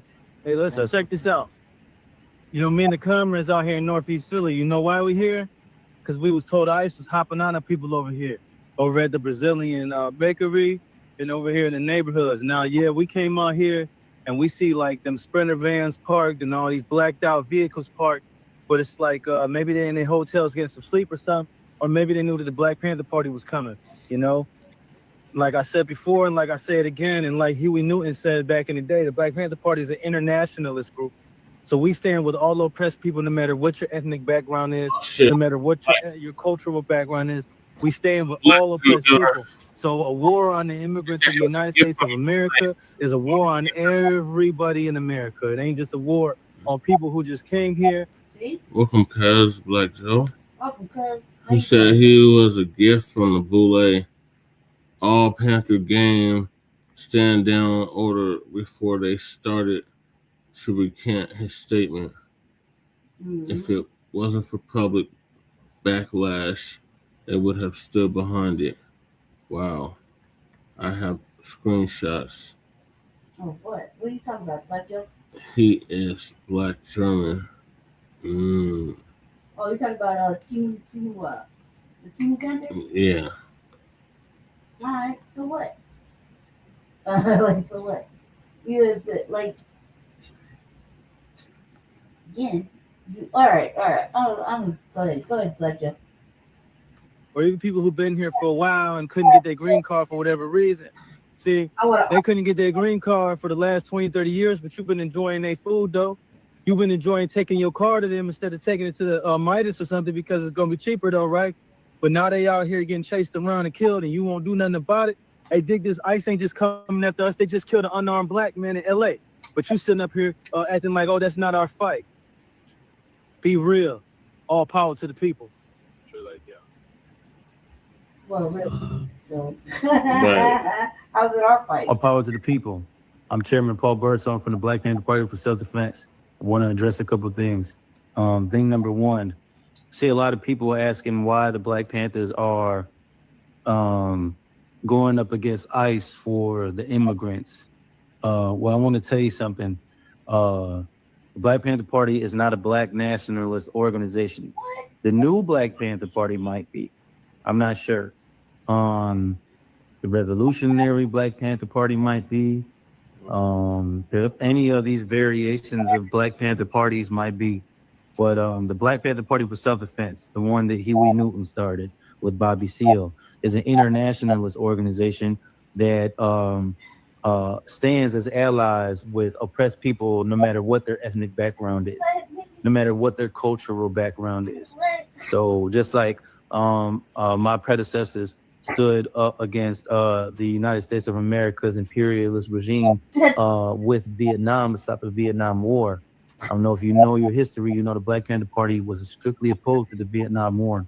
Yeah. You know, we had the Rainbow Coalition with all different ethnic groups coming together and fighting against the regime together. No. That's what we stand for, all power to the people. We're not racist. The very ideology of racism in and of itself is not intellectual, being that there's only one race on the planet, and that's the human race. We have different ethnic backgrounds. You know what I'm saying? We have different cultural backgrounds, different skin colors, you know, different languages and ideologies, but we're all part of one human race. You know what I'm saying? So racism is in and of itself irrational, illogical, is unsensible. It just doesn't make any sense. No intelligent person would embrace the ideologies of racism. So we're not a nationalist group or an international group. And then another thing, you know, I got people from my past, like this one elderly man. I'm not gonna say his name, but they like to troll me and, you know, try to call me fake gangster, fake this, fake that from my past. And you know, I don't care. You know, my goal is not to prove to anybody that I was ever a gang member or that I was ever a thug or what I was locked up for, wasn't locked up for. You know, my goal is to protect my people from ICE, to protect my people from police brutality, to protect my people from crooked politicians, imperialism, to protect my people from imperialism, fascism, to protect my people from racism, to protect my people from capitalism. That's what my goal is, to protect my people from tyranny. I don't care about none of this stuff you're talking about, bro. I'm out here feeding people. I feed hundreds of people a week, if not thousands. You know, the Black Panther Party feeds people in multiple states across the country. I don't care about what you're talking about. While you at home or wherever you are typing on your phone about what I'm doing, I'm outside with these guns and with these warriors I got with me actually fighting for the people, actually doing something that matters, which is what you should be. So that's how I feel about that. You know, with that being said, all power to the people, no power to the pigs. No ICE agent ever run up on me. I guarantee you that when I put a hole in their chest the size of a window, safe line repair, safe line replace, that's what's gonna happen. They touch me. Unarmed woman was killed by ICE. If you think you're about to come and brutalize the people while we're standing here, fuck around and find out. Our interactions with the police and ICE, and we hold them accountable. We hold them accountable. We patrol the community and we hold them accountable. The Black Panther Party for Self-Defense, we're the same Panther Party from back in the day. but we're a little more aggressive now, you dig? Carry bigger guns and we don't take no shit.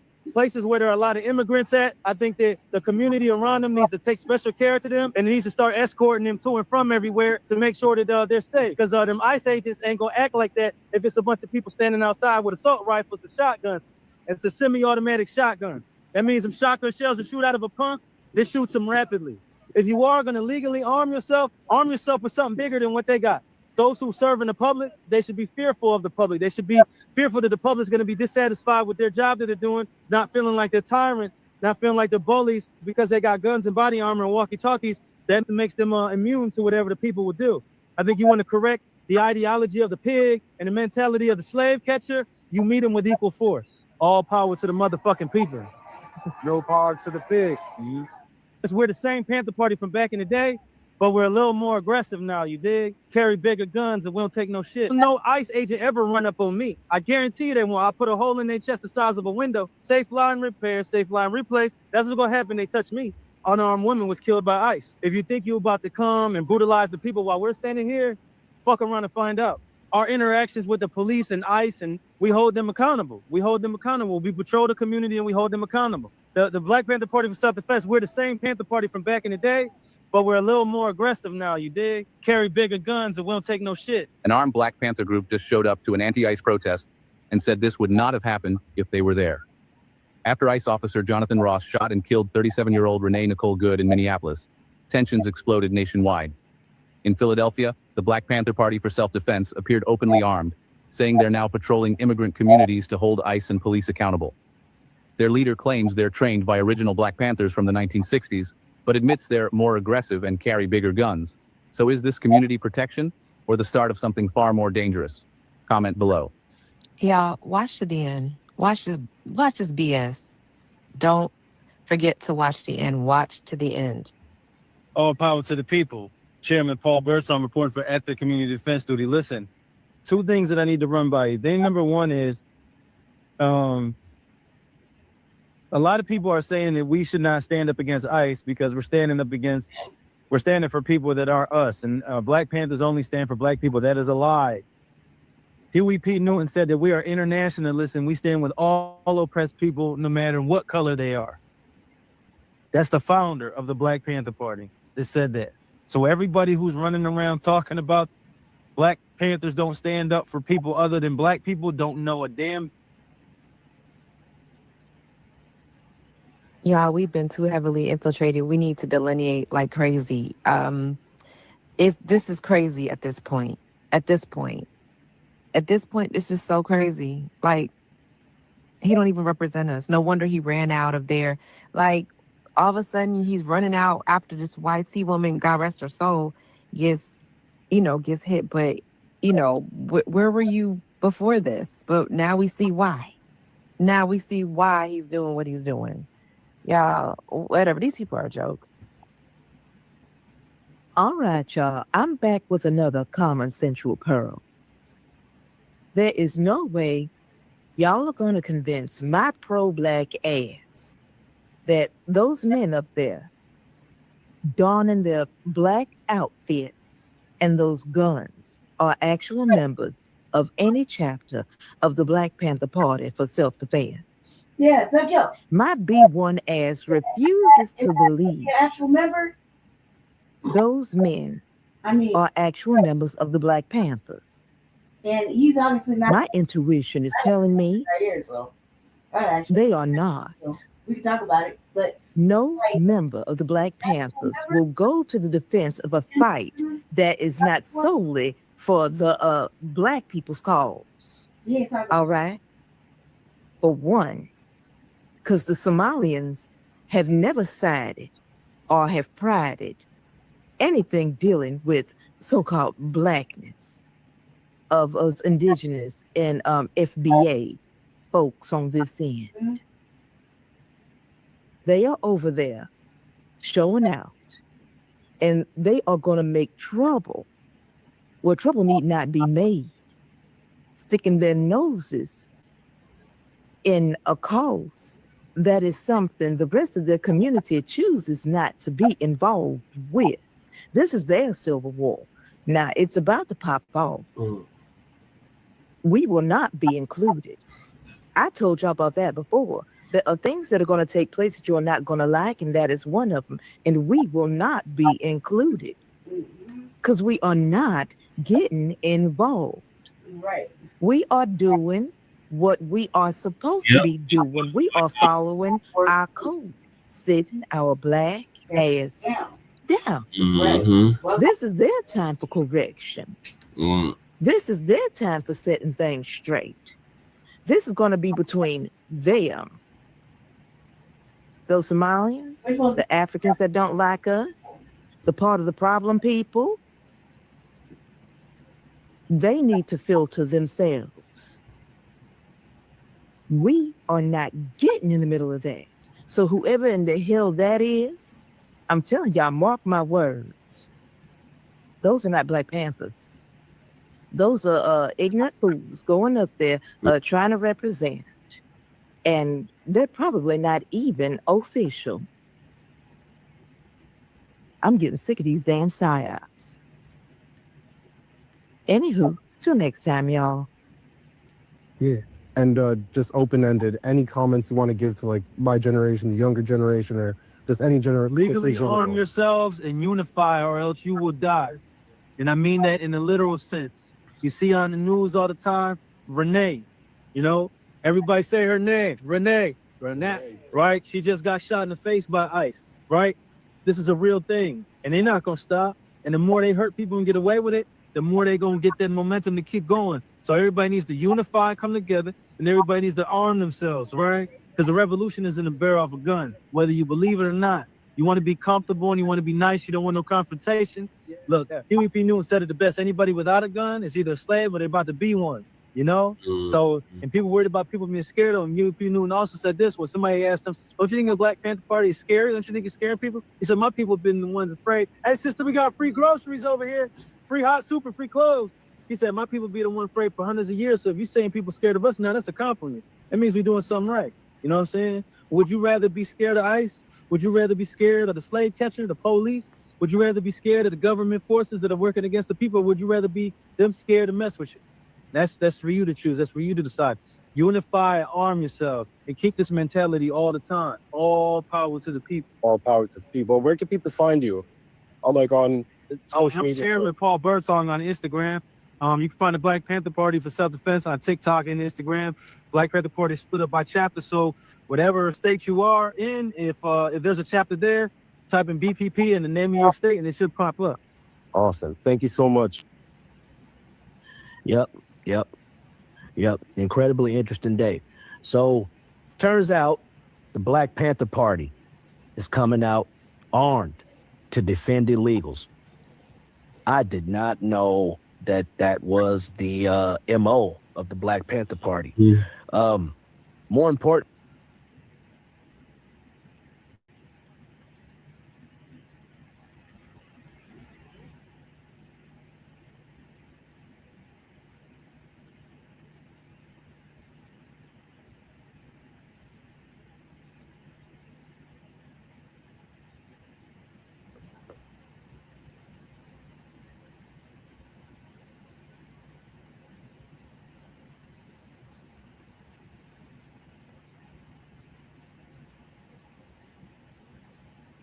Just play.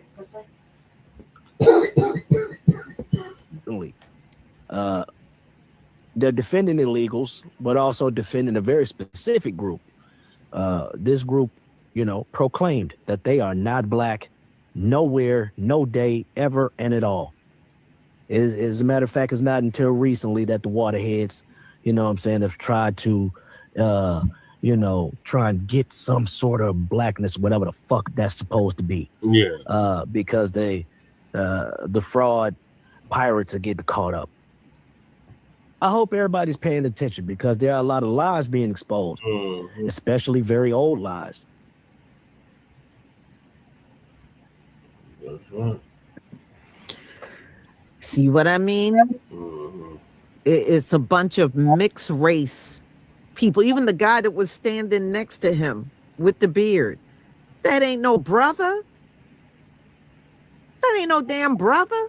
He ain't speaking for black. Well, people were looking into, now this dude that's talking, he's supposed to be the head of the Philadelphia chapter of the new Black Panther.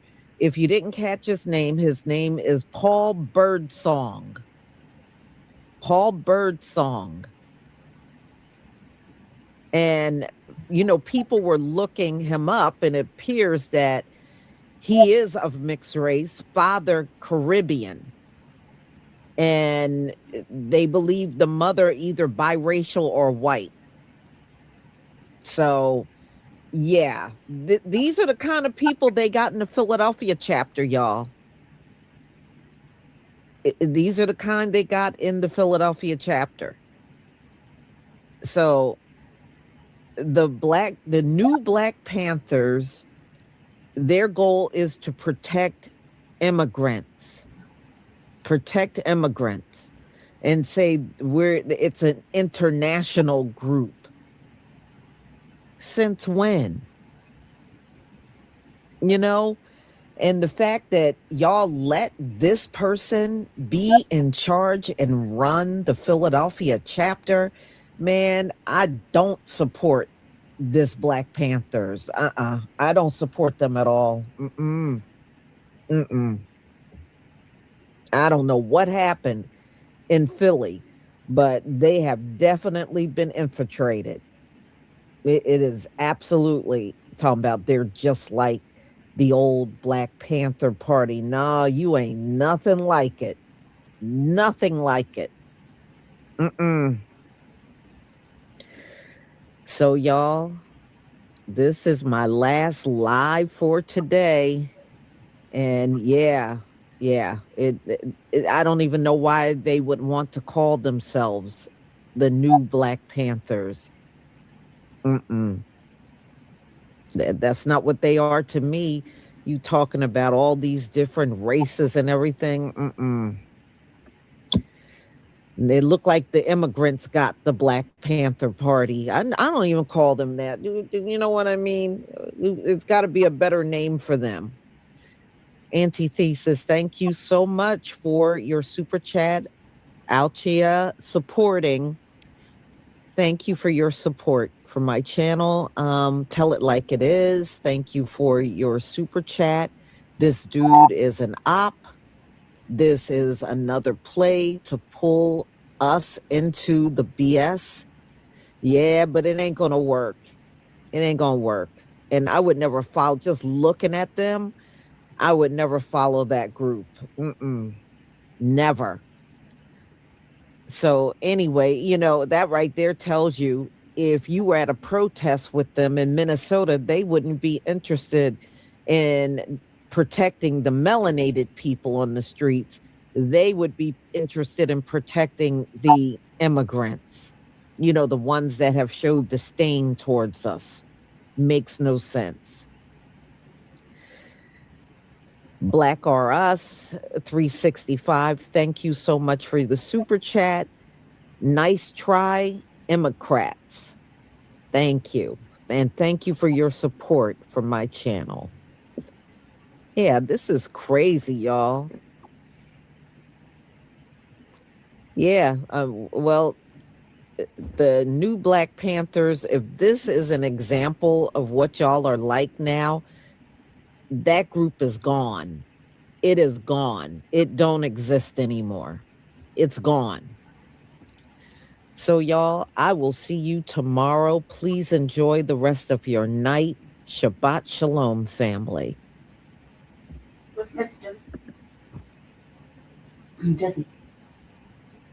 Y'all, watch to the end. Watch this BS.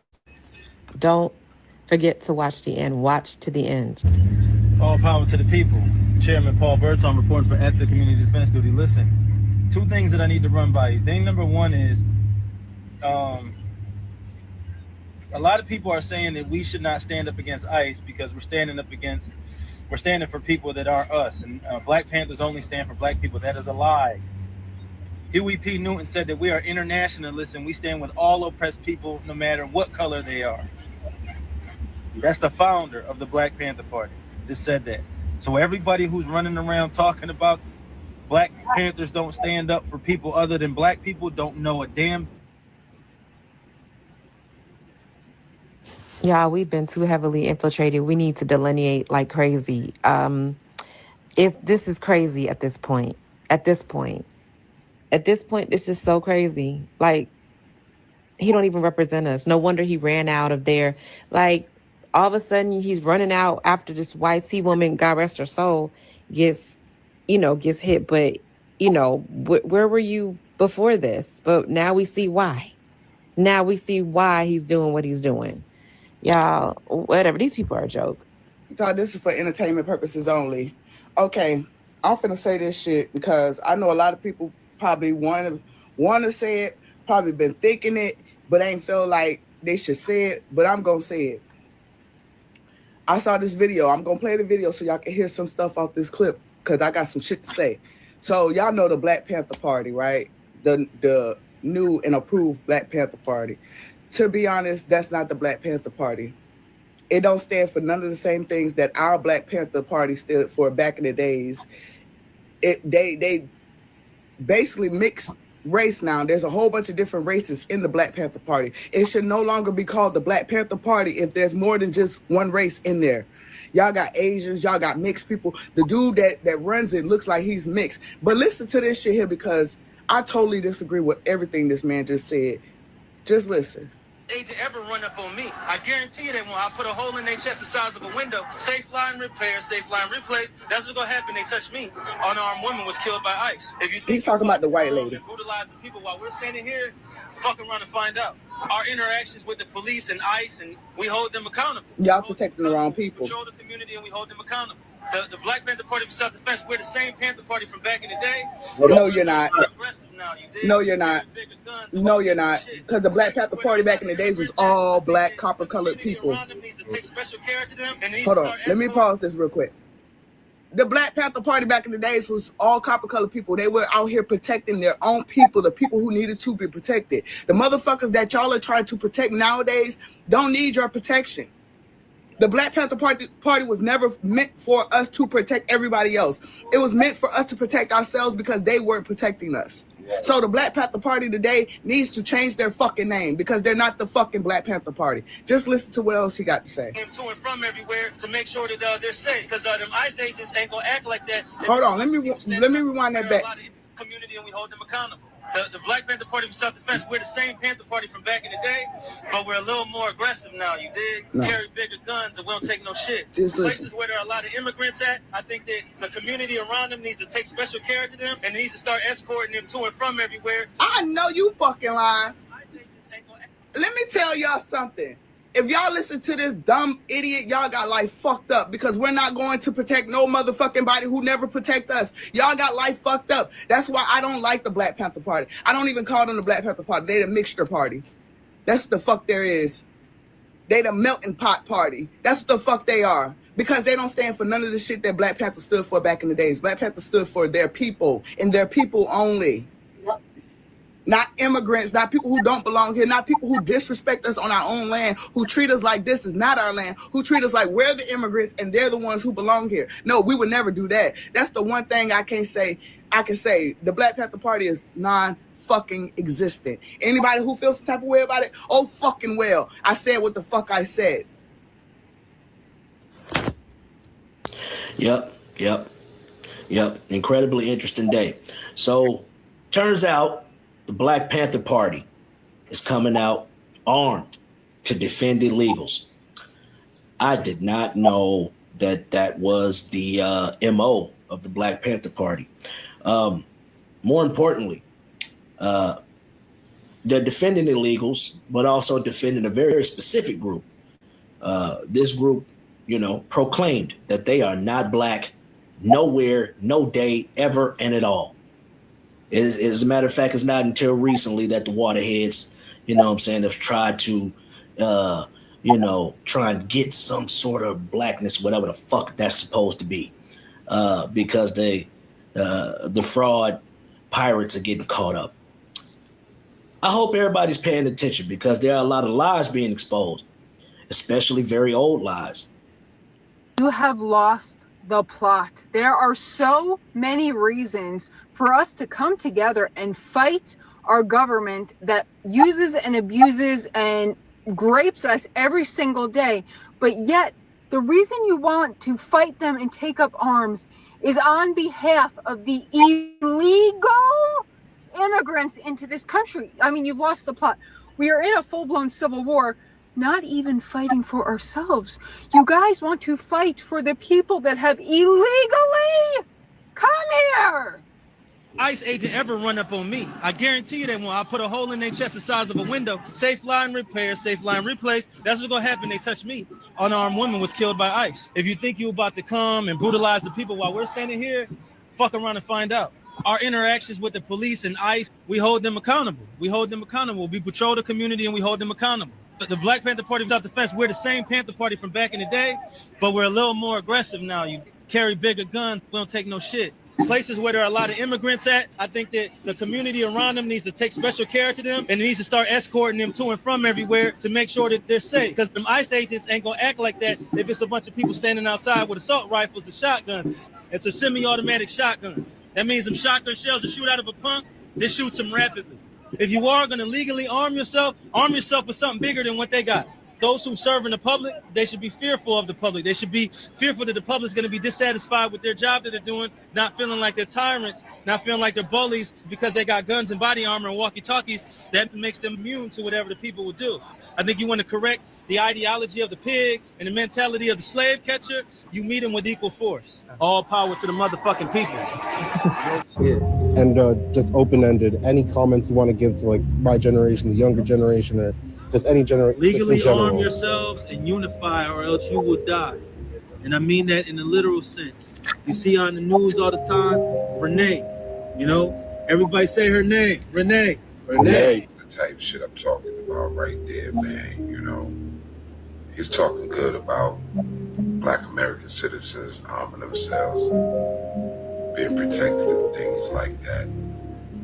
And we always talk about doing for self and up with hope, down with dope, all this cap ass shit we sell to each other on the street, man.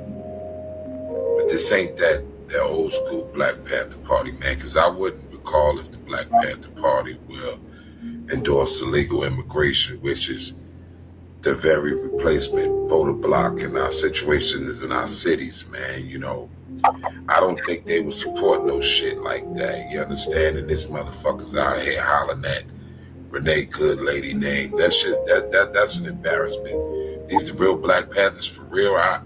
I don't understand the motherfucking motivation and the cause behind standing behind illegal immigration as a Black Panther. I've mentioned this before. I don't understand it. But it is time to remember that the Black Panthers had a tactic where they would show up with a group of armed citizens when they saw a cop try to do an illegal arrest. A similar response to ICE agents would probably keep a lot of people from being kidnapped or killed. No. Fuck them. All power to the people. Chairman Paul Burton reporting for at the Community Defense Duty. Listen, two things that I need to run by you. Thing number one is, a lot of people are saying that we should not stand up against ICE because we're standing for people that aren't us. And Black Panthers only stand for Black people. That is a lie. Huey P. Newton said that we are internationalists and we stand with all oppressed people no matter what color they are. That's the founder of the Black Panther Party that said that. So everybody who's running around talking about Black Panthers don't stand up for people other than Black people don't know a damn thing about the Black Panther Party. That's thing number one. Thing number two, the Black Panther Party created something called the Rainbow Coalition, which is a coalition of Hispanics, Asians, whites, and Blacks from all over the world working together to fight oppression.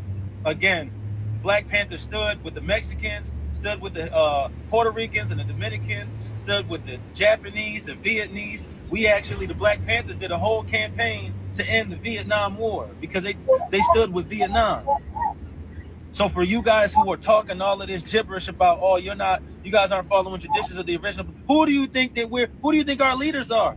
Aaron Dixon is an original Black Panther, right? Aaron Dixon is an original Black Panther who walked with Huey Newton. that's who that's our leadership. And Billy J. Brooks, that was Fred Hampton's right-hand man.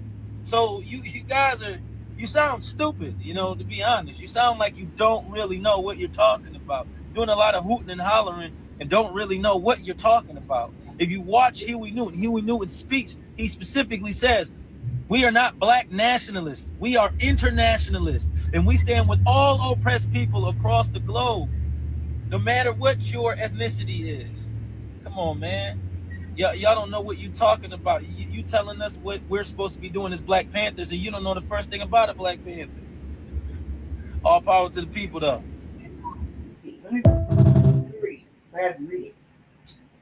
All power to the people. I'm Chairman Paul Burton from the Black Panther Party for Self-Defense.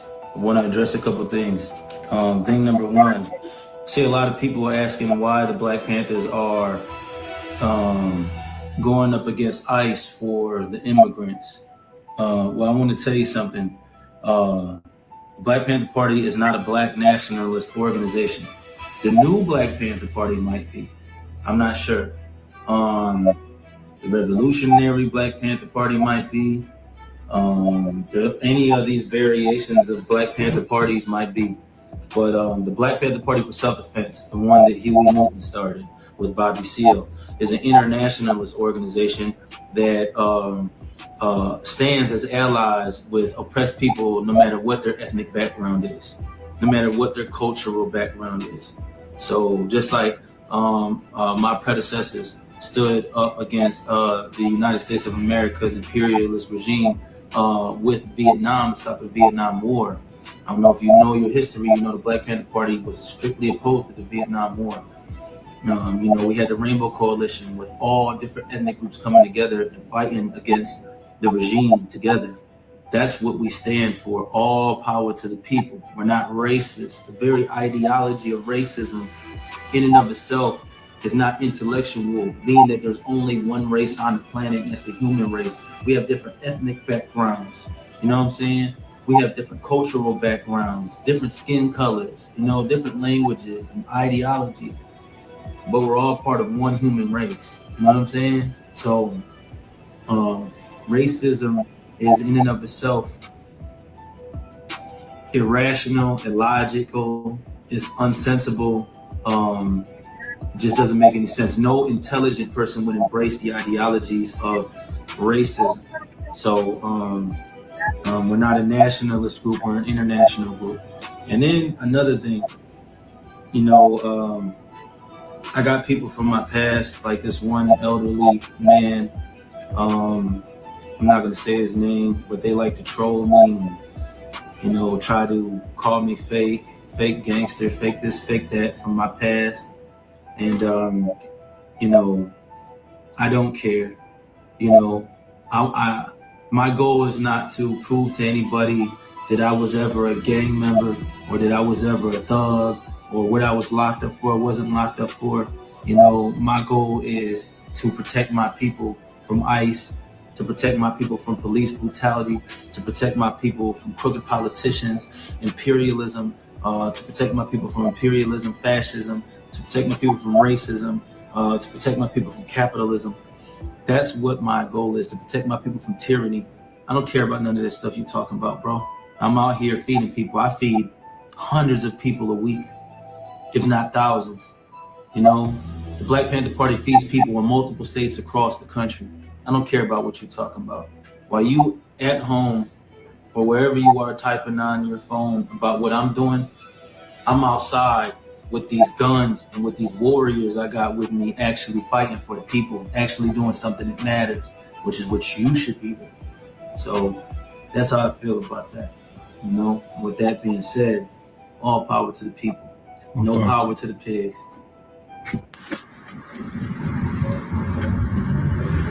All power to the people. Hey, listen, check this out.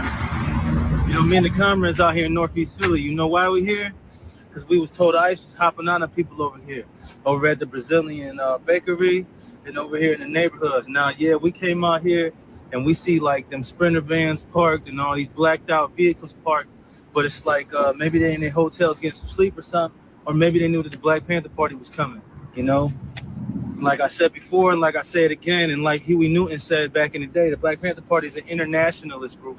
So we stand with all oppressed people, no matter what your ethnic background is, no matter what your cultural background is.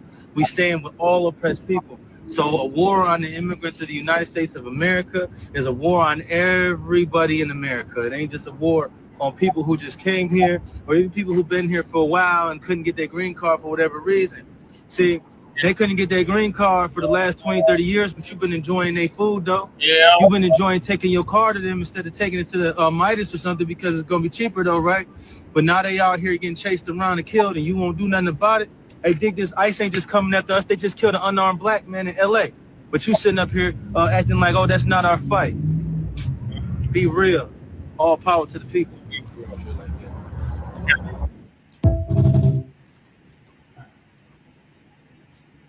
And the answer is no.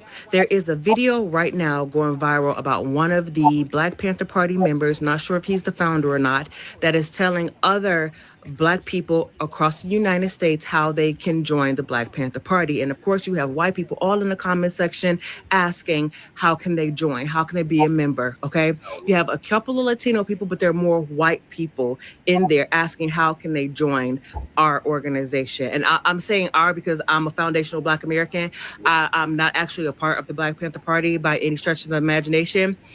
The operative word is Black in that sentence. It's the Black Panther Party. It's never been the Black Panther Party in France. It's the Black Panther Party. The answer is no. Right. I don't know why we can't have absolutely anything to ourselves. And for those of you who are trying to name drop Huey P. Newton encouraged white people who wanted to assist to organize amongst themselves, never to become full-fledged members of the Black Panther Party. Because you see, if white people join the Black Panther Party, if Latino people join the Black Panther Party, it's no longer the Black Panther Party. It's no longer the Black Panther Party. Now, for those of you who claim that you want to be allies, I'm going to say this personally. I'm sorry.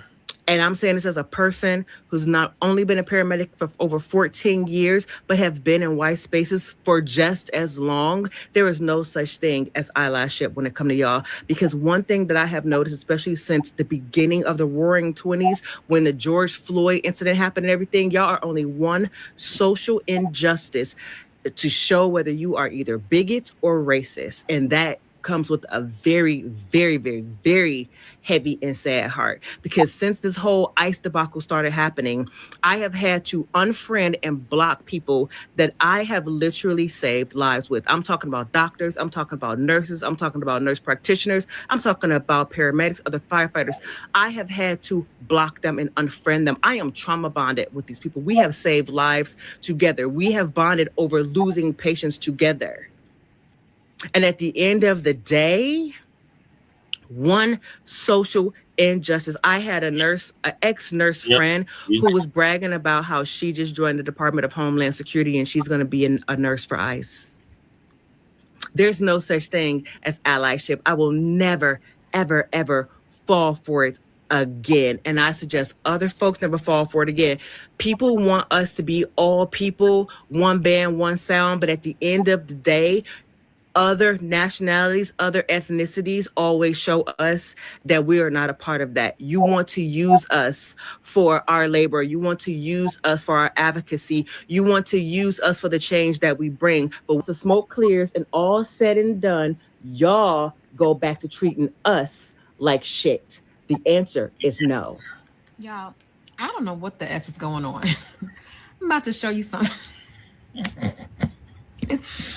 So America is so desperate for us to get involved in this ICE fight that they presented a Black Panther group. Yeah, I'm about to show you the Black Panther group, okay, that they presented that's supposed to. And on behalf of the Black Panther Party, well, this cop is a good cop and this cop is a good cop. Once they to the slave catcher patrol, and I take it, they call up police officers now, but their name is slave catcher patrol. That's what they is. That's what they always have been. Every Black officer out there, shame on you. You know how the Black police officer came into fruition? They got ma'am, Latinos and white people. Who are these people? Right. Now, before I get into it, I appreciate anybody who is trying to stand up for justice, okay? Whether they are pink, red, green, whatever, right? However, what the is this? Right. Now, this is the most multicultural, this looks like the United Nations. And not only that, like sis with the like striped dress, like who is she running after? Like who is she trying to fight? Like how's she gonna fight in a dress? And then she had a little bow tie, her little tie on, her little ribbon. It just I don't know what I'm confused. I'm confused. This is not the Black Panther Party. This is more like the multicultural party. I don't know what's going on here. They are so desperate to try to get us involved that they're trying to put a makeshift group together and then put them out there. Because first of all, how does this even get impressed? Like, what have they even done to stop ICE? Like, I don't even know what's going on with this or whatever. I can't say at this point whether it's the Republicans or the Democrats. I used to think it was the Democrats, but now it's getting so ridiculous that it might be both of them. They may want like a civil war or something because this is getting crazy. Then not only that, like you see all these young streamers like going to Africa all of a sudden. All of a sudden, y'all want to go to Africa, and then they had first they tried Sierra, then they tried like a couple other people. I guess that didn't work. So now they're getting streamers involved to go to Africa. I mean, America is losing its mind, y'all. Like. They are really doing a real big psyop and propaganda on us because we're delineating and we're not fighting for these people. They don't know what to do. They have no idea what to do. I think what's happening partly is I think the Republicans want an excuse to bear down on us.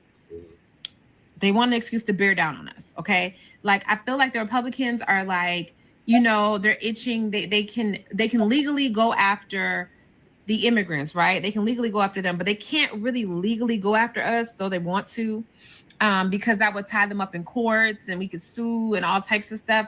So I feel like in order for them to kind of get the situation under control, if we fight on behalf of other people that's illegal, then they have grounds to come after us. Okay, so that's step one. I think that's step one. I think that's what's going on. I think step two is the Democrats look very, very, very weak right now, like super weak, super inept. And they keep complaining about what the Republicans are doing, but yet they're not doing anything. And that's raising questions too.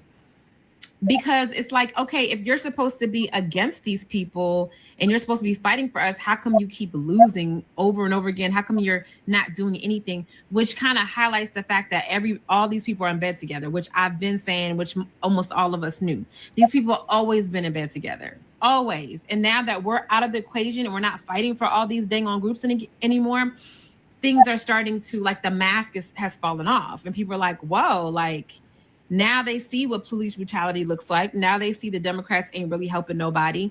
Now they see that people are bullies and, you know, will do anything that they want to do. And there's no recourse, you know, at least not for years.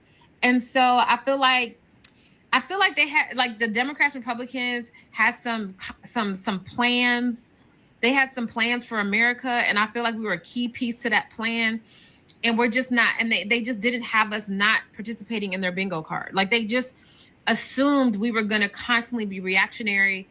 So I feel like they felt like whatever plan, and the small hats too, definitely the small hats, whatever plan they had, it was to get us to get involved so they could legally come after us, because they can't legally come after us for birthright citizenship.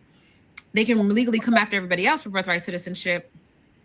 And you see what happened to the young woman, Renee, God rest her soul, who got involved, who's obviously a citizen, but what did they do to her? They unalived her, right?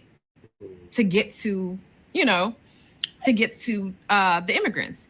See, they want us to be that.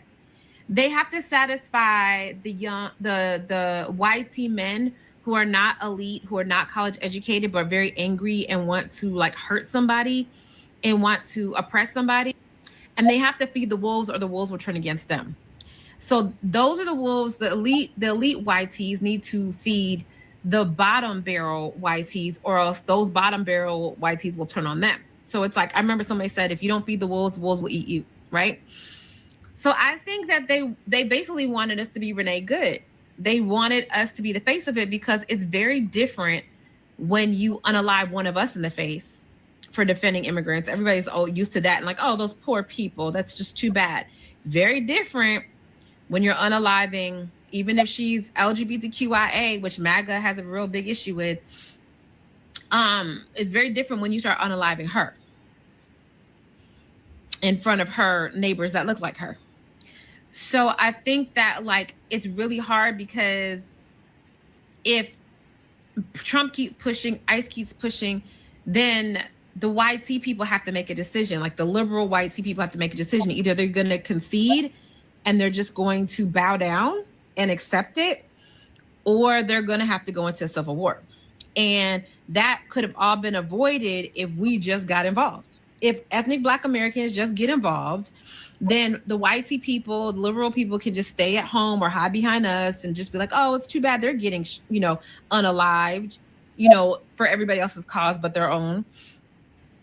And the MAGA and the Republicans can justify, trying to press us and getting out all that racism on us or whatever, because we're getting in the way. But since we've removed ourselves from the equation, and we're like, well, we're not immigrants, so we don't have a problem. We're not going to get deported. Like, where are you going to deport us to? Like, what, back to Georgia, our origins, back to Virginia, back to South Carolina? Like, what? So we're good. And then it's like, well, and then we also found out that these people you want us to fight for don't ever fight for us. They're YT supremacists too. They agree with you all the time. So they might as well go fight their own battles. And so nobody gets to be safe anymore. Everybody has to like recalibrate. It's like it's like a team doesn't know what to do when the star player is off, is sitting on the bench. Mm-hmm. Like everybody's star player is sitting on the bench, whether it's the antagonist or the protagonist. So for the Democrats, they didn't appreciate their star player. They didn't want to pay us nothing. Every time we got credit for something, they wanted to take it away from us. And so the star player is like, yo, well, I'm just going to sit this one out. I'm going to sit these games out. And so the team is losing terribly. And now they're seeing that like who the star player really was. And the star player is like, well, I'm not participating. They're trying to get the star player to play and do everything they can possible, except for give the star player their credit, give the star player the contract that they asked for. And so the teams are losing terribly, and it's illuminating how terrible that team is without their star player. The other team is like, okay, cool, we're going in. But they're so used to like, everybody knows who the star player is, and they're used to like, defending and playing against that star player and being mean to that star player. And everybody's usually like cool with that. But now since the star player is on the bench, now they have to like, now they have to bully every other person on the team to win. And now they look kind of like bad guys. They look kind of like who they are, wolves and mean people and terrible people. And now their bad habits and their bullying is being illuminated because everybody thought it was okay once it was that star player.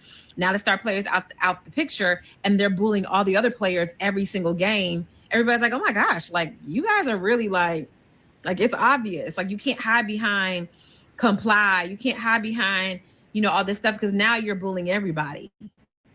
And so, yeah, y'all just keep delineating, keep sitting out, keep telling these streamers like they're delusional for trying to pretend like somebody's paying them to go to Africa. It's probably these small hats, to be honest. Just keep sitting this one out. Delineation is so effective. Yep, I agree so wholeheartedly with that, what the sister had to say. What are your thoughts, PLEA? I do not. The dude makes motherfucking fair skin very good, who does his fair skin shit. Makes it hard for motherfuckers to really do it. That's it. I don't know about old boy. All I know is that we gotta get off some of this colorism. If just keep it black first. Keep it about black people. Like I don't understand why that's the part that he's fucking up. You know what I mean? Like you want to do all this other shit. I mean that's fine for like the black spirit, the burning spirit, right? Yeah. Shit like that. Like that's that That's that for, you want to protect everybody type shit. Right now, we're not protecting not everybody. We're supposed to be protecting us, specifically Foundation of Black Americans. Here. You know what I mean? So that's what we're supposed to do. We're not supposed to be fucking protecting and crying over white women that fucking put themselves in the mix of motherfucking shit that they shouldn't even be putting themselves in the mix of. They voted for this shit. This is something they wanted. So why they're acting like, the virus is worse now and they got hurt or whatever, that's on them. This is all a them problem. Which means, stay your motherfucking ass away from it. And for them to be doing all this extra shit, you shouldn't have that type of representation to put a bad name or bad look on an already bad situation with some of the infighting in certain chapters and shit like that. You know what I mean? We're already trying to clean it up some places. So, there's not a focus right there. And if you're trying to recruit and do all that other shit, shouldn't be doing anything that shouldn't be recruiting motherfuckers that don't know about Fanon or haven't read anything or doesn't really know their motherfucking revolutionary fucking tenets. You know what I mean? Because there's a lot of tenets in the revolution. We've got a lot of different types of revolutionists. You know what I mean? So you don't know that. That's right there off top.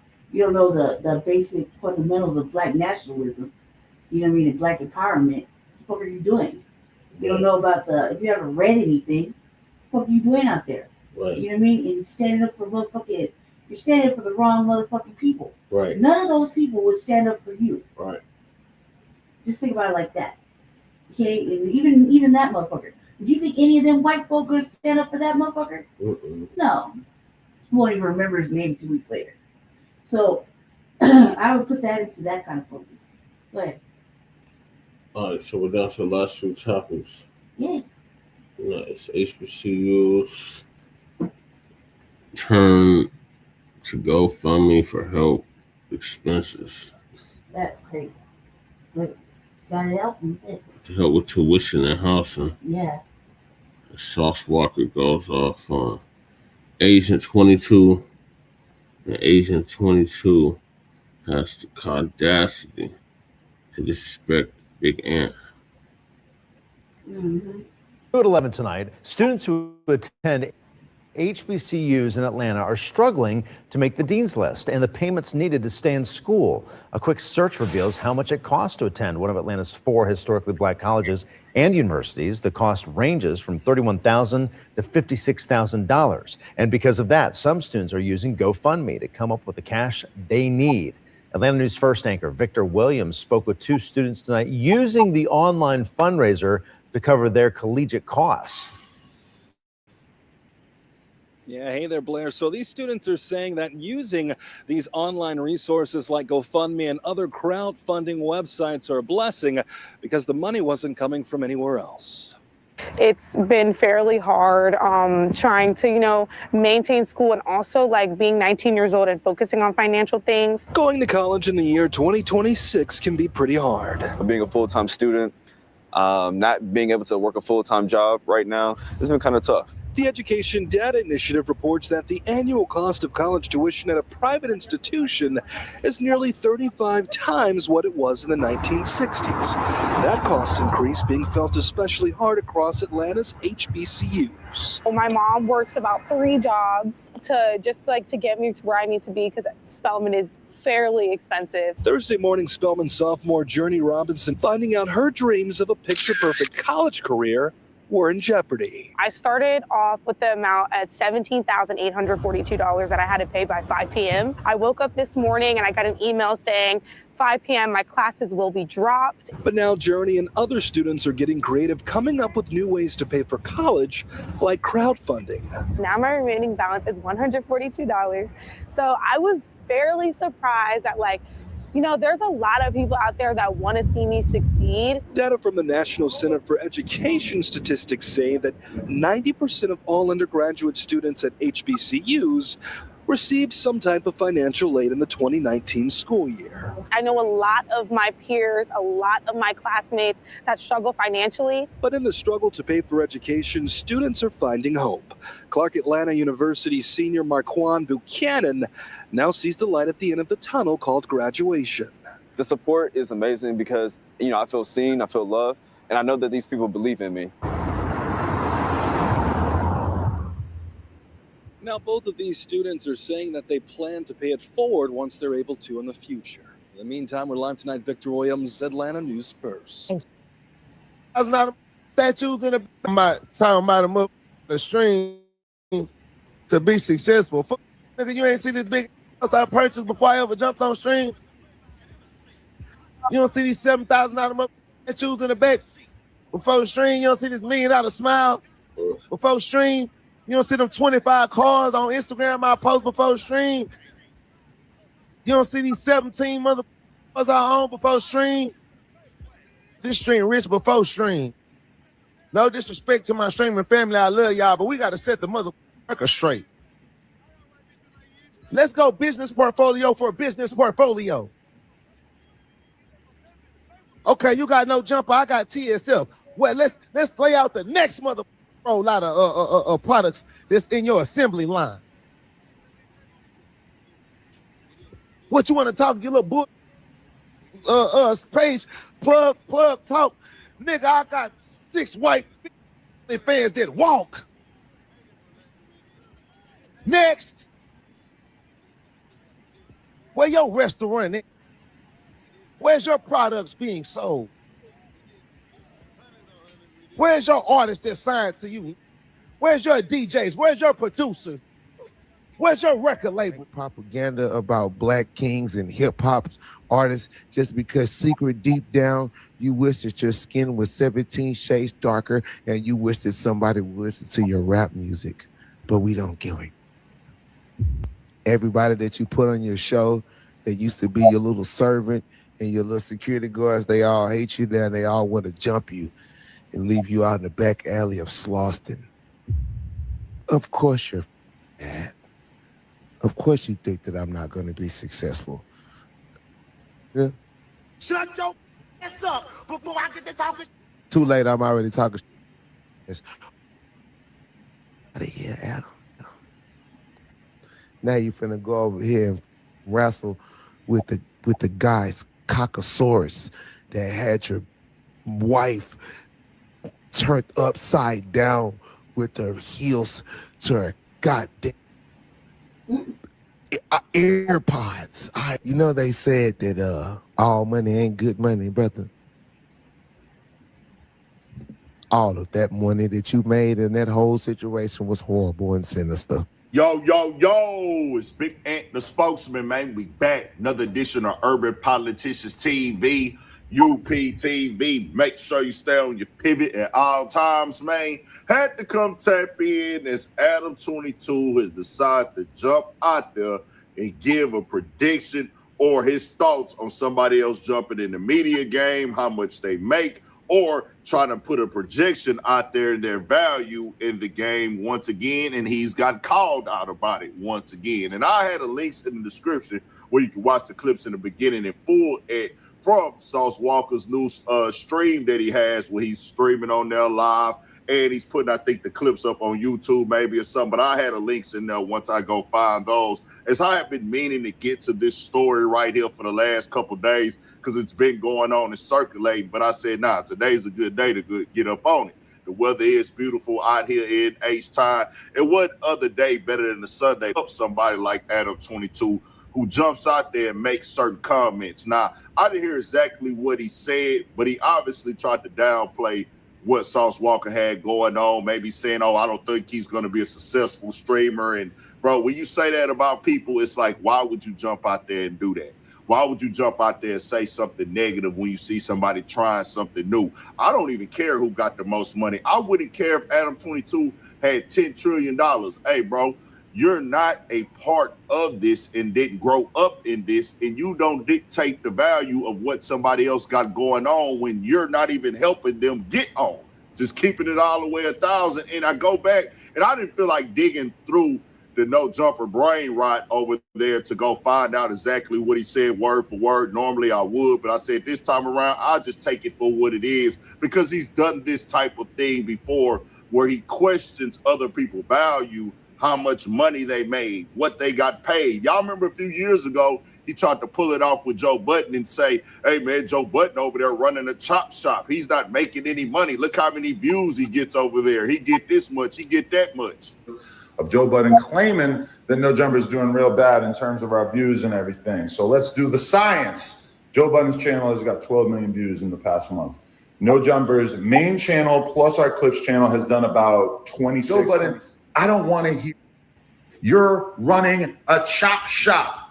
You might have the whole hip hop media gassed into thinking that you're really killing it like that. But trust me, when you want to talk about who's really doing business out here, it's not you. There's a big three and you're not in it. It's me, Vlad, and that fat you were sick, Joe.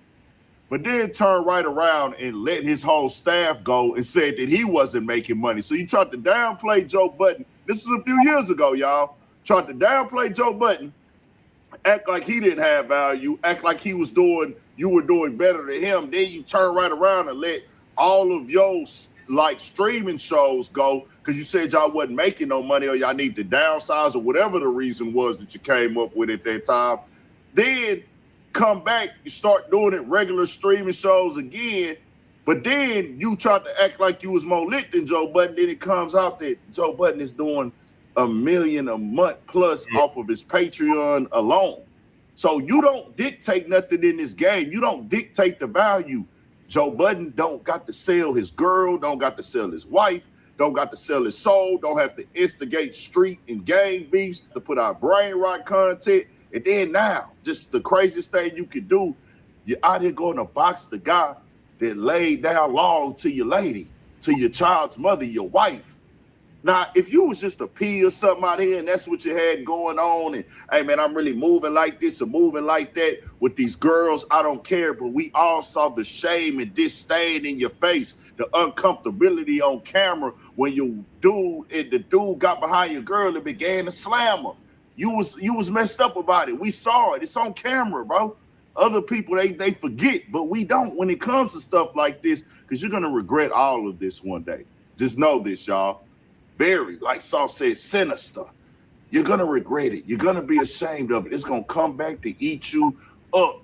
And you're going to be like, man, I really didn't need to go that route at all. And your wife is calling the shots and she didn't jump down with 3-4 other dudes. Then she got you in the ring, boxing them, all that for a check. Man, you should be focused on respect and nobody else check. This is the media game. This is content. I salute anybody who want to come in and try other avenues out, even if they don't work out. Bro, we in the world, you got to go here, you got to go there. You want to go to the next level, you want to climb in your revenue or your success, or you want to expand your brand, you got to try other things. You got to jump in other lanes. People don't get all their money or get all their success only doing one thing most of the time. You got to take this, make this money here, put it over here. You got lost leaders involved. Hey, I might have this business, I might be rapping. What I do on stream might help me produce something else to push the revenue up over here. Or my audience and my supporters who rock with me, my fans, might want to see me on stream. It don't work for everybody, but it worked for a lot of people. Who are you to tell somebody not to try and try to dictate their value? But tell me what y'all think. I'm not shocked by Adam 22, but you know, this is what he do. Stay on your pivot. Y'all know I want to say what I really want to say, but I can't right now. But we'll come out of the conversations when we can. We'll get back to it. Y'all know what it is. And make sure y'all tap into the Urban Politicians TV Patreon. The link will be in the description for that. Have exclusive videos coming on there, exclusive content that you can't get on YouTube. Still gonna drop the content on here as well, but we're gonna have a lot going on over there. Tell me what y'all think. We got more coming, more videos, all that. 1000 shit show. Stay on your pivot. Hey, man, let me speak on this 22 with Sauce Walka real quick, because it's getting to a point where it needs to be some understanding and clarity on this stuff with these outsiders and these thinking they can speak and raise their voice and say they'll squabble and fade. And that's just them throughout the years feeling it out to see how far they can get away with. because it didn't got to the point now. I seen that platform promoting and pushing this white out of Florida. They all be click tight with they little lines where the white on the song saying nigga and rapping. He hangs with the federal rapper that cooperated on his guys who had to just turn himself in recently for a violation. Then No Jumper is also a platform that's on federal paperwork. And when the feds asked him for information, he gave them what they needed. But you not fade no nigga at all. You not family. You not one of us. Yo, it's Big Ant, the spokesman, man. We back. Another edition of Urban Politicians TV, UPTV. Make sure you stay on your pivot at all times, man. Had to come tap in. This old Adam 22 has decided to jump out there and diss me, Urban Politicians TV, Big Ant, for speaking and telling the truth and nothing but the truth about the things that he do. As that clip y'all just watched right there is what I put up on my Instagram page the other day after I seen the stuff with him and Sauce Walka going on. And I had put that up after I had already dropped the video about Sauce responding back to him. And I was just referencing the things that I had been seeing happening that made me say, hey, bro, all that old fade talk, acting like you with us, like you one of us, I don't rock with it. And y'all heard me say right there, that is a platform that is in federal paperwork.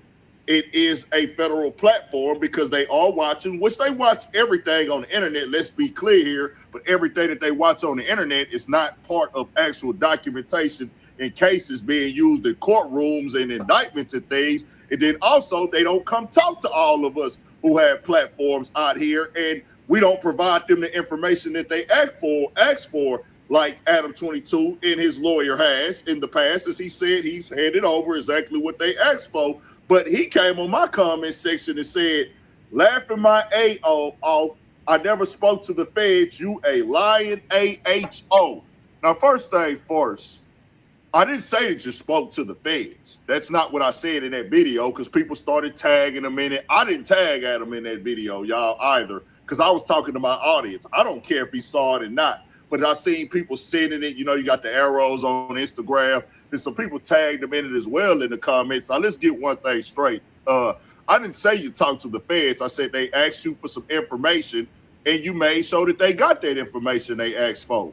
What are we saying here? So where's the lie at? I said exactly what you said, and you have it on video yourself. Shouts to the monks. But while I'm in my house, I'm playing poker on my computer, a guy comes to my front door, and I didn't actually even know, but my girl was communicating with him through the box in the front of our house with the camera. She texts me. She says, a dude is here from the FBI, and basically he's trying to serve you with a subpoena. And so she told him, like a ride or die would, she told him, Adam's not here, and he's off at work or whatever. I forget what she told him. And so I immediately hop on the line with my lawyer. I say, what should I do? I don't want to, handle this situation wrong. Over and over and over, I've sat down with rappers or whoever who tell me about situations in which they dive a more complicated situation than it appears to be. Well, isn't that when this gave it to him? No, isn't we did hand it over? Yeah.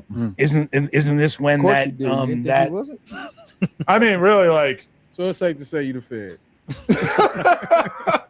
I'm happy to help the feds with talking about a document that we have previously discussed on here over and over, and which doesn't implicate anybody that I know or whatever. It's not like I know about Big U doing something illegal.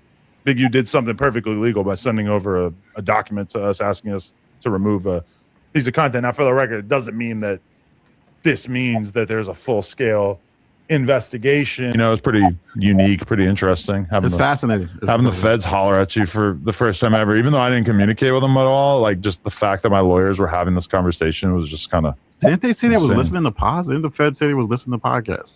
So, not just No Jumper. I think all of the podcasts. I mean, I don't know necessarily. The only thing I know is that when the conversation was happening about whether Brick Baby should get bail or not, that his bail rejection letter was basically like listing off a bunch of different stuff that he had said on the podcast, and they had the image of him with a blick hanging out of his pants on the podcast the night before they caught him. So for sure that was. And it's, I mean, I don't know. It's up to, like, is it incumbent upon you to like check that? I don't know, but That shit was crazy. Now, this is for educational purposes, y'all. We're just documenting facts of things that died already, things that were said already out of his own mouth.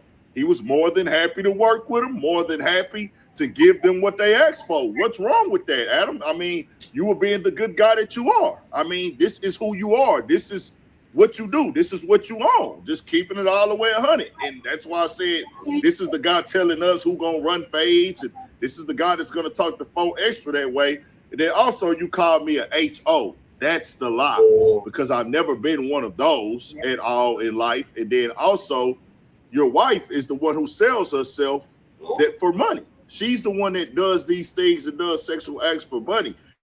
You know what I'm saying? So when you tell me that, I'm like, it seems like you're lying on me twice in this comment right here than me lying on you when it's directly on camera right there. Now, this kicked off because of the stuff with Sauce Walka. I saw him responding. I saw Sauce Walka responding. I didn't see Adam's initial comment, but one of the things Sauce Walka had said, he was like, hey, Adam made comments, I guess, about his financing and supposedly about Sauce's money. And I don't care about that money talk. I don't care who got the most money. I don't care how much money Sauce got. I don't care about how much money Adam got. That don't mean nothing to me. But when I heard it be that he was questioning him being a streamer, or was he going to make it as a streamer, it's just been one too many times where I've seen Adam put out a context of him like he's had say-so in people's value and what they're going to do in the future, and questioning how many viewers they got on stream. And I don't like that type of combo, because who are you to say that? Everybody got to start from somewhere. Now, you could have that opinion, but then I got a right to say, well, hold on, bro. That don't make no sense to me, because dog just got started, and whether he need money or not, who cares? It's another way to create revenue and things of that nature. But he jumped out there with that, and I was like, I'd have seen him speak on Charlemagne contract. It's like every time somebody having something going when they try to do something in the media game or they get a deal, he goes. And then he did the same thing with Joe Budden, trying to downplay Joe Budden value on his platform. And then we come to find out Joe doing $1 million+ a month off of one platform alone. And I'm like, who is Adam to dictate the value in this game? And I don't like it. Then when he starts talking about the fade stuff, man, we know you're going to play victim and stuff get real.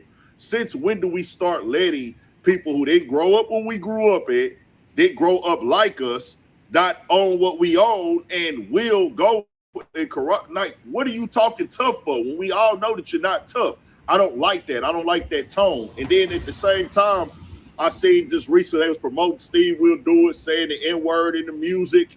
And I'm like, what is this? Why are y'all pushing this? Why are y'all promoting that? Steve Will Do It hangs with the other federal artist 6ix9ine, who is corroborated on guys whose own documentation of giving people up. All of this hogwash and disrespect to us, I don't understand why I got to explain why it concerns me when I hear you talking about fades. Now, if you want to get in the boxing ring with them, that's that. But what I'm not going to do is play dumb, play naive, and play fake. Like, if I was to go out here and I'm just whooping on a white dude in a squabble, other white dudes ain't gonna be like concerned, like, hey, I need to help and jump in that situation, or any race. Let's keep it 100. And me being a brother, I'm not finna sit back and watch Adam fight Sauce one-on-one. It ain't happening. You way too big for Sauce. I don't care if he said it first. You're not getting a fade with him around me. I'm getting in it. It is what it is. Same thing with 4 Extra. I said that before. If I ever saw him hit 4 Extra, I don't like even speaking on 4 Extra having a messed up hand, when you would have never said it when he had both. That's just why I stand with this thing, bro. Keeping it all the way 100. And I see the gaslighting in this conversation. This was after I had already dropped the video where I saw the clip and said, Sauce, you had this many viewers. Wasn't nobody watching your platform. I got this many viewers. Fam, you've been on the internet forever.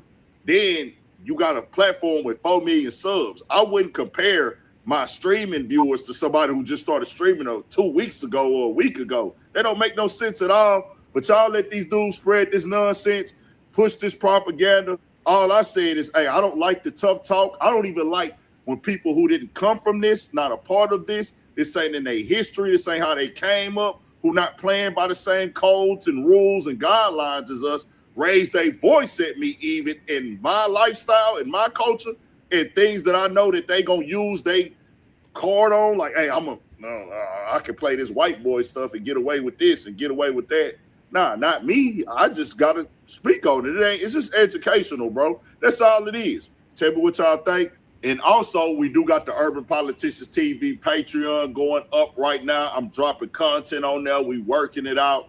Go to the app. They have a Patreon app. You can get it there, or you can go to the website, Patreon, search Urban Politicians TV. I had a link in the descriptions for that. You can follow it and join it for free. But when I drop the exclusive content on there, you will have to be a member. It's $5 a month for the first tier. The second tier will be $10. Those are just going to be exclusive, more raw, more uncut videos on topics that I couldn't get here to YouTube. And the only place you will be able to get them at is on Patreon. Still going to be uploading everything, a lot of stuff on YouTube, but certain stuff that I want to cover that I think just a different conversation, we're going to have that over there on the Patreon. It's by choice, not by force. It's on you if you want to join it.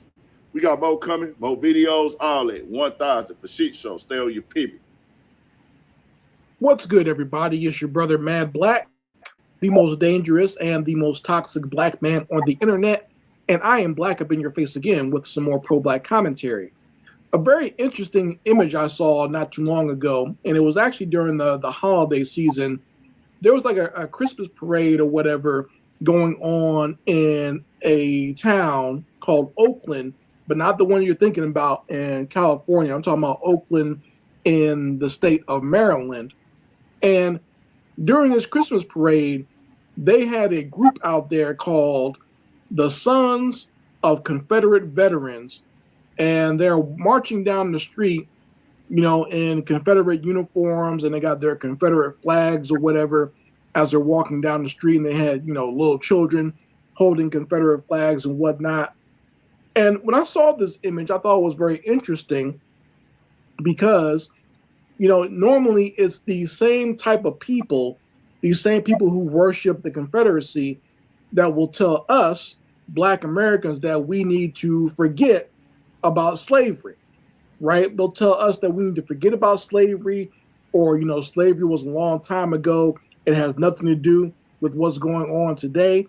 So we need to just forget about it and move on in life and just forget about our ancestors' pain. Don't be asking for no reparations, right? But these clowns, these devils right here, these mayonnaise monkeys, they can get on the street with a Confederate flag and march down the street and celebrate the Confederacy. And they call themselves the Sons of Confederate Veterans. Now, I'm sure that none of these clowns are actually sons of Confederate veterans. At this point, anyone who served during the Civil War is probably dead, right? And these fools are probably not the direct sons of that. They might be grandsons, or they might even be great-grandsons. But at this point, most people who served in the Civil War and their direct children are dead already, right?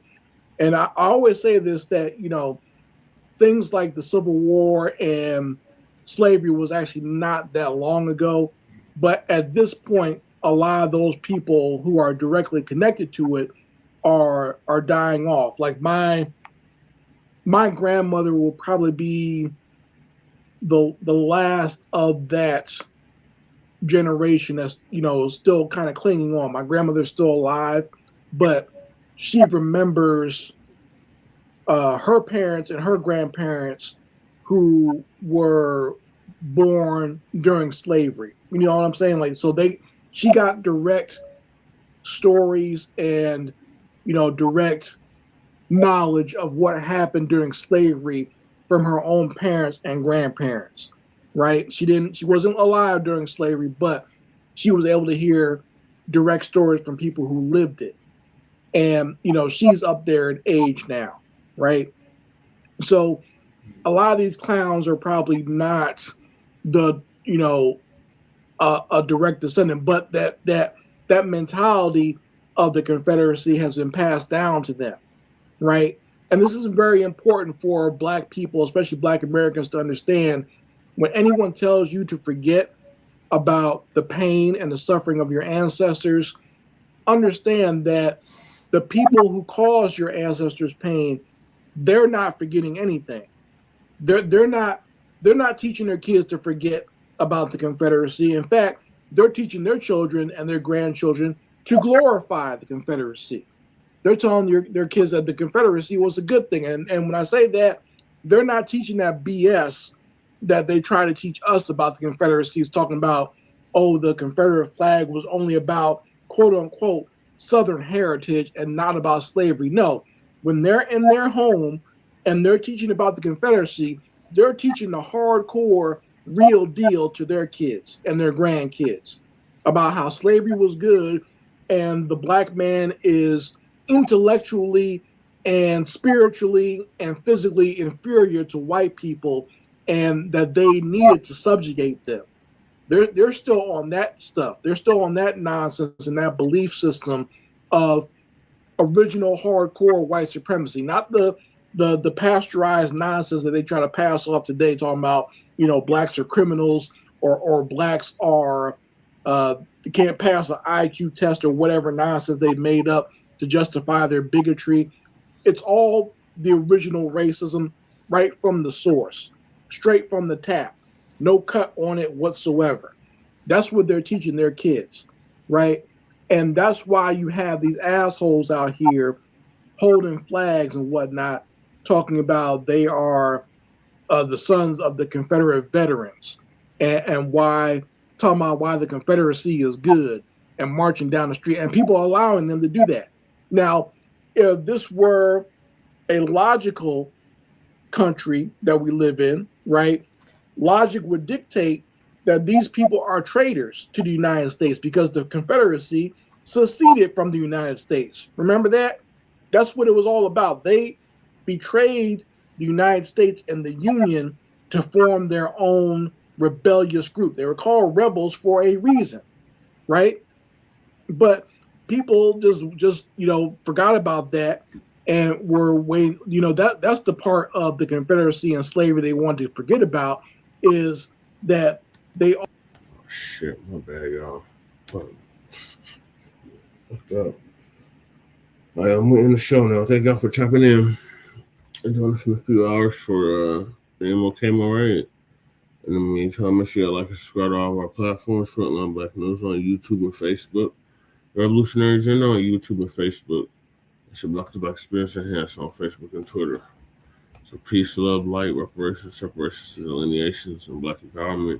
Shane Krumah and Lady Chase signing up from the Mile High Income and Legal Money for the City. Peace.